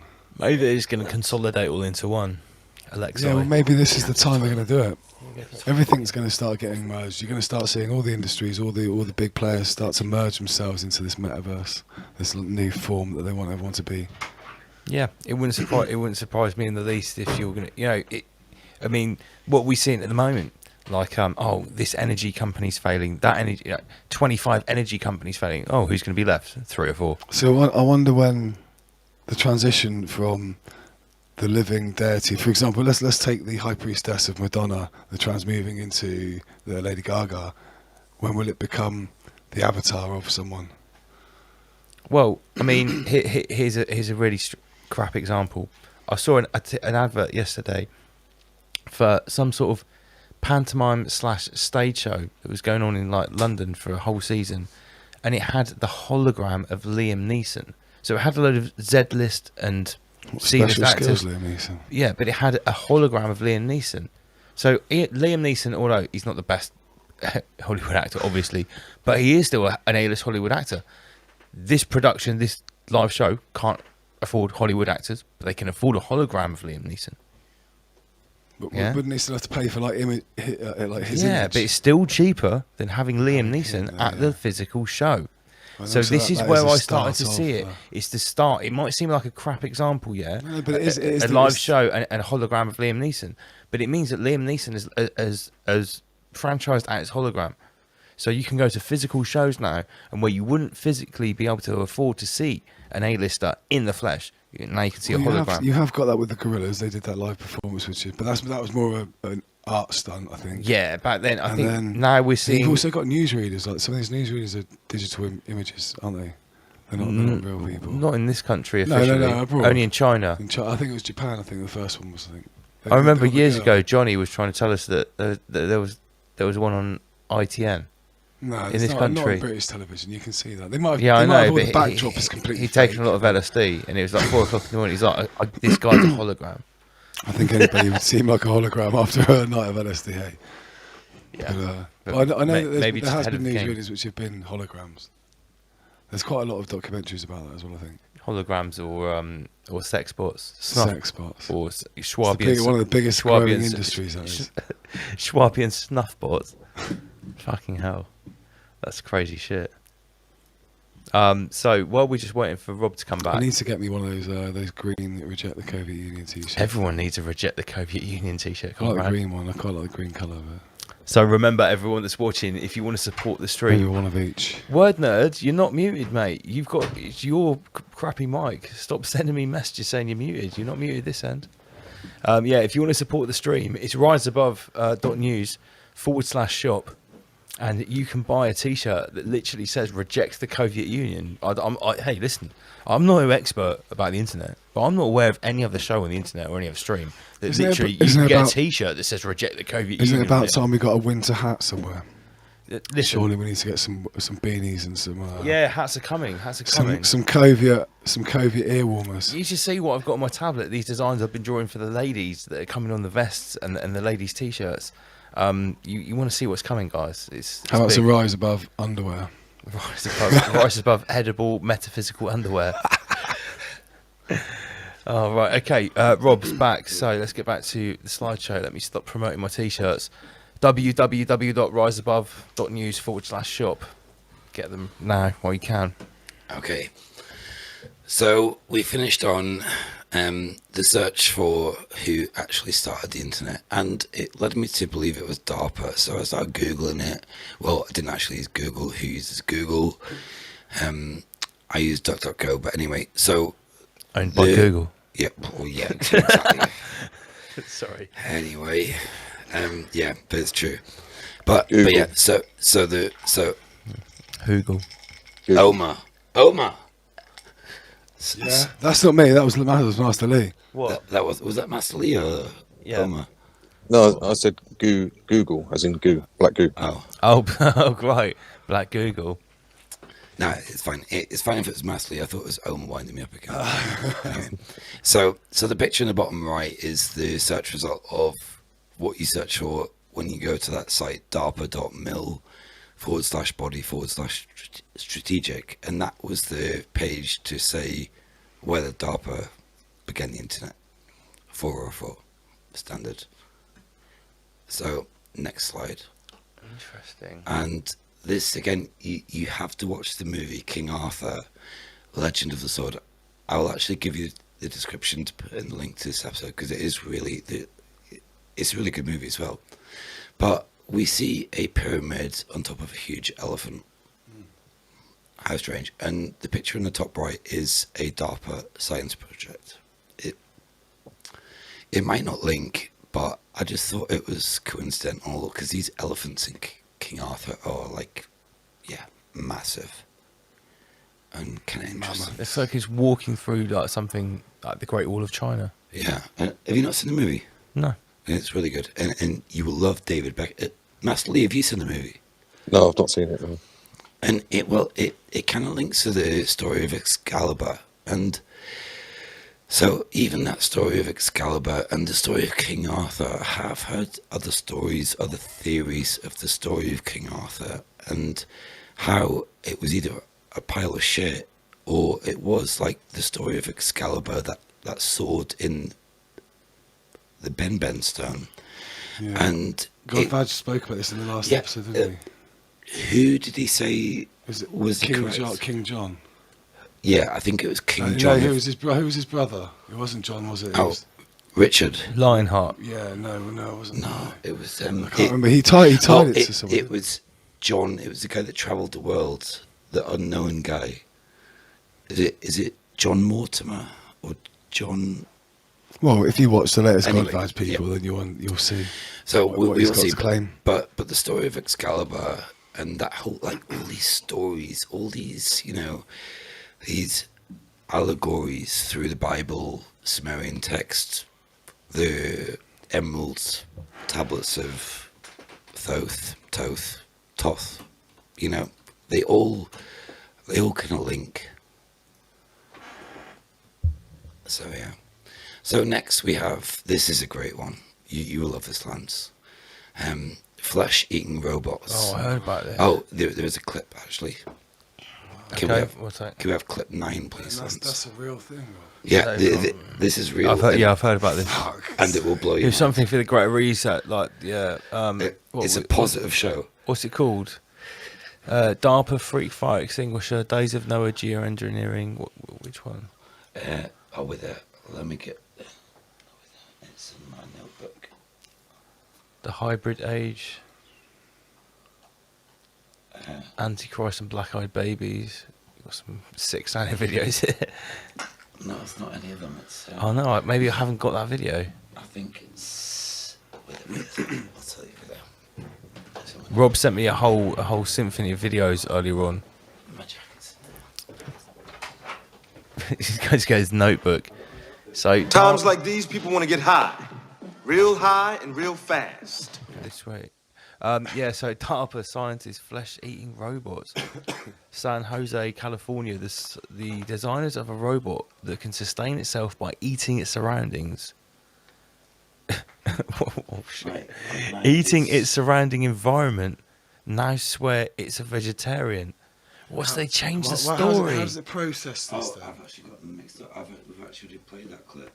Oh, we've already played it. The concept of the videos we can play clips to link to that. There are other ones. The concept of the machine, energetically autonomous tactical robots, an eater. Oh my god, it's even called an eater. Was originally released in 2003. It's since received funding from the US military, defense, and advanced research And what's its projects. purpose? DARPA. Well, it's a self-sustaining enemy. robot that eats organic matter to sustain itself. But how can it process that then? What's it processing? It must have some sort of semi-organic stomach Well, system. that's like a reverse. So the Eater was designed on missions to carry out missions with no need for refueling by reaping its own fuel from the environment.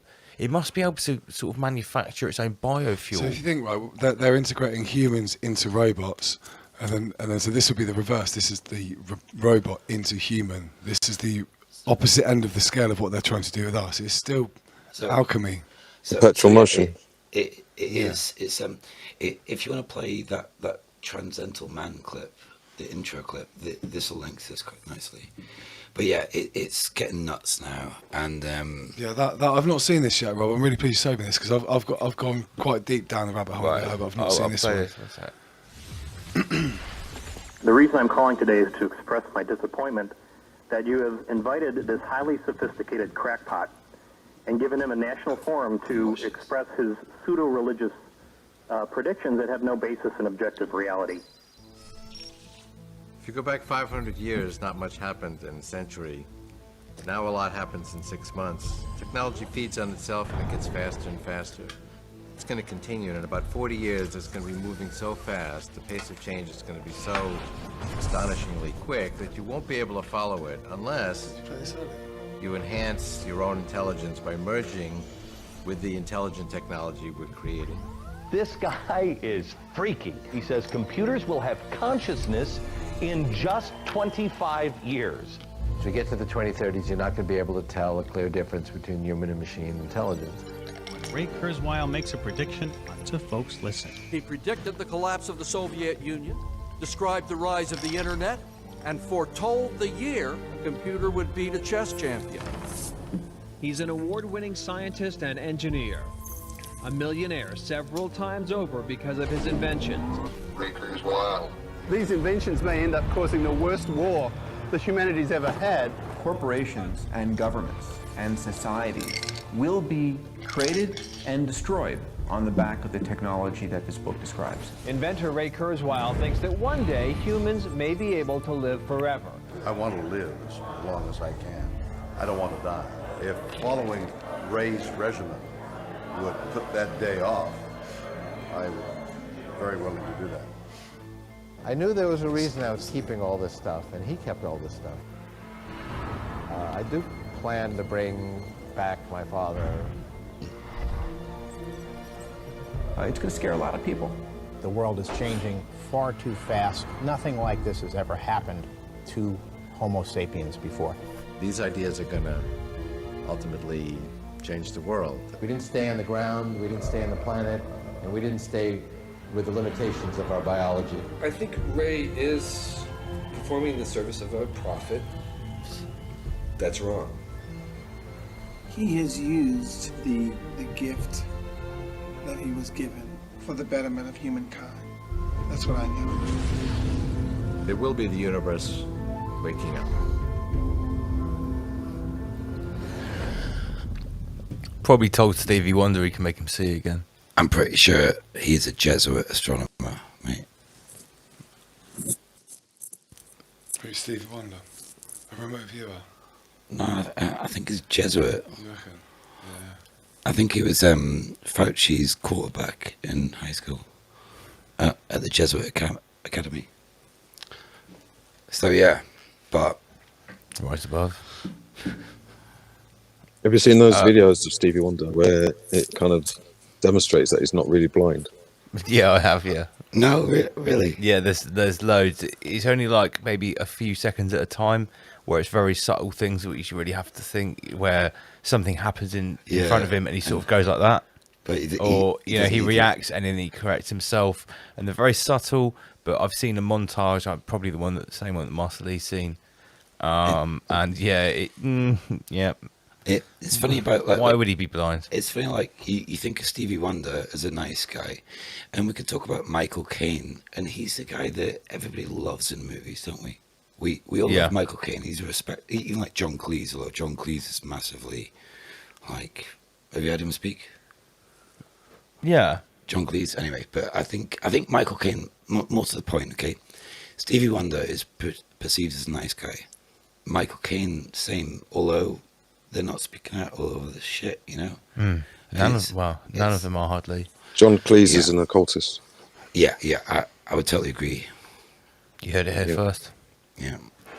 I'm giving you till the count of 5. Sorry, I thought it was a gosh button. Carry on. He actually put a lot of the occult stuff into the comedy sketches. Even his, was it called the Ministry of Walks or something? The Ministry of Funny Walks. Yeah, that's occult. Yeah. So my dad used to go like that one on Monty Python, the Ministry of Funny Walks. So now we have DARPA and more science projects, and we talk about hydrogel. Do you know what's in sanitizer? You know, the hand sanitizer. I was actually going to bring you some cherry flavored stuff around, but I thought you had enough. But anyway, but like I said, like the other day, you know, this is the clown world we live in. So I was recording that episode, my last episode on Sunday, on a cliff top in Cornwall, middle of nowhere. And I was in my car recording, and I looked around to my left. The guy just got in his Jeep from a walk on a cliff top, and I see him in his car, just shut the door, and he was there slapping some sanitizer on his hands. Like, you know, these people are literally hypnotized. They're living in a different world. And it just, I just burst out laughing. I was recording the episode. You can see me. I even opened my door you can hear the wind, how windy it is, you know? Like, anyway. But they get themselves into a routine. Yeah. So you wake up, you have a coffee, you get in your car, you do your hands, and that's how they've got these things. They Like just put some synthetic gel on me. Normalise it. Synthesize myself a little bit. So what else is Put a barrier between your hands every time you touch. So when you touch another human, you've already got a barrier in between you already. Hydrogel. But what we can also talk about with hand sanitizer is what is called quatrium ammoniate, and what that does is it makes you infertile. And I see all these people slapping it on like there's no tomorrow, and they really don't know that ethane is soaking into their bones through the skin. The human skin is the most, you know, absorbent part of the organ. body. Your skin's an organ. Yeah, exactly. So anyway, but that's a little side note. But hydrogel is also a technology that DARPA used to essentially grow circuit boards, like half organic cyborg circuit boards within your own tissue, and when they jibby jab whatever, then it grows and it adds to what they've built already. So anyway, that's just a little. It's conglomerating inside. Yeah, this is what I thought. It's just each attendance to the concert will build. It's a full spectrum change, isn't it? Yeah, Everything. Literally terraforming the inner terrain. But how else would you do the Great Reset if you didn't? I'm very suspicious of the water supply. Yeah, big time. But the days of Noah, like I said before, and Steve Quayle and Tom Horn are one of the most respectable researchers in biblical stuff, etc., giants and the olden days, and they always talk about the days of Noah having a different atmosphere. And again, what do we see now? We see the earth being manipulated into this, so you look back at last summer in Britain, how many days in July it was just white cloud. It was literally like where I was anyway, near London, it was white cloud all throughout July. Like you couldn't even see the sun, and that reminded me of Billy Goats and the chalk dust. But that's just a little part of it. So, Super Soldiers, we got play clip 8, please, Lance. Caught him off guard there, Master Lee. Clip 8. Super Soldiers, right? Yeah, that's right. Okay. Warning that America was going to lose its military competitive advantage if it doesn't pursue technologies such as employing artificial intelligence, brain-machine interfacing, cyborging humans, and the genetic alteration of humans. Altering human beings from the inside out to be more effective war fighters, and so on. But those ethical concerns don't apply to authoritarian governments like Russia or China. They're not going to have any restraint, lack or hesitation in developing EHOs, and that's the reason why the Pentagon was saying that it was terrifying to them. So we're definitely pushing forward with things that the public is aware of: exoskeletons, Terminator-like technology, brain chemistry, altering drugs, vaccines, interfacing with artificial intelligence systems. And I saw another article yesterday talking about how will strong artificial intelligence actually come online. And this is something I actually wrote about in one of my books before we even talk about it in the documentary Inhuman. that this will happen through cyborgization. What do I mean by that? By joining artificial intelligence with a human brain, the AI will learn from the human brain how to develop consciousness. You might even have a system that is both part a human brain and an AI system that coordinate together to create an artificial intelligence that begins to believe that it is an I am that I am. But all of this stuff is on the drawing board right now. Bioenhanced humans with cognitive abilities that are in the design budgets, they're on the drawing board. If you were to take this year's DARPA-approved military budget and look at it, there are dozens of lines in there where literally, and this is the part they admit to, hundreds of millions of dollars. You and I know that in special access project budgets, it's in the billions of dollars and has been for a long time, for actually rewriting the genetic makeup of warfighters, of soldiers for the battlefield. Some of this is happening right now. And that's it. But that's a little insight. So the robot saw on the screen, it wasn't actually a robot. It was a guy in a 3D suit, okay? Yeah. But I show that stuff, okay, and... Because people are going to say, oh, that's actually technically a spoof. But if we can imagine that, we know that that's what the technology is. It's probably much more advanced than that.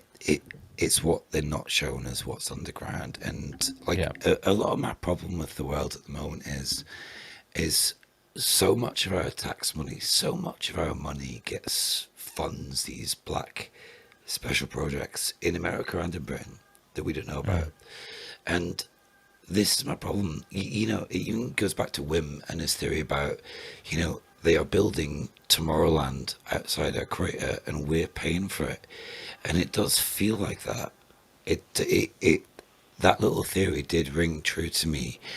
And how, you know, like if you think about it from a bird's eye point of view, looking over whatever we're in, the realm, and you see all this green climate change, tax money, all these increases in tax, we are paying for so much, and where is it going? You know, this homelessness is everything else.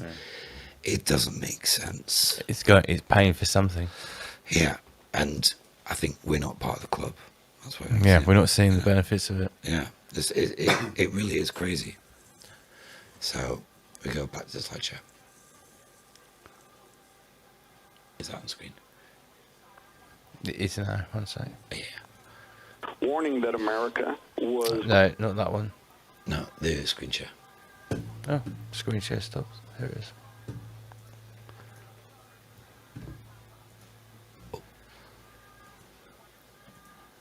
There we go. Okay, so now we have the next clip.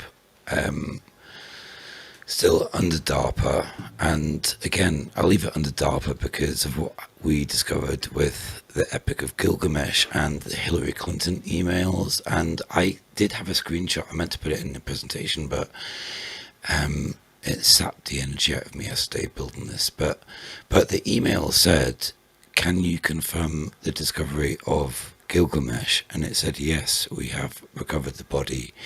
And apparently they took it away. I think that's a bit... Oh, yeah, it is this one, actually. Just a sec, Lance. But yeah, I mean, this whole, you know... So this slide is the return of the Nephilim. If you look at the photo on the left, the big album cover, that was from a... It's so funny, right? See when you research on the Nephilim or giants or, like, demons, you often get a lot of computer images, and what they do is they label a computer game like Nimrod or Gilgamesh, and when you search for it, all you get is modern. And it's I've noticed this. You know what I mean. But yeah, it's funny, and again, we're gonna play a clip in a minute. Things are masked in myth. It's like a modern myth as well, in modern pop culture too. It's like a form of double speak, but also it's like this triple bluff I think they do all the time. It's like, not with this, but like this triple bluff of like Trump is a typical example. But anyway, that's another subject. But we can play the clip now. Thanks, Lance. And then we'll get on The ancient attempt to corrupt all flesh is going to look like kindergartners at play by comparison. And we are literally now forecasting a brave new world in which, did you see the headlines there a couple weeks ago, Steve, of automated robot chemists running synthesizer farms where modified life forms will be churned out 24 hours a day. Did you see that? Yes, I did. And the spooky thing about that is, again, this isn't a sci-fi. This isn't a novel that somebody was pitching. This is technology that exists right now today. We're not even waiting for hurdles to be passed. The technology is in place. It really now is just a matter of when will the major governments of the world allow for such automation. And what the Pentagon and the Department of Defense and so on here in the United States is saying is Russia isn't waiting. China isn't waiting. They're already doing this. And the spokesman for the Pentagon said it scares the blue out of us. But they know it's happening right now. So the big question, and this is what I'm hopefully going to be dealing with, both in the new book, The Milieu, and also at the Branson Conference this year, is will transhuman science use this technology now to give birth to something even more wicked, and that is the Antichrist. So we're back. Yeah, I was just saying to Rob, like, I've seen one of these clips of these black-eyed babies and these kids that apparently, you know, at baby stage are doing weird things for being so young. But I haven't seen that one before. That was really weird. So that's not normal. So if we read the text, so I've heard several reports on this, but we got black-eyed babies from the two words I can't say era, a newborn with a tooth. So a newborn baby has a tooth already. Wow. Anyway, holding the head up from day one. I've seen this as well. So I've actually seen babies like standing up and walking after 3 weeks of Whoa. being born. Normally that takes like a couple of years, Like minimum. 3, 4, 5, 6, 8 months. What, I to don't know, walk? well, 10 months, a year.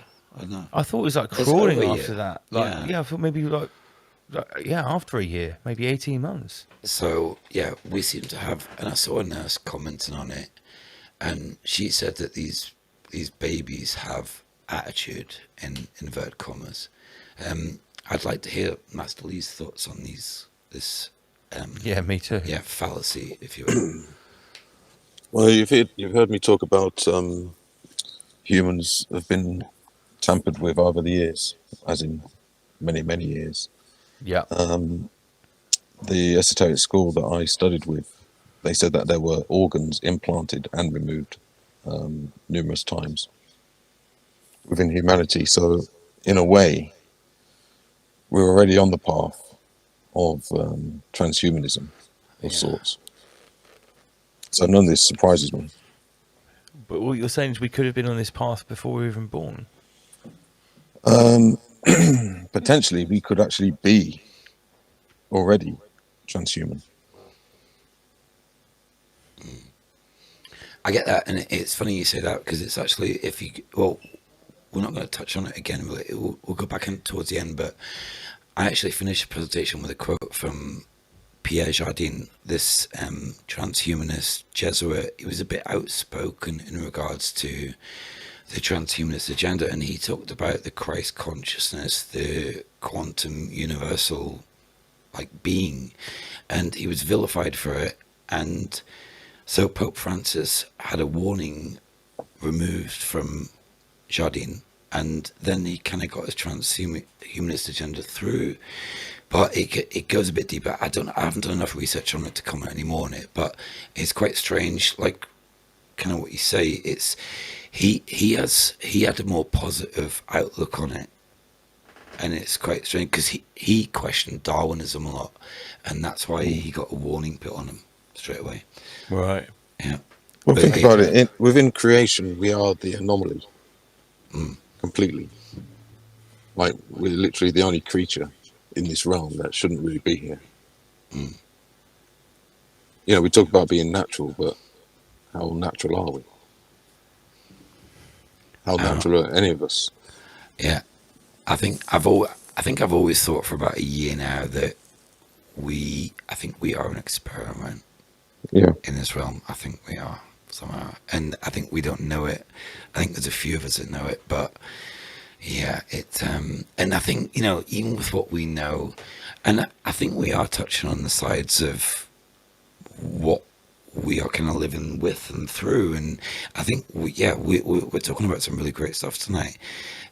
But like Lance said earlier, like, are they looking at us like and just like giggling like they're close, but they're not quite there? Well, has anybody ever had the experience where you've sort of, I don't know, looked up into the stars and imagined that we're in a petri dish in some kind of laboratory?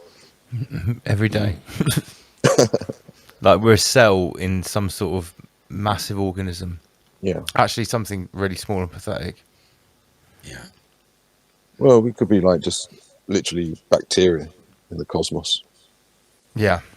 And when we look down to bacteria, you know, for what we know, there could be a universe just as intricate and advanced down at that level, which we can't perceive down there. Yeah. As above, so below, once again. So next we have the reptilian, the Draco. I actually did a live stream on Easter Monday this year, and it's funny, Lance, right? I was talking about the Draco, those big royal beings, and I actually mentioned it was as soon as I mentioned the vulnerable parts on these beasts, and as soon as I mentioned the vulnerable parts, my stream got taken down. Weird. Don't know why, but weird. Anyway, but I've looked into reptilians for a long time, and again, like we talked before, I'm starting to come to terms with, like, we are reptilian, and we should be comfortable with it and not actually, you know, scared of it as such. but like I said, like, the questions are, and this is a thing, like, if you look into reptilians, they're apparently covered in nanites. So nanite technology is a form of nanotube technology, same as what we're kind of living through now almost, and it's apparently linked to Sophia AI, which is the goddess that they serve. And again, is it real or just a psyop? Is it distraction to take the focus away from the way I look at it is this. I mean, I spent enough time in the Far East and seen all the statues and all the imagery of the ancient reptilian gods and the Nagas, and I've studied the mythology and the religions of their various different iterations. There is definitely a reptilian influence in our physical genetic heritage. I think at some level. I think one of the best sites is Angkor Wat. I've not been there, but I've seen some of the pictures from Angkor Wat in Cambodia. Cambodia. But some of the reptilian sort of dragon statues are great. Like they're, you know. I've spent 20 minutes walking up steps to temples in northern Thailand and Laos, where the long golden serpents literally stretch from the top right to the bottom, and it's something which is absolutely synonymous with every place of worship, every place of adoration. The reptilian serpent deity is always there. Yeah, you have to walk past it to get to the Buddha every single time.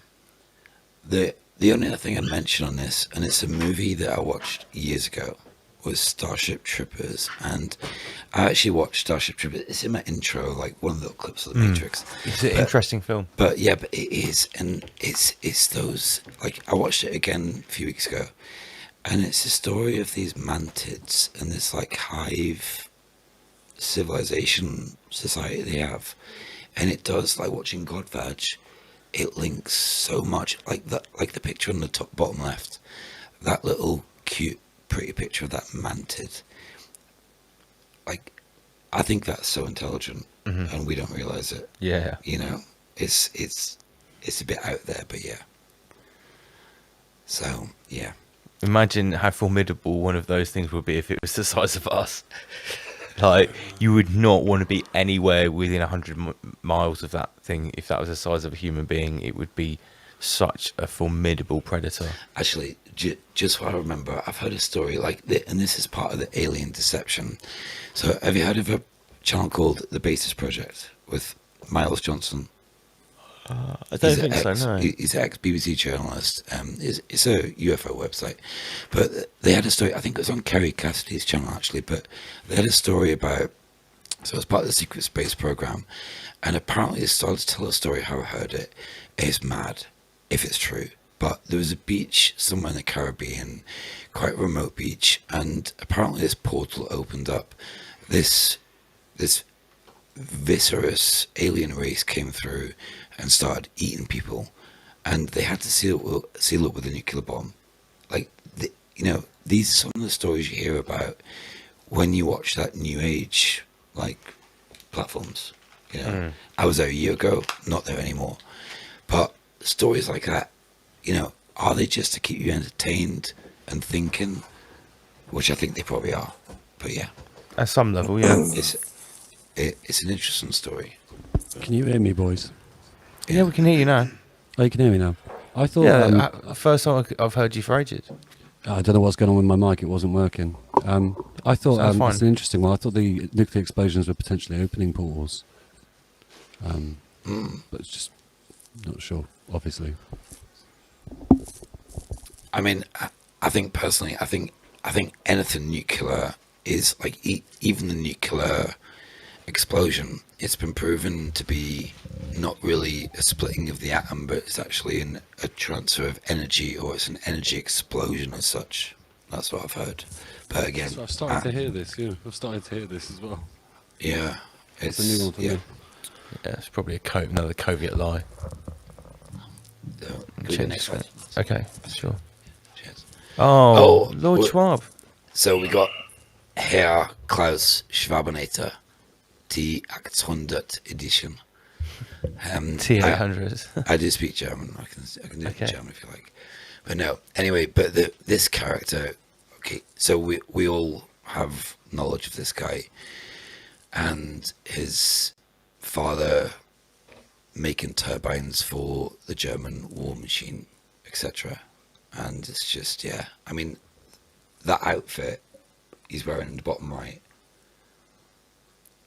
that's like some Star Trek shit. Dr. Spock would love an outfit like that, but he doesn't qualify. If you look at the logos on his badge and on the lectern, it's the Star of Ishtar, and you got the goat, the bull with the Jerusalem cross above his head. Yeah, because when we looked at this, we just looked at what he stood in front of, and we looked at the university, which is very obvious. But that's just where he's speaking, right? So, but what he's wearing doesn't necessarily mean it's not from the same place. Like, it looks like a black sun. I'd be more concerned about the photo on the left. Yeah. Right, I'm going to say, I know it looks like Lord Schwab, but I don't think Lord Schwab would be on that beach. I think he'll be more likely to be on... I mean, let's face it, there's going to be a few guys out there that look like Lord Schwab. He's got quite an archetypal look in Bavaria. Yeah? That's him in the metaverse. Yeah, that's what he does in the metaverse. That's how he walks around. Yeah, him and Steve Coogan walk the beach in front of all the other peasants dressed like that in the metaverse. Apart from that, you'd never see them in front of the peasants. Only on private beaches in the Epstein Islands, or Branson Islands. Yeah. Can we play clip 10, please, lads? Clip 10, certainly. I think it's the final age. The final age. The final hybrid age. It's the girl's face. Here we go.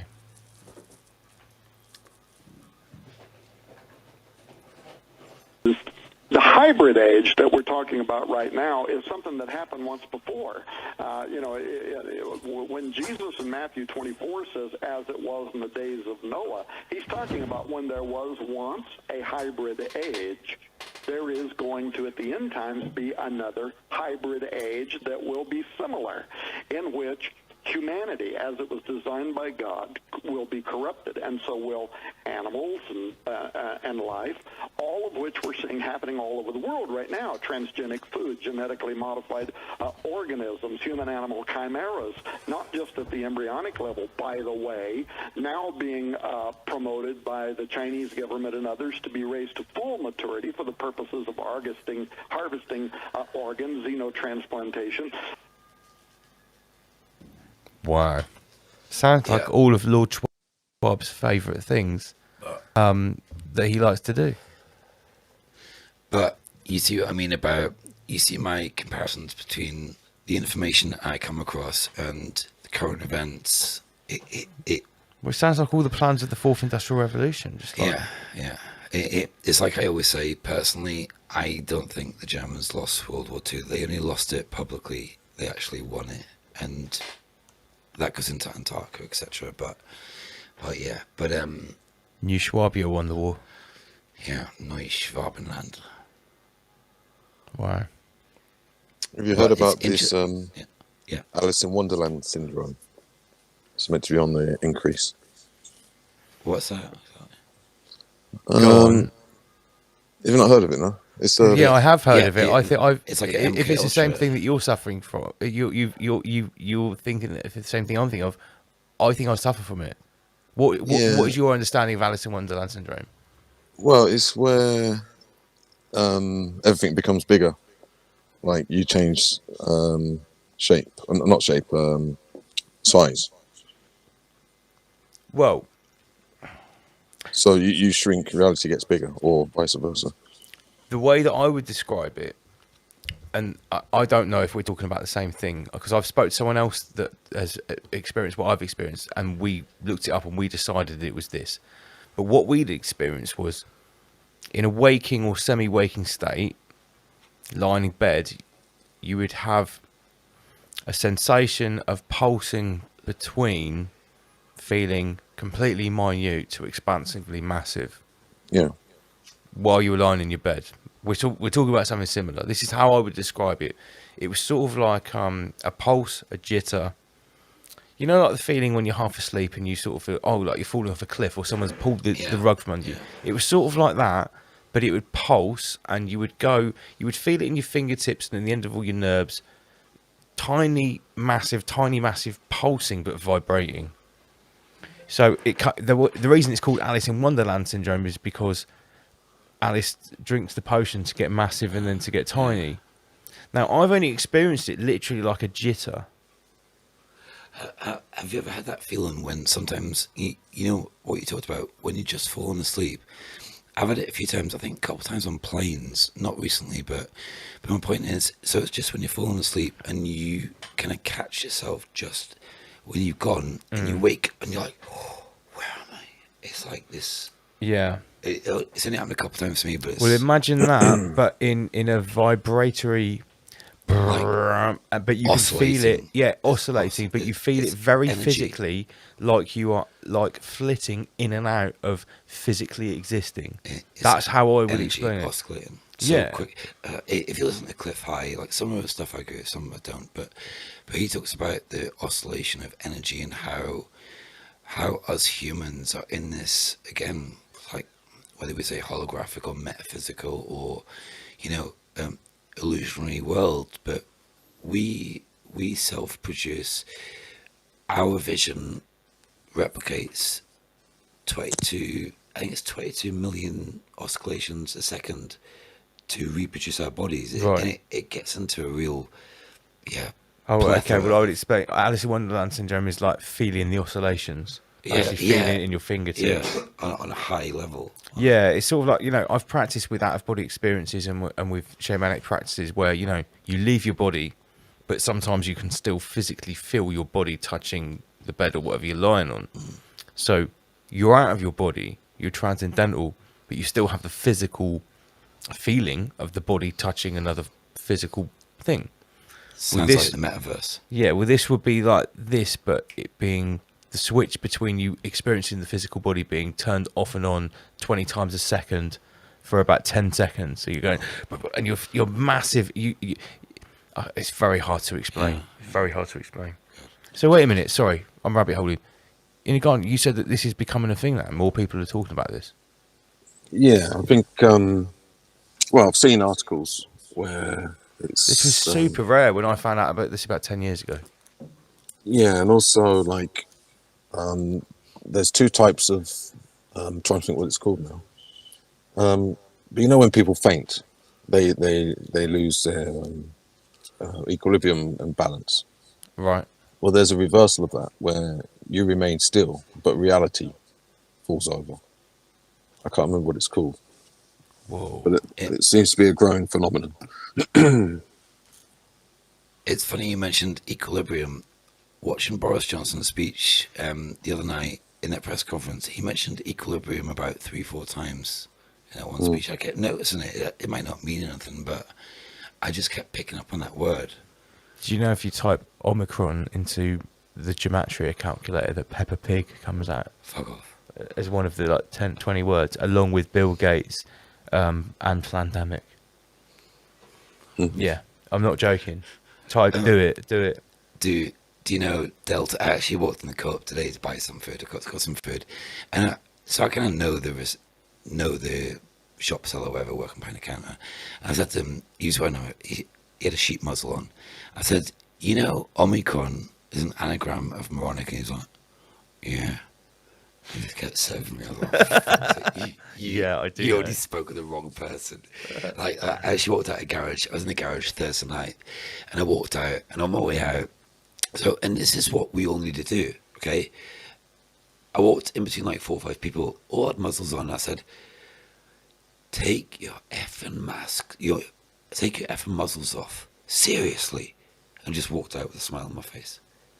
People need to be woken up to this shit. Yeah, they need like conscious shock time. Like, yeah. Gloves have got to be taken off. And those aren't being nice anymore. That's 2020. What I do is when I go into shops, I deliberately pretend I can't understand what they're saying, so they go into some kind of mumble rap. They start busting a mumble rap freestyle. Yeah. I've quite a lot of fun with that. You know what they do in the end? They pull their mask off. Oh, mate, yeah. I've got to the stage now. If someone tries to talk to me through a mask, I'm like, take that mask off. Don't talk to me. How rude. I'll take it off if you want to talk to me. But it's not good because I think 90% of human communication is done through body language, And this whole muzzle thing is just, yeah. Well, no wonder they're falling for the Soviet Union if you're restricting your airflow like that. Come on. So on this slide, I'm going to talk a little bit about some movie producers, and also movies are. I didn't think they used to be important, but they actually are, because they actually show us a lot of tech that I think they have underground and they're using outside of our realm. I also think it's a way of normalising their new ideas, what could potentially happen, see people's reactions to them. It's a testing ground. Pre-predictive subconscious programming. So we got Luc Besson. If you've not seen a film called The Valerian, that's a very good film. I've watched that a few times now. One of my followers sent me it, but it's good movie. One of my favourite movies is Elysium. Have you seen that, Omar Beats? I have seen Elysium. It's good, isn't it? It's a very good movie. Yeah. It's a great movie. It's a South African actor. Mm-hmm. He's great. He's really good, yeah. The rat in my kitchen. Anyway, but yeah, it's a great movie, and it shows you some technology, and yeah, it's just exosuits, etc. And we got Yoda, which is an interesting little deity, let's say, because in the world of the compass builders, Yoda is a preached upon deity. He's worshipped as their god, called Yoda, believe it or not. So you should all go do some more digging on that one, because it's a very interesting subject. So also George Lucas, Star Wars, and it goes to I think it's interesting because Star Wars is now owned by Disney, isn't it? The Star Wars brand is now owned by the Disney Corporation, which is another rabbit hole in altogether. The Disney Corporation. Well, it's funny because like a year ago, I would watch Kerry Cassidy and I'd watch her interview. Is it William Tompkins from SSP? And he says, the sky, if you take all the clouds away, it would be like Star Wars.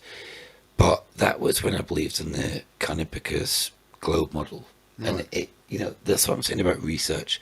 It depends what level of consciousness and acceptance and theorizing and discernment that you're on, which determines what you believe in, doesn't it? Oh, absolutely.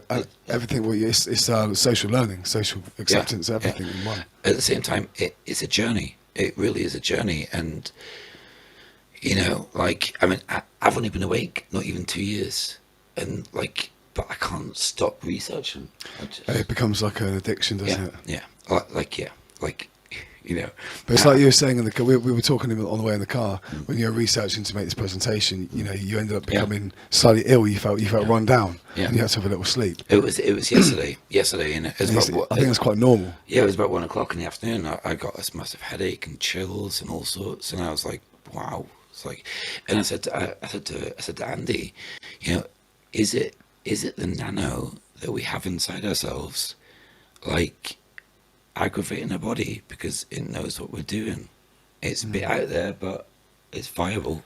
Well, I think that's certainly the future we might have, you know. And if we are living in this synthetic universe already, where we are already controlled by AI, then there's quite a large possibility that they could be able to do that anyway. Yeah. Can I just read a quote that might be useful? Please do. This was from a Russian mystic by the name of Ouspensky. He said, "Humans are an unfinished product. Nature has evolved them up to a certain stage and has left them to their own devices, to struggle to a higher level of consciousness, or to remain as they were, an incomplete being. Food for the moon." Yeah. Food for the moon, indeed. Food for the moon is, So what he's basically saying is that to actually reach a level of conscious, intentional activation, it requires work, struggle. And this is where you'll probably see, excuse me, the mask wearers are quite happy to reach a natural level and not go any further, because it requires effort and struggle. Well, and bravery as well. I think bravery is a thing which has been removed out of a lot of people in general.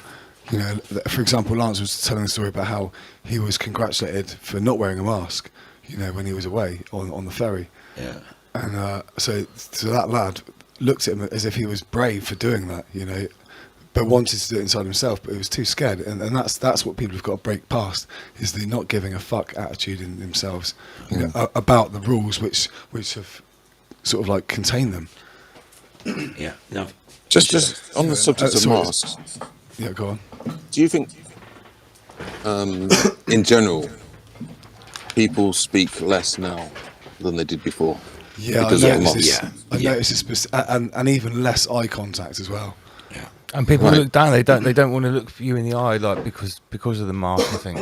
Right. So this actually brings me on to something which, because during the midweek chat, I was having a sort of a discussion with one of our guys in the chat room called Bossman, and I said to him, I'd get back to him on tonight's show, and he was like, you know, what is, you know, it's all well and good us talking like this, but what's the action from this? And I've had a little bit of think about this, because, you know, he was talking about affirmative action, meaning, you know, either get up and march or storm the sort of president and such. But I think that doesn't work, because the people who we really need on board would be scared of that sort of action, and they would look down upon it, and therefore it would have to be counterproductive. Exactly, same as what the marchers are doing. It's just annoying for people who don't give a fuck. Well, I think it comes down to what Master Lee says. It's like if you're presented with an opposition, don't be the opposition to the opposition. No. So the only way you rise above is by being the third force. And I think one of the techniques we should be using as a whole is to say no. Just say no. You know, and to non-conform. Don't wear masks. And if one of your friends has refused entry to a place, all of you don't go in. Yeah. You know, you hurt the pockets. That is how you're going to just say really no, make and a to noise. abstain is much more powerful and more disruptive than But to that protest. takes bravery and balls. So stand up and sacrifice. You know, you won't be able to go to your favourite rave, your favourite nightclub. You won't be able to go and see your band. Back to the rave. But the problem, but the only the days of the forest. But the only unfortunate problem with that is, I think most of the humans that just want to go on holiday. I actually know a girl that I used to date, and I'm not going to name names, but tomorrow morning she's having the needlecraft, and I'm just blown away by it. You know, like she knows what it involves, etc., etc. Mate, I know some people that probably think I'm a complete traitor for pretending to do a PCR test when I come back from Mexico. I mean, no, in my mind, like, yeah, if I wanted to be a total badass, I could fake the passenger locator form. Not compliance, Lance. Not What's the point? not pretend to do the PCR test, and then I would have the COVID weasels at my door, for the sake of what?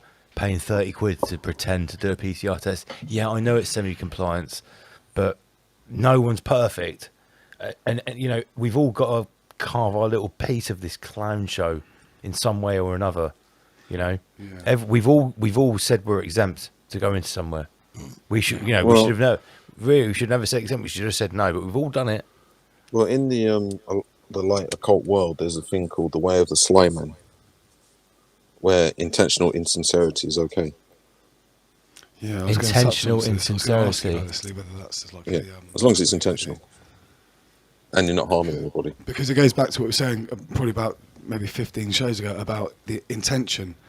You know, it is about intention. The energy you give off, the intention behind it is what matters, and then the receiving intention. So, do you receive it with good intention? Well, here's the or bad thing. intention, the information you're giving. I remember halfway through last year when I started to really open up about how people can use the exemption to everyone really openly. People obviously started criticising me online. Some people that work for the NHS, and they said, "Oh right, so you're willing to lie about your medical status to get around the rules?" And I said, "Well, firstly, under the law, you don't know if I'm lying because you're not allowed to ask. But secondly, hold on, wait a minute. First principles, apply first principles. For the last 6-12 months or so, the whole country has been asked to act as if they're ill. Yeah, it's crazy. They are literally been posters up from the NHS saying, act like you've got it and act like everyone else has got it. So the National Health or Holocaust Service, as I like to say it, has been telling the whole country to act like you have the virus, act like everyone else around you. Well, that's psychosomatic abuse. That's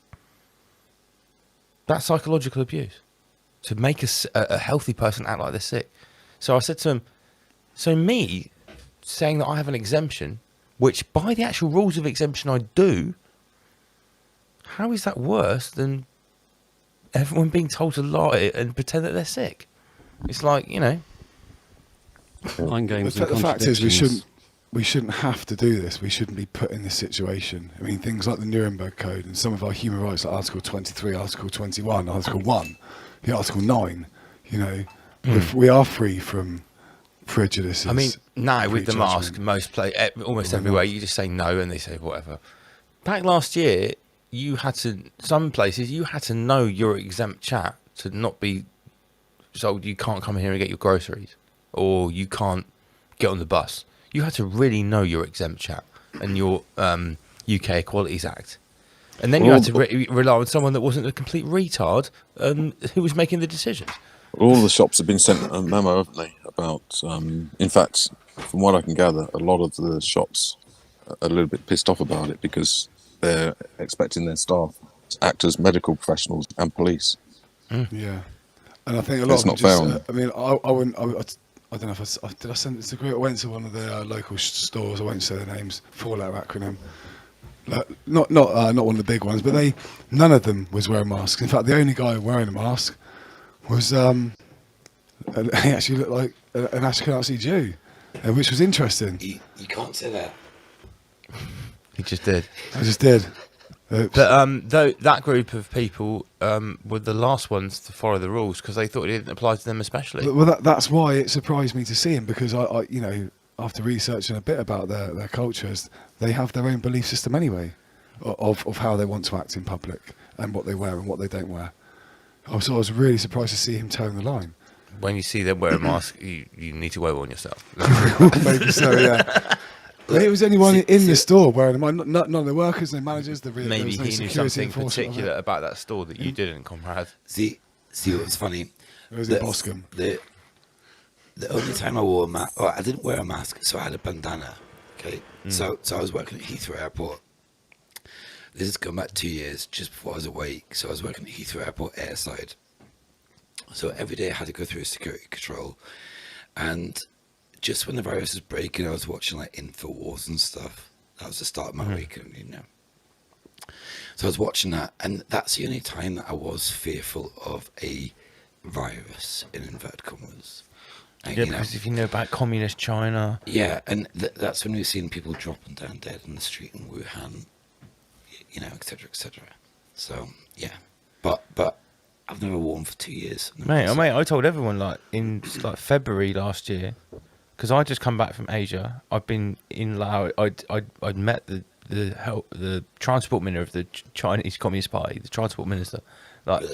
Yeah, it's a really weird story. This guy was a Chinese communist. He was not impressed to meet me. Let's put it that way. Some guy. Was it opium party in the river? My mate is a little bit he's like PP Escobar of the Golden Triangle, and he rents a house to the Chinese Communist Party who were building the superhighway. He's like, meet my friend, the best rapper in Farangistan. I was completely off my tits, and so was he. But the Chinese Communist Party weren't. And they're like, what? And he sort of starts getting a phone out, showing me videos of me rapping in Thailand. And they're like, what the fuck? And I'm like, hello. And they're just like, they're not impressed. But anyway, yeah, I know that I know what they get up to. I know about the concentration camps. I know about the illegal drug factories and tiger farms. I've seen some of them, right? I know what China's doing. So when that happened, I wore a fucking mask, mate. I wore gloves, mate. I was tucking weapons into my belt. You up. I was tucking when this first happened. I was convinced that this is super bad. There's a super bad proper bioweapon. Society will fall apart within 7 days. I instantly just grabbed all the weapons I could. I was almost nailing things into the wall, like the windows and shit, like zombie apocalypse. I really was ready for it. Then I realised what happened. Some of the worst human rights abuses that we know of are in Asia in general, aren't they? Yeah, 100% word nod. And it's like right now with the Uyghur case. So I think it was this morning. It was like the day after all this scandal. There's so much going on in the world right now. Even watching Julia Hartley-Brewer or Mike Graham, they even struggle to cover everything because there's so much going on. I frame it as order from chaos. There's so much going on. You can't really focus on one thing and nail it. But my point is, this morning, there was a case, I think, broke from the Roman Empire, the United Nations Council Court, whatever it is. And it's found that China have been found guilty of genocide and, of the Uyghurs. But it's like the Maxwell trial's been delayed today. Well, that's an interesting one. She claims citizenship of a land which doesn't exist, apparently. Well, Sarah, man. But just to finish. But it's you got the Maxwell trial, you got the Uyghurs, you got all this stuff going on, and the next thing going to throw at us is WA. I'm not going to say the file because I don't think you can say that word now, but you know what I mean. Mm. They will start a WA. Yeah. Well, it's we'll see. I've always thought there are two sects to this, and one sect was always about World War III, Armageddon, nuclear disaster, and the other one was the Green sect. And it all seemed like the Zionist side, the first one I described, were in power for ages, and that's what we heard about: war of terror, national security war of terror. And then the Soviet Union came along, and wow! But then we realised, no, the Soviet Union is a great reset. It's the green thing. But also, we'll think about what the Soviet Union done. It set the scene for what you're talking about with the Red Dragon. They started the Soviet Union. They made Wuhan. They took our jobs. Bat soup took our jobs. That's how the World War IV started. The World War that we fought with sticks and stones after the Soviet Union's murked everyone. But it's exactly what you're saying. It's almost like it's kind of like, it depends what perspective you have as well in the whole scenario, But it's like where we are right now, and you can look at it like if we rally in protest, and we don't want to be civil uprising, etc., because that's kind of what they want. Of course, it's what they want. That's my point. They are just going to throw the guards at us from the UN, etc., etc. It's not good, And it's like, what do we do? And the only way out of it, really, I think myself and Lance talked about earlier, or Andy, is mass non-compliance. Yeah, Stop exactly. them, shut everything down. shut it all down. I mean, Lee's been talking about this. We've all been talking about this for quite a while now. It's just the importance of non-compliance. Like I know JD says, it sounds like a spoiled child saying, boycott but like, the whole system. You have to. Yeah, you have to. You have to. And you're gonna lose a few of your sort of like creature comforts as such by doing this. But it's not going to be. You're going to lose them anyway. Well, exactly. Yeah, that's. But the way things are going, like the denying force is going to do it for us. If they employ the peasant pass, the Schwabian peasant pass, universally around the whole world, us refuseniks will have no choice but to completely and utterly opt out. And if we don't become polymaths in providing for ourselves and surviving and setting up our own networks and our own black markets. Hey, listen, I said this in June last year. I said, listen, it's Nicky Black Market time. What is the response to the Soviet Union? What was the response to the Soviet Union? It's black market, Nicky Black Market time. Start making your networks now. Start finding people that can provide this service to you. What can you provide to other people? Yeah, start talking to other people. Who did we have on the show who was saying the same thing as well? The American chap who was talking about he set up his own network of things. It's exactly what Canadian Jim. Sorry, it's Canadian Jim. That's right. Yeah, it was. Yeah, it's exactly what Lance says, and it's one point that I take from Michael Abenasia, and he says that the only way out of this really peacefully, and I do back him up on this, is to create an alternate civilization society and make it better than the previous one. Yeah, this is what Rise Above is all about. Don't spend all your energy trying to beat what is already there and smash it down. Like, spend your energy in making something better for yourself, so you don't need it. I always suggest that you start with creating a different type of language. So whatever I get thrown at me, I convert it into a different meaning. So as an example, AI, I actually switch it around. I call it IA, which stands for Intentional Activated. Wi-Fi, I turn it into will, intention, focus, and intent. Yeah. So I'm kind of reprogramming myself, like a form of self-hypnosis, for positive things. The catalytic converter in just different forms. That's what I was saying about how you receive the information. So you've received it with an intent of goodness for yourself. So you've changed that energy which was sent out with with negative intention. You've received it with good, and therefore made it better for yourself. And the Soviet Union gives you lemons. You know what to do, comrade. Yeah, I mean, it's like super spangled. You've got the causality is the mirror of reality. So cause and effect, and all these things. These are the subjects that need to be looked at on a personal, day-to-day basis. I now make the effort to have daily observations.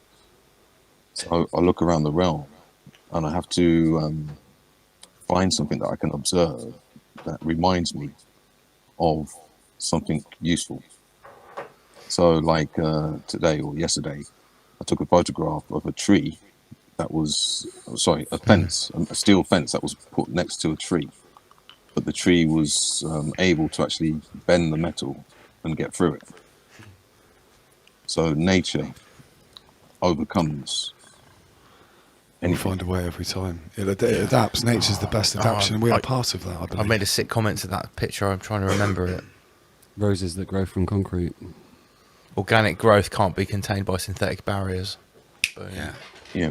Gosh. There you go. So these are like daily affirmations, and this is all part of making a conscious effort to retain our consciousness, because for the most part, consciousness is a type of gift, and if you don't use it, you lose it. Yeah. And at the rate things are going, the agenda seems to be the demolition, or actually not the demolition, but the stealing of our consciousness to be placed into an artificial intelligence. Yeah, it's funny. Well, it's funny, but Ray Kurzweil and David Levy talk about, and this is where it gets like foreign again, but they talk about the synthetic, the synthetic, not intelligence, but the synthetic AI, like Borg almost, where, like I said before about TNT, like, so we'll go back to this slide for a minute. So we go back to the return of the Nephilim and genome sequencing, and genome sequencing is has got two facilities. It's used by humans, but it's also used by robots. It's how robots reproduce. So when you hear genome sequencing, it's not all about us. So if you look into TNT, it's how they can take a piece of skin from a human and like bio-cyborgly reproduce it.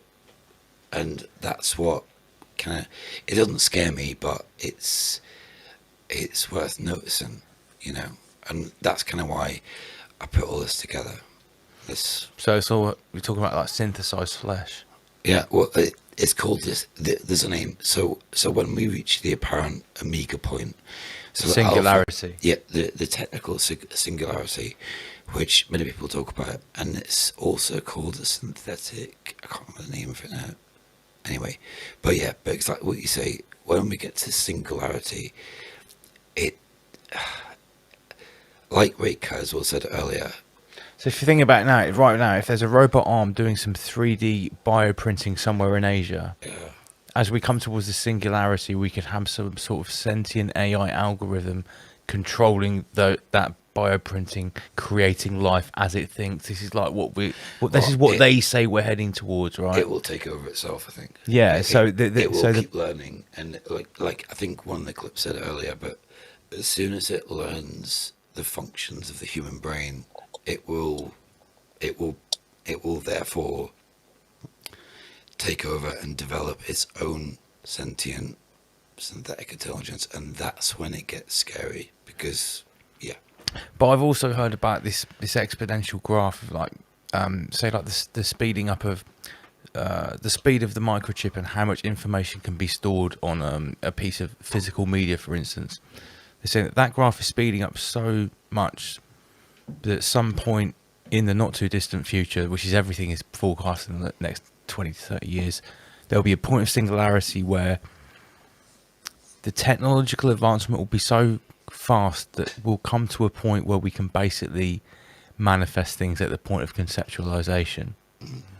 And then you're talking about the stuff that's described in the golden age, yeah? Yeah, because we'll all be sort of like on the same page. So what we're talking about, how, right, in what we can conceptualize right now, what would that look like? That would look like the AI being in our brains, and as soon as you think of something, a super fast robotic 3D printer literally manifests it in front of you. That's how we can conceptualize that right now. And everybody else would know about it instantly. It would physically happen if you wanted it to, through your Elon Musk brain chip. Yeah. Neuralink. This is why it's very important, and this goes right back to the original mystery schools. I have mentioned this before, but not in much detail. The highest, let me see, I'm just trying to think of the best way to describe it. Almost the highest observation or the most revered phenomena in this realm is the beehive. Yeah. Now, the mystery schools, the real mystery schools, are known as the keepers of the honey. So it's a honeycomb. Yeah, the study of a beehive is almost like the highest form of study that you can place your attention upon. The Merovingian bloodline, the most revered sacred bloodline, apparently, is the symbol is the bee. Yeah. The insect. Yeah, the insect, the hive mind, the hive queen. We come back to God-Vag theory again. Well, yeah, because he says that we're part of the insect, doesn't he? Yeah, he said that the insect has had an influence on us. What other mammal? Oh, it's funny. If you look at anybody can Google this right now. If you Google the Alfa Romeo logo, especially the one of 1968, it's got Alfa Romeo Milano, and it's got Quetzal literally eating a human being, and that says a lot to me. It's an Alfa Romeo logo. And you know, was it Berlusconi? The Berlusconi. That's him, Berlusconi. He had that on his lawn, 200-300 foot. Yeah, that long. big. Yeah. What were you going to say about the mammals? We're the only mammal that what? We're the only mammal that has a queen or a king. Right, there's no massive... If you go to the jungle, There's no fucking... Okay, you have a pack of lions. You don't have one king lion that's in charge of the whole jungle. You don't have one king bear. Yeah. Okay, you have monkeys will have a troop, but you don't have a king gorilla. There isn't an actual physical King Kong, right? We're the only mammal that actually has a king or a queen and a load of hive workers, They have like an alpha in their insectoid. pack.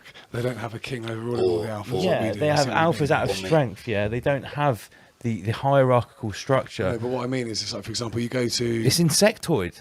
Or maybe it's because we're reptilian, not mammalian. Almost. But well, the connection with the beehive is actually the brain, and also this realm. If you want to look for a model of the realm, potentially it's the brain. Sure. All to do with the hive mind, and the hive mind does exist within mammals. Are you familiar with the 100 Monkey study? Of course it is. We talk about it all the time. What do you think it is when we talk about the normulus? Yeah, of course. It's the hive mind. Akashic record, whatever you want to call it. The 100th monkey study, where the isolated island of monkeys, and they start to learn a new skill, and once enough of them know it, a completely other isolated island of monkeys. That's right. When I'm referring to the celebrity? beehive, I'm referring to it in terms of a positive sense, as opposed to some kind of like hive mind.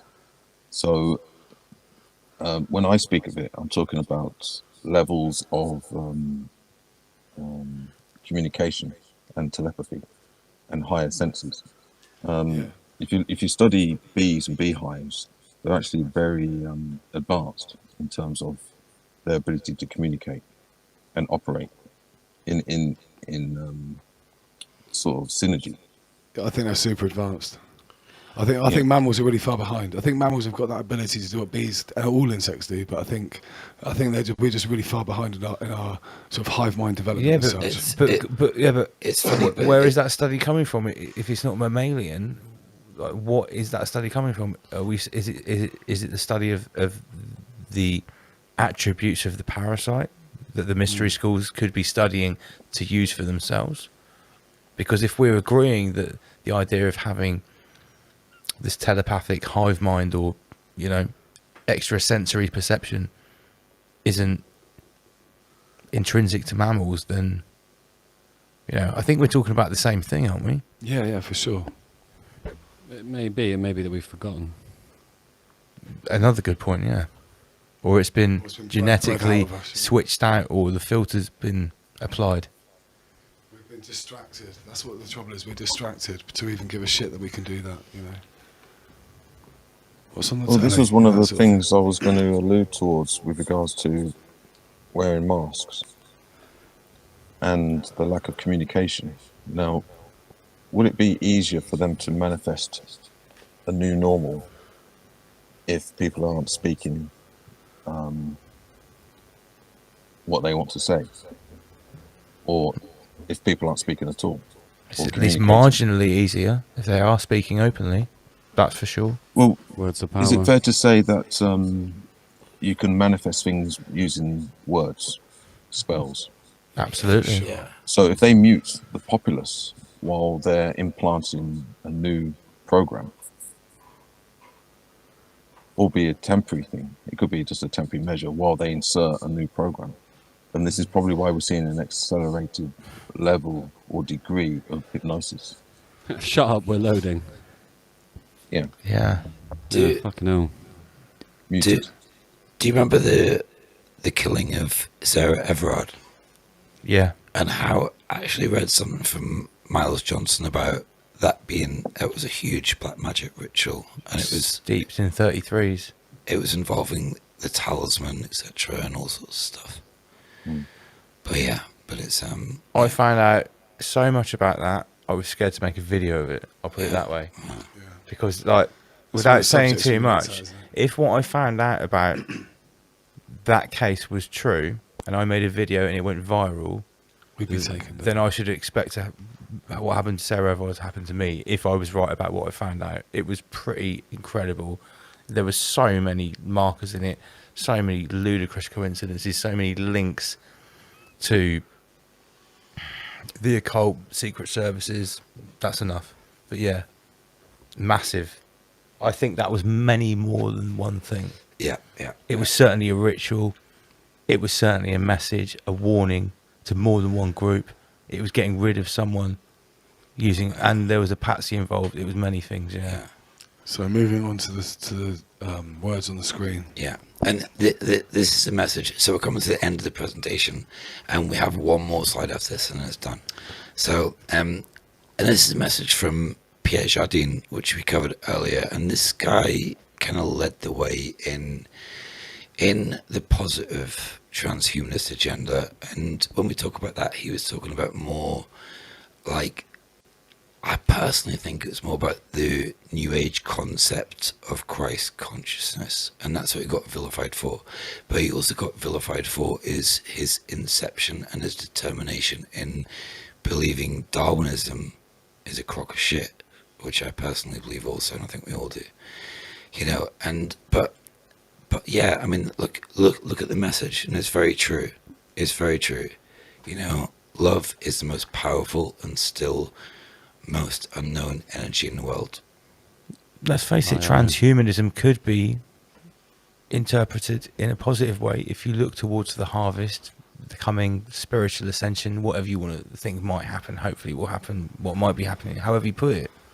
That could be a form of transhumanism if you're evolving to something more than the current state of being a human, without the use of technology or dark occult, Schwabian nanotech or whatever. You know, any type of progression from our current state, emotional one. Yeah, it could be described as a state of transhumanism. So we should never be like bogged down with negative connotations put on a word. What does it actually mean? The word transhumanism. Well, it means transitioning past a current state of what we understand as human. That's how I would understand it.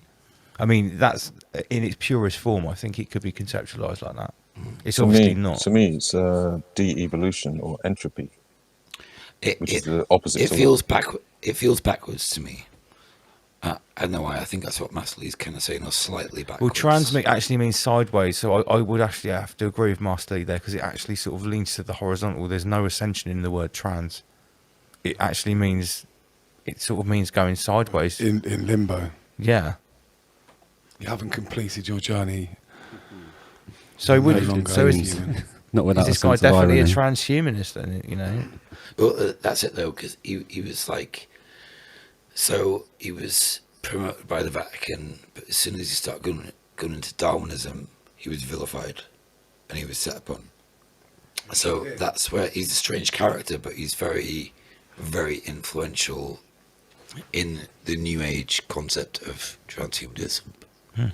So yeah, and on to the last slide, which is, there's a few little secrets in here which you might find interesting. Well, not secrets, but you'll see. And we got the Shorbinator, and this was from a few days ago. So everybody seems to be going to, are they going to Mount Meru or Antarctica? David Schwartz, Klaus Schwab, Christine Lagarde. And all these tweets were like... Who's Garlinghouse? I actually forgot about the dates on the bottom too, but they were all within 3-4 days of each other. Who's he? I don't know. He's a big CEO. Yeah, who knows? Well, he's going, so he must be someone. Like, fucking hell. Just arrived in Antarctica. This will change everything. Everything.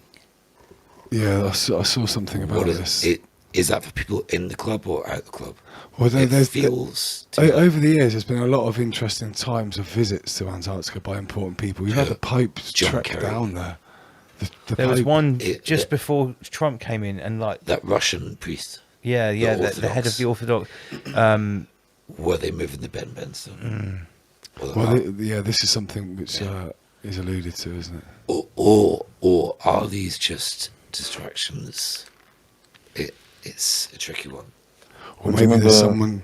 Do you remember when I said about one of the things that made them pull the trigger on what's happening right now, and is partially to blame for what's happening right now, is the Flat Earth movement? Yeah, it's getting bigger. Because it questions the globe theory. Well, I often wondered, that's the biggest question. What's going to be exposed when all of the ice melts in Antarctica? This is the biggest thing that always made me laugh about the whole global warming thing. Is like, Why should we assume that most of the Earth would be covered in ice? Why is it a bad thing that all the ice is melting? Yeah. Don't we want access to all the land and all the sea? Why should we? What is having half the Earth in an ice age? Is that natural? Oh no, the water will rise. Some people will drown. People drown every day. Some people set on fire. Sometimes things fall out of the sky and things explode. Well, if you want to believe the mainstream narrative, we've only just come out of an ice age, so therefore we should still have some ice that's What are they so scared about that's going to be revealed when all the ice melts in Antarctica? My money's on the North Pole.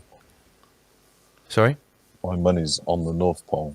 You think the North Pole is more important than the South Pole? Well, because all the attention's at the South Pole, isn't it? Yeah. Well, all eyes down there. If you look at all those ancient maps that make no sense, those 4 land masses with the cross riverway, that's all at the North Pole. Is it north? Yeah. Yeah. And so is paradise. Well, if we really do live in a circular enclosure or a crater, then the North Pole is actually the centre of it. Well, yeah. Think about it, yeah? So it's actually the magnetic centre of the crater. Polaris. That's where, yeah, Jerusalem, Mount Meru, that's where it would be, is in the magnetic centre. Garden of Eden. Well, that's at the very north. He labels it paradise on the map. Whoever's made the map is the...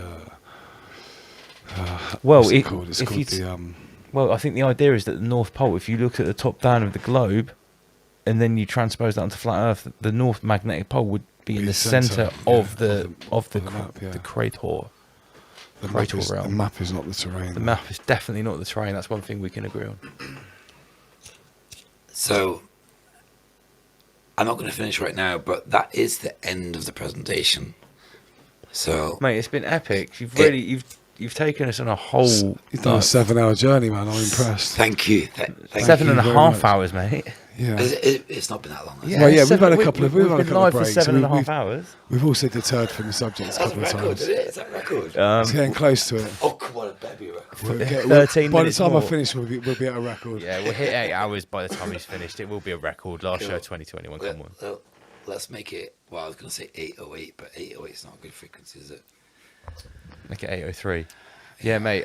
It's been awesome. You have filled in all the gaps that we have missed throughout all of our presentations through a year, because we've covered transhumanism, where this is going. We've touched on some ancient technologies and stuff, but you've really done the sort of tour de force there. Put the stop gaps in. Yeah. You filled in all the gaps. It's been really good. We were talking, weren't we, Lance? It's like it's actually a very good, it's perfect presentation for great to end off the year, because it sort of rounds up a lot of what we've spoken about in the past year, adds a couple of extra little bits, highlights a bit more on a few subjects we touched on. It really puts the fucking Soviet Union and clown world into perspective.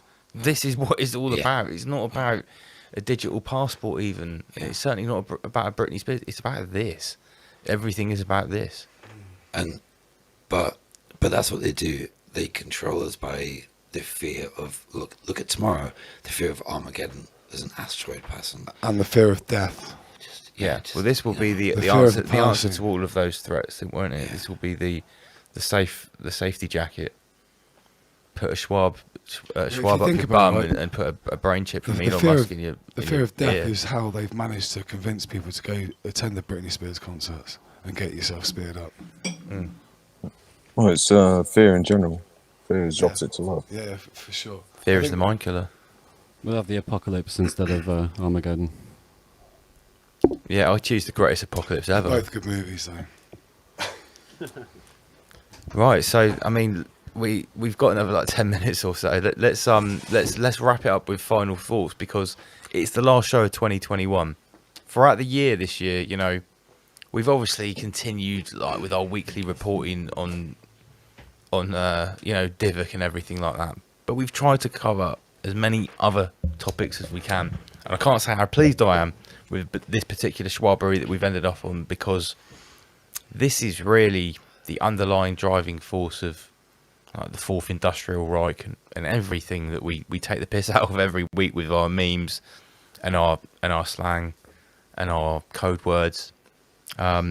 This is what is driving these techno-satanic maniacs.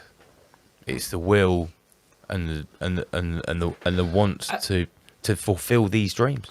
Actually, just what you touched on there, and it goes into who are these people? Who is Bill Gates? Who is Jeff Bezos? And my point is, what does the influence of mass amounts of money do to these people? Is money the actual infection? Do you know what I mean?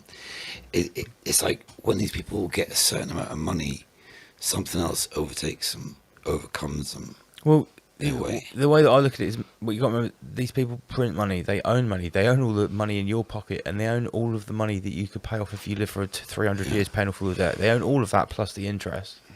Yeah, and the bank that printed it. So, you know, before well, even when you get to Bill Gates level, oh, Bill Gates gave away 33 billion, but then he took 33 billion back through him that went to the farming, the big farmer families. So, like, I don't think money matters to even Bill Gates, but the people above him, it certainly doesn't matter to them. It's a transfer of energy. The only reason usury happens and they charge interest on the money that doesn't exist is so they can extract the energy out of the work you haven't even done yet. Well, that's why it exists. The thing is like, realistically, money, the currency, that is their product. So why are we valuing our product on their products? It should be, our products should be valued against each other and not even look at theirs. It's again back to non-compliance. Don't use the money. Don't take the medicine. Don't use the money. Don't go. Don't believe the education. There's a lot of questions. Yeah, but we're all still massive hypocrites because we all still grease the cog in the Leviathan every single day. Yeah, we do. When we use money. But this comes back to what Bossman was coming to. What's the solution? No, I think the solution is we all have to be ready to do it together. So we are having to grease the cogs until the cogs are stopped, so everyone can see what the grease really is. I totally agree, but not to be a critic, but like, no, please do. Personally, my belief right now is like what you just said right now. This needs to be happening like right now. It needs to be happening. We need to unite. Yeah, that's what I'm talking about. Now is the time. It's crucial. That's why I'm talking about linking up groups, getting connected with people, and making a community. You know, common unity, and like. We can't keep talking about it, watching stuff, and just sitting back and doing nothing. That's why I'm doing what I do. I'll speak my mind. I'll say what I want to say.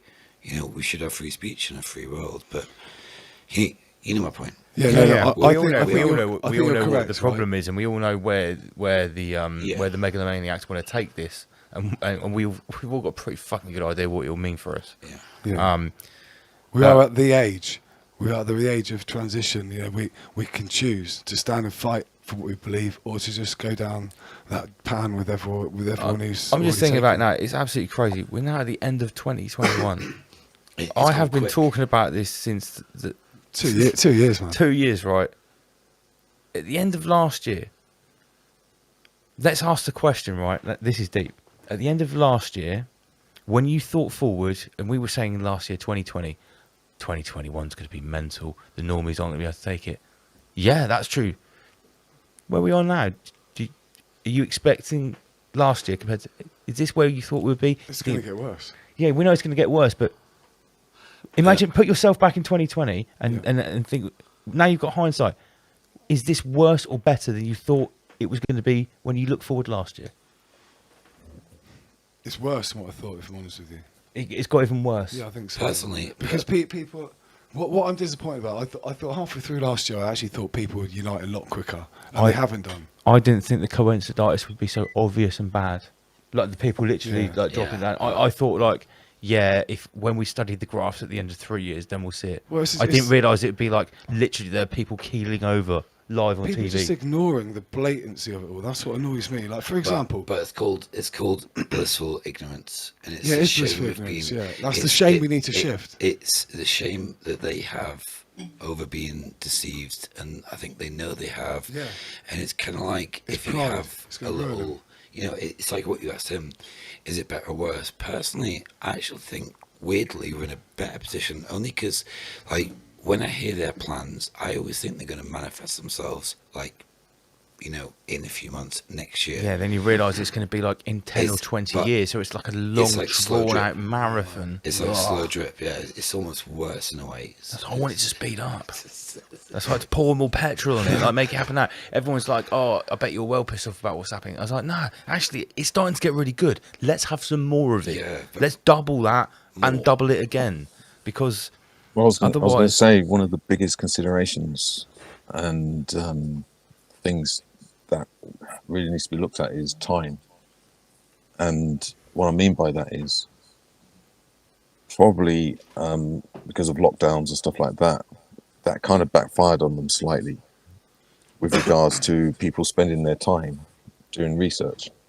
Now, one of the biggest things that will prevent people from any form of progress is that they don't have the time to research, or they don't spend their time wisely because they're too busy distracted with occupation, career, work, ambition. Pornography. You know, you think Netflix, Takeaway, and Coronation all Street. of it, or anything. The screen, those screens they throw in front of us. The screens that we're actually broadcasting on now. They're, you know, because think about it, right? It's a double-edged Because sword. we can sit here and talk about all these things, but for a lot of people, they just don't have the time. Well, they have some time, which is mainly wasted, but the rest of the time, they're actually very busy trying to survive in this system. Yeah. Goes back to the reference of what is money? Money, or let's say, for instance, a mortgage or the price of a house. That's not real. That's fictitious. They gauge the price of a house so that it will keep you busy for 25 years to work, and not enough time to research and study. That's it. It's the big distraction, isn't it? Yeah. So I think a key to all of this is time. Now, if we don't have enough time, we need to make time, or we need to, because time is energy. So, like a lot of people say, I don't have time to research, and yet they'll watch Netflix, as an example. Yeah, no, you've spoken about this before, and I think it's a very valid and important point. People should certainly look at how they spend their energy, where they put in their time. You know, when in their downtime, outside of work, sitting in front of the telly is not the best idea. Something positive. The only thing I would say, to not to counter it, but the way I see it, I say you guys are all right, but the only not the fear I have, but the only worry I have is like the way they're doing the whole scaled boiled frog escalation. So they boil it a bit, they turn it down, up a bit and down, and that's what they're doing. And my only worry with it is that they're going to keep doing it so slowly that the population never get to that pinnacle crescendo. I completely understand. Well, the thing is, do you know what I mean? The thing is with the boiled frog is at the end of the story, the frog doesn't realise that it's boiling and bust out of the pan and start kicking the shit out of anyone. It just dies. Yeah. That's the thing. Like with the boiled frog, okay, the frog doesn't realise the water's getting hotter. People understand the story. The frog doesn't kick off at the end. It just dies. This is what I was trying to say about earlier on about when you asked me a question about last year to this year. I'm quite gutted that I haven't seen the move that I thought I was going to see it in the, because you got to think society is sort of in fractions, whether it's subcultural or your beliefs or whatever it is it separates us. I would have thought more people came together than they have done, and I would have thought the separation would not have happened so drastic with the Britney Spears identification process.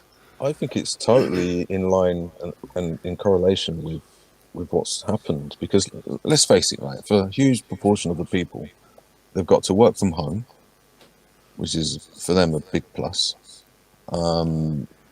There's been quite a lot of self-importance placed on a lot of occupations, which a lot of people enjoy. There's been money given out in grants. So people have had quite a good time. Yeah, the creature comforts and reflects, haven't they? If you're one of those people that has been working from home, that means you haven't been going out on a day-to-day basis during lockdown, interacting with the retarderati out in the Soviet Union, facing the stupid rules, discrimination. You might not have had any idea. Compare that to someone that's had to work in a shop throughout the whole of it and doesn't like the stupid rules. Someone that's working from home from their computer, just speaking to their clients, getting to see their family every day, just eating their sandwiches, quaffing, their rosé. They're loving it. Oh, fuck yeah, man. I mean, they don't have to go out and they don't have to deal. They're not working in a retail environment. They're not working in a building site. They're not going in and out of people's houses dealing with all these different people that are shitting themselves with fear. Do you remember when I went to the States to visit with my mum, and I noticed that in certain areas of New America where they haven't got pavements, and if you haven't got a vehicle, you ain't leaving your little mini estate or whatever it is you live. You get into your car, you wake up in the morning time, you don't really speak to your family, you go down, you have your coffee, come out of a machine, you get into your little box in the garage, and then you drive in that box all the way to your workplace. You stop at your favourite store to get your takeaway food delivered to you via a robot and a voice-activated machine. You then get into your little booth in your office and repeat that every single day. What interaction have you got anyway? Minimal interaction. That is the new states of America. I'd seen that in. Yeah. You know. I've seen that when I went to Florida. Yeah, I felt like Florida's especially. You could live there for 10 years and you might not really get to meet anyone new or make any friends. Because but places you like wouldn't Alabama, have, all these places, you know, you wouldn't have the physical opportunity. States, and we only saw maybe Colorado was probably the most normal place I've seen. They have pavements. People are normal to each other. They have. You could walk somewhere. Yeah, you could walk somewhere. Yeah. And you wouldn't be questioned about why you're walking. It's not like whether it's safe or not. It's about like distance and whether there's actually a pavement or not. Well, there was literally no pavements where my mum lives in Alabama. You've got pavements in the area where her house. We're not going to walk like 7 miles to a shop along a dirt road. The other day she's not there anymore because I think she probably enjoyed it being an older person, but like the interaction was zero. Yeah. From anyone, no one knows each other. But then when they go to the places like the bars, everyone acts like they're their best friends. Yeah, because they're probably so happy to see other people. It's weird, but it was also quite nice because they're aware of this themselves, and they sort of, a lot of the guys in the States make the effort to be friendly with each other because they're aware of this. The separation has been placed on them, so there is real people, man, all over the world, still happening. I'm just hoping it's going to spread. Well, I think it's in the UK, it's been very kind of carefully managed in terms of the amount of pressure, and I think adversary brings unification. So they're very careful not to apply too much pressure. Now, going into 2022, I think this is where, when they ramp it up, we might see a different response and reactions in some cases.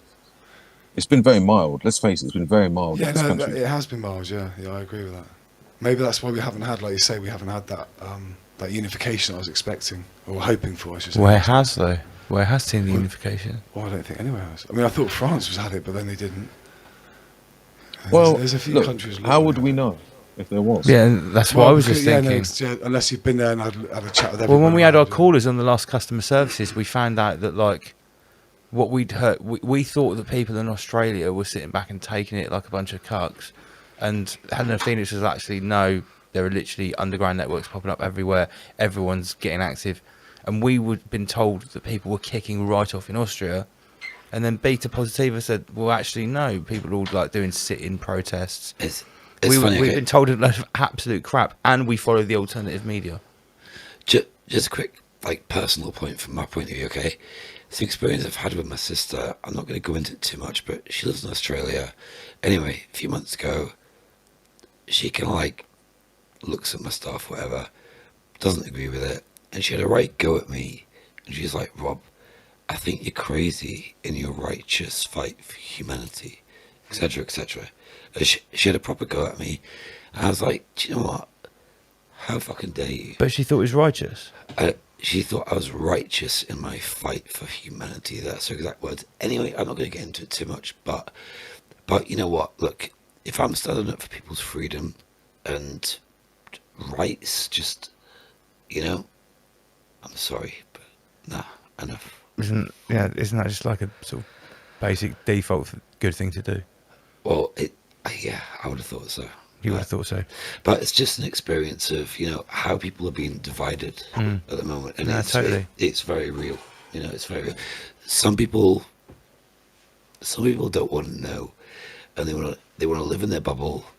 And I say to them, you can sit in your bubble, but in 2-3 years, it will come for you, and this is where we are. Yeah, absolutely. Yeah, and then maybe there won't be anyone else left to speak out for you when they come for you. Yeah, as the old adage goes. So, 2022. Yeah, Right, God, yeah, let's wrap it up. Let's leave that on a positive note. Yeah, let's wrap it up on a positive note. It's almost 8 hours. Holy shit. So, right, there's going to be like a 5-week break. It might even be 6 weeks. The next show will be January the 22nd. Let us know if you want me and Magic to do a little ad hoc music session. I think you need to do some chats or play a video, and we could have a little music thing, and then all the guys could join us, and then Lee could say some knowledge, spoken word. Noah could say some knowledge. Me and Magic's play some beats, say some stuff. All right, maybe I'll leave you a key. Have a meta lounge. We can meet still. The Rise Above Meta Lounge. Yeah, in your absence, General. I'm gonna make some short videos while I'm over in Mexico and post them up, but it won't be live. A few of us are talking about a Christmas special. It's gonna be weird. I don't know. We'll talk about it privately. Like next week we were talking about it. Yeah, I'm gonna leave Magic in charge. He's got the I'll have a log chat with ons. Magic, see what he's saying. So I think you should try a freestyle show where everybody just sits down. Yeah, that's the sort of thing I'm on about, Lee. I'm glad you understand what I'm on about. That's it's just a general chat, catch up. We could fill the blanks. Well, it's a good way to syncretize. I mean, I've done it many times with other cultists where we just sit in a room and somebody will say a sentence, and then that will like trigger something, and then you throw something in, and then that'll trigger something else, somebody else. And then before you know it, you kind of solved a lot of problems. I like the idea of this. I think that's quite a nice little. But a very good point is, in the meantime, if you want to stay in contact with the Rise Above family, all the details at the bottom of the screen right here. Telegram, Rise Above Official, Rise Above News on Instagram. Big chat and Telegram. Remember the website with all of our shizzle on there, including all the merchandise, www.riseabove.news. Oh yeah, and here's the thing. If you want to keep up to date with my videos from Mexico that I'll be uploading, just short little videos, you need to subscribe to the basic Rise Above channel, not Rise Above Live, the other one. It's only got 800 subscribers. Rise Above, just the regular channel, that's where all of my little videos I'll post in Mexico when I'm going to temples. I'm going to go and see the Toad Shaman. I'm going to take a video of me getting... You can see what the Toad Shaman does to people. Yeah, I've seen what the 5 MEO DMC. Yeah. I'm going to take a video of me doing that. Trust me. I'll post it as well. Lovely job, Lee. Yeah, it'll be dope. So, like next year, I wanted to next year we're going to try and I'm going to try and organise a big. We're going to make a Rise Above gathering. A big gathering. Rise Above event. Get a big marquee stretch tent out, get the sound system out. It'll be down here. It's got to be on the south coast though. We'll find a bit of land. We'll go. I'll speak to a few farmers. So Magic's on a little journey. See if he can find some farmers. And make it happen, fellas. We will make it happen. So that's a promise for next year. There'll be a Rise Above gathering. It's been spoke about a lot this year, and I think it's something which we've all wanted to be doing anyway. So it'd be nice. It's almost 5 o'clock in the morning. Daytime, all sorts of stuff. Right, guys. Yeah, we're going to wrap it up there. Master Lee, it's been a pleasure, and we'll see you back on January the 22nd. Yep. Yeah, I just want to thank everybody for the platform, and big thanks to Rob for the presentation. Yes, mate. It's a good end of your presentation. Thank you, Rob. Thanks, you too, mate. Nice to meet you. Rise Above. Rise Above in the Guardians. So Omar Beats is going to play us out. Don't forget to check out Rob Esoteric Knight of Malta on his YouTube channel. He's pumping out videos all the time. Really good research, as you've seen tonight. Wicked presentations. Please subscribe to the other channel, Rise Above. Get on the website, buy the t-shirts, get on the Telegram. Everyone in the chat room, all the family. Don't forget to Rise Above. And we'll see you in 2022. Omar Beats, play them out.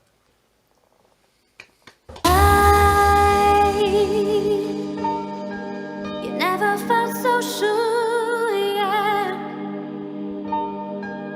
Deep into my heart. You never felt so good, yeah. You bring me memories, yeah.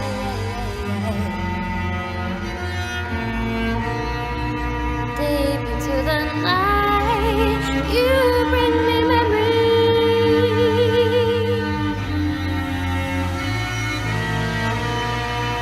Deep into my heart, you bring me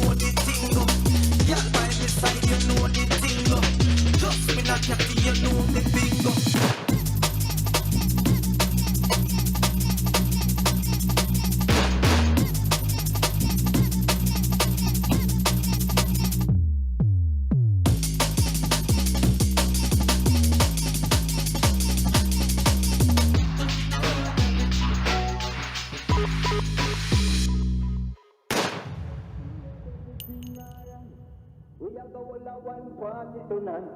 Touch the road, everything alright. We are gonna shell down a party tonight. Lick up on table, you know the thing go. Money in a pocket, you know the thing go. Girl by my side, you know the thing go. Just me not catty, you know me bingo. Touch the road, everything alright. We are going to one party tonight. Touch the road, everything alright. We are gonna shell down a party tonight. Lick up on table, you know the thing go. Money in a pocket, you know the thing go. Girl by my side, you know the thing go. Just be not catty, you know the bingo.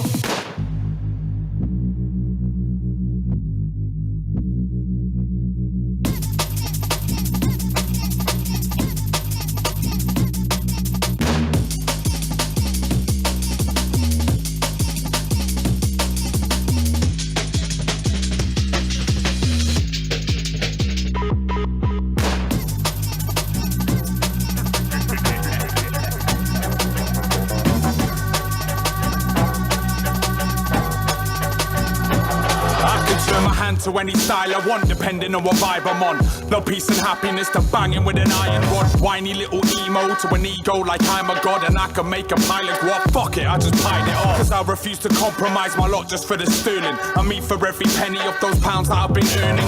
One thing that's for certain, I'll keep the fire burning and stay true to myself until I face the final curtain. I've been working like a dog, forgive me if I bark a bit. I don't give a toss if you're a bad man when your bars are shit. Fuck a major label if they don't know how to market this. The living definition of what an independent artist is.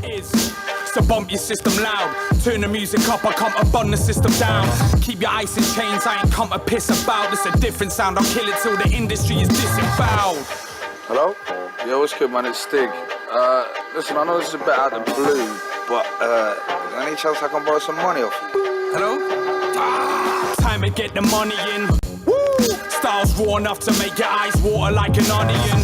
Tell the truth, I ain't trying to be a funnian. Bring the greatest of all time and I'ma curry him.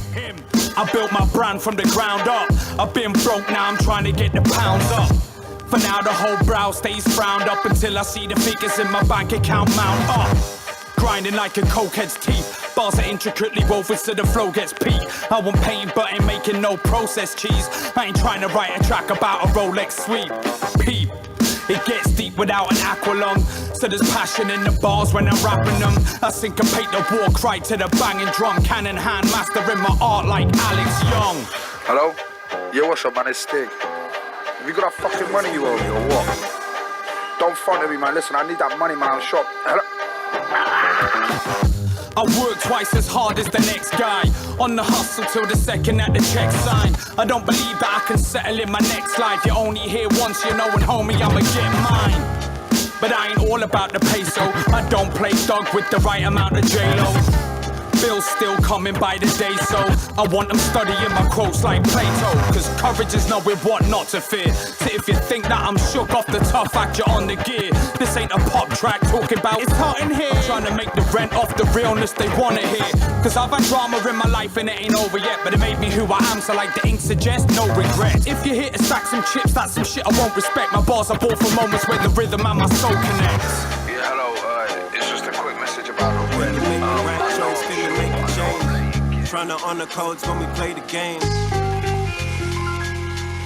I never like to hold a grudge because the weight is heavy. I never like the fact that I can feel the hate possess me. Why lose faith in yourself? Follow the nature that dwells close to your heart and you can find a way to excel. I came for the belt, I'm grading myself. Even if I'm taking it out, I'm learning like I had the plates on and had to slam the brakes on. Based on a sci-fi novel no one ever read. It's real life as you see it. Don't worry, it appears close. It's just another very distant memory. I'm finding the future alive and the music is vibrant and moving and life is improving. I'm taking steps. I only promise I ain't making threats. Save your breath, man. Them sore losers wanna blame the ref when they make comparisons and your grade is F. Pressure picking up the pace again. I barely break a sweat. Yeah, I'm trying to remain what the new here. See the pressures on the change like a souvenir. It's hard to endure, trying to get signed like an in-store. Most seem blind to what they're in for. Never sell yourself short if you know the profit. Hits coming off the green like I overshot it. We know the logic, I want it like my oldest got it. When it comes to real work, you can tell girl who's on it. Uninspiring, from the side eyeing him. Dragon Jim, cyanide blind to be supplying him. Defend the art I put my whole life into. Could tell from the start that loyalty ain't in you. If only they knew the real see-through to the fake standards that they wanna hold them up to. It ain't surprising, don't put the cell out, you capsizing. The fingers on the pulse of the hours keep rising. Can you make the right choice? Can you make a change? Can you take the weight? Can you make a gain? We tryna honor codes when we play the game. Stay shining light so the truth won't fade away. Can you make the right choice? Can you make a change? Can you take the weight? Can you make a gain? We tryna honor codes when we play the game. Stay shining light so the truth won't fade away. This the game that's really gonna make your path change. Looking for the exit, I'll be moving to a Stargate. You're looking for some parking, I'll be darting in a fast lane. That's the time I'm living in, this mission is so fast paced. Always on the next thing, it's the vision that will get you in position for the place you wanna live in. If you ain't got vision, then you'll stay in the place you eat, sleep and shit in. So listen, I'll tell it how it is, not how it isn't. Under rain clouds in Britain, it's a strange sound I'm bringing. Yet it resonates within them from the underground system. With the gutter sounding wisdom, so they elevate with instinct. I'm original, no imprint. Every millisecond's different. Bring the colour like on pigment. Paint the soundscape in an instant. With the 4 hours imprint, my instinct is addictive. Our decisions make a difference. It's on you to show persistence. Your choice, your existence. The game's a bitch, but I married it. Give a fuck if you can hold it down, man. I wanna see you carry it. Twinkle eyes, see them hypnotised by glamour shit. A thin line between rap and acting like a sket. Can they manage it? It weighs heavy, so I slay about 5 a day and stay ready while these goons slip and slide away. They're pissed weak, so his shit's creak. Singing to them, guardian of the arts, and my heart says I should bring it to them. Everyone gets into this for different reasons. Some wanna get the peas and get to leaving, or front like fake G's and chuck the cheese in. I don't know what's funnier or worse, them or the fact that people actually believe them. I do this because I love this. Don't put nothing above this. There's names for dames, that's all about the change. So what's up, bitch, gold digger? I'm just speaking from the soul and punching through to make the hole bigger. Chuck you couple go figures. Can you make the right choice? Can you make a change? Can you take the weight? Can you make a gain? We tryna honor codes when we play the game. Stay shining light so the truth won't fade away. Can you make the right choice? Can you make a change? Can you take the weight? Can you make a gain? We tryna honor codes when we play the game. Stay shining light so the truth won't fade away. I leave ciphers the last man standing with a swollen tongue. Start beef under the guise of an invisible smoking gun. A house broke your slum, your ends are known for scum. I hope you run this fucking war, be a hopeless one. I spit my propaganda on this mic appliance. I like defiance, so please keep taking the path of non-compliance. I've got brethren across the sea who wanna see you flee. Intelligence services who claim you prep for killing sprees. And when I speak, I make the whole world listen. Bully those who own into submission. You know me, bruv, not giving a fuck for whatever you got to say. Handle opposition like Blair did with that dossier. You can't handle the truth, that's why I feed you lies. Metropolitan politics drop like tears from bloody skies. We rise above it all, but still stay in the thick of it. Like London estates, I bless breaks with the sickest shit. We step with the force of a hurricane. Loving ain't nothing but another game. Tainted by your brother's shame. Stabilize your sentiments, we represent a bright day. The wiser pay the price, strive to side the way the minds is prey. Step with the force of a hurricane. Loving ain't nothing but another game. Tainted by your brother's shame. Stabilize your sentiments, we represent a bright day. The wiser pay the price, lies defining where the biters prey. Man, I used to have a lot of love, but it's diminishing. The villain a six-bitter man, deliver bags of finished things. The illa kid, bringing you down, your sounds get blown apart. I'm prone to spark jokers, I'm darker, the kind of Bonaparte, Napoleon type. Soldiers reinforce the pros, the Jones of Arcs. Boldest from the start, embrace the coldest parts with open arms. Rope the golden guards, but half of vocals broken, broke your arms. I told you both to hold your cards close, you chose the open path. You wash it up, but don't just choke your clot and get it over with. Impose the harshest doses, dark, ferocious, close and coated with a poison so deep, even Mary needed contraception. I'm on your section, hotter than a rubber stock with cop connection. Stop your stressing, you're getting robbed of a proper blessing. Drop a cock your neck until your body steps in God's direction. Not to mention, brothers be getting measured up and sized out. Noted down, stamped with the number lives wiped out. We step with the force of a hurricane. Loving ain't nothing but another game. Tainted by your brother's shame. Stabilize your sentiments, we represent a bright day. The wiser pay the price, strive to side the way the minds is prey. Step with the force of a hurricane. Loving ain't nothing but another game. Tainted by your brother's shame. Stabilize your sentiments, we represent a bright day. The wiser pay the price, lies defining where the biters prey.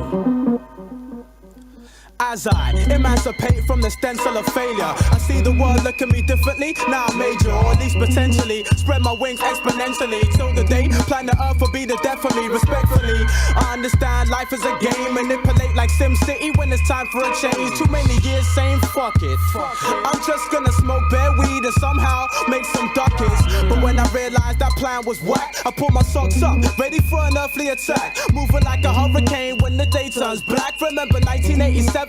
Much worse than that with assertive raps. It's all a glorified business plan to enable the fam to live in greener lands. Kick back and check the episode. Invisible turn flesh, the illest story ever told.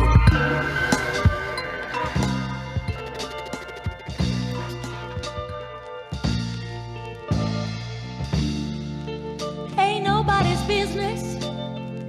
Last one of 2021. Rise Above. Cause 100 years from now, we'll all be dead and gone. We reset and gone. I'm not a good woman, but I'm good for you. Because I just live it like I feel it. There ain't nothing else I can do. Cause somebody put an urge inside of me. Oh, to satisfy your kind of man. The other channel is just called Rise Above. 1 sec, let me find it.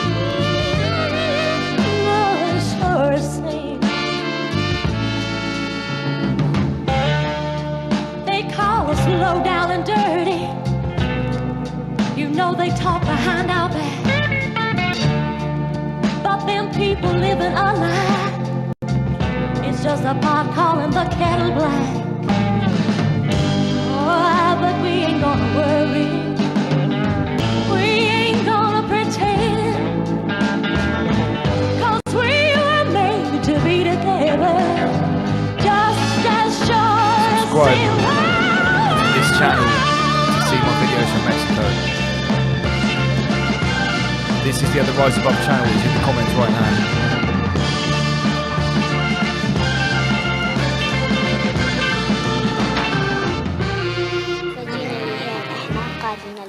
فوقنا جينا اللي جاي لأن ما فينا ضرب ولا حروب خالص شي.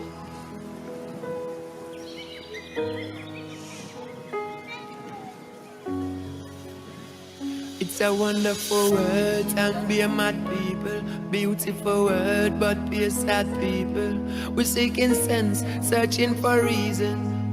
Everybody trying to be even. A wonderful world at pure mad people. Beautiful world and pure sad people. Mistrust and accusation of treason. But people still a change like the seasons. So many rainy days, but still not see no water. Fathers can't protect them, son can't protect them daughter. We need a little spark so we can be the fire starter. Bring back the joy so we can remember the laughter. We should have taken it slow instead of going faster. What could be a joy could turn out in a disaster. If them knock you down, you get back up with the bruise and the guts. For every wound there is a plaster. These are the signs of the times. Who is marching on, who resign? Who will accept to decline? These are the signs of the time. It is time for us to define who destroys, who designs.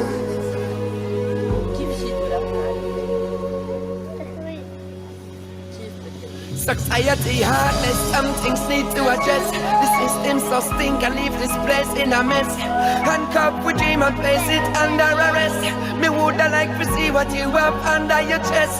Is it a heart you have? Is it a stone? Is this paradise? Tell me if I can call it home. We walking in the crowd but I still feel alone. We're born by ourselves and we're leaving on our own.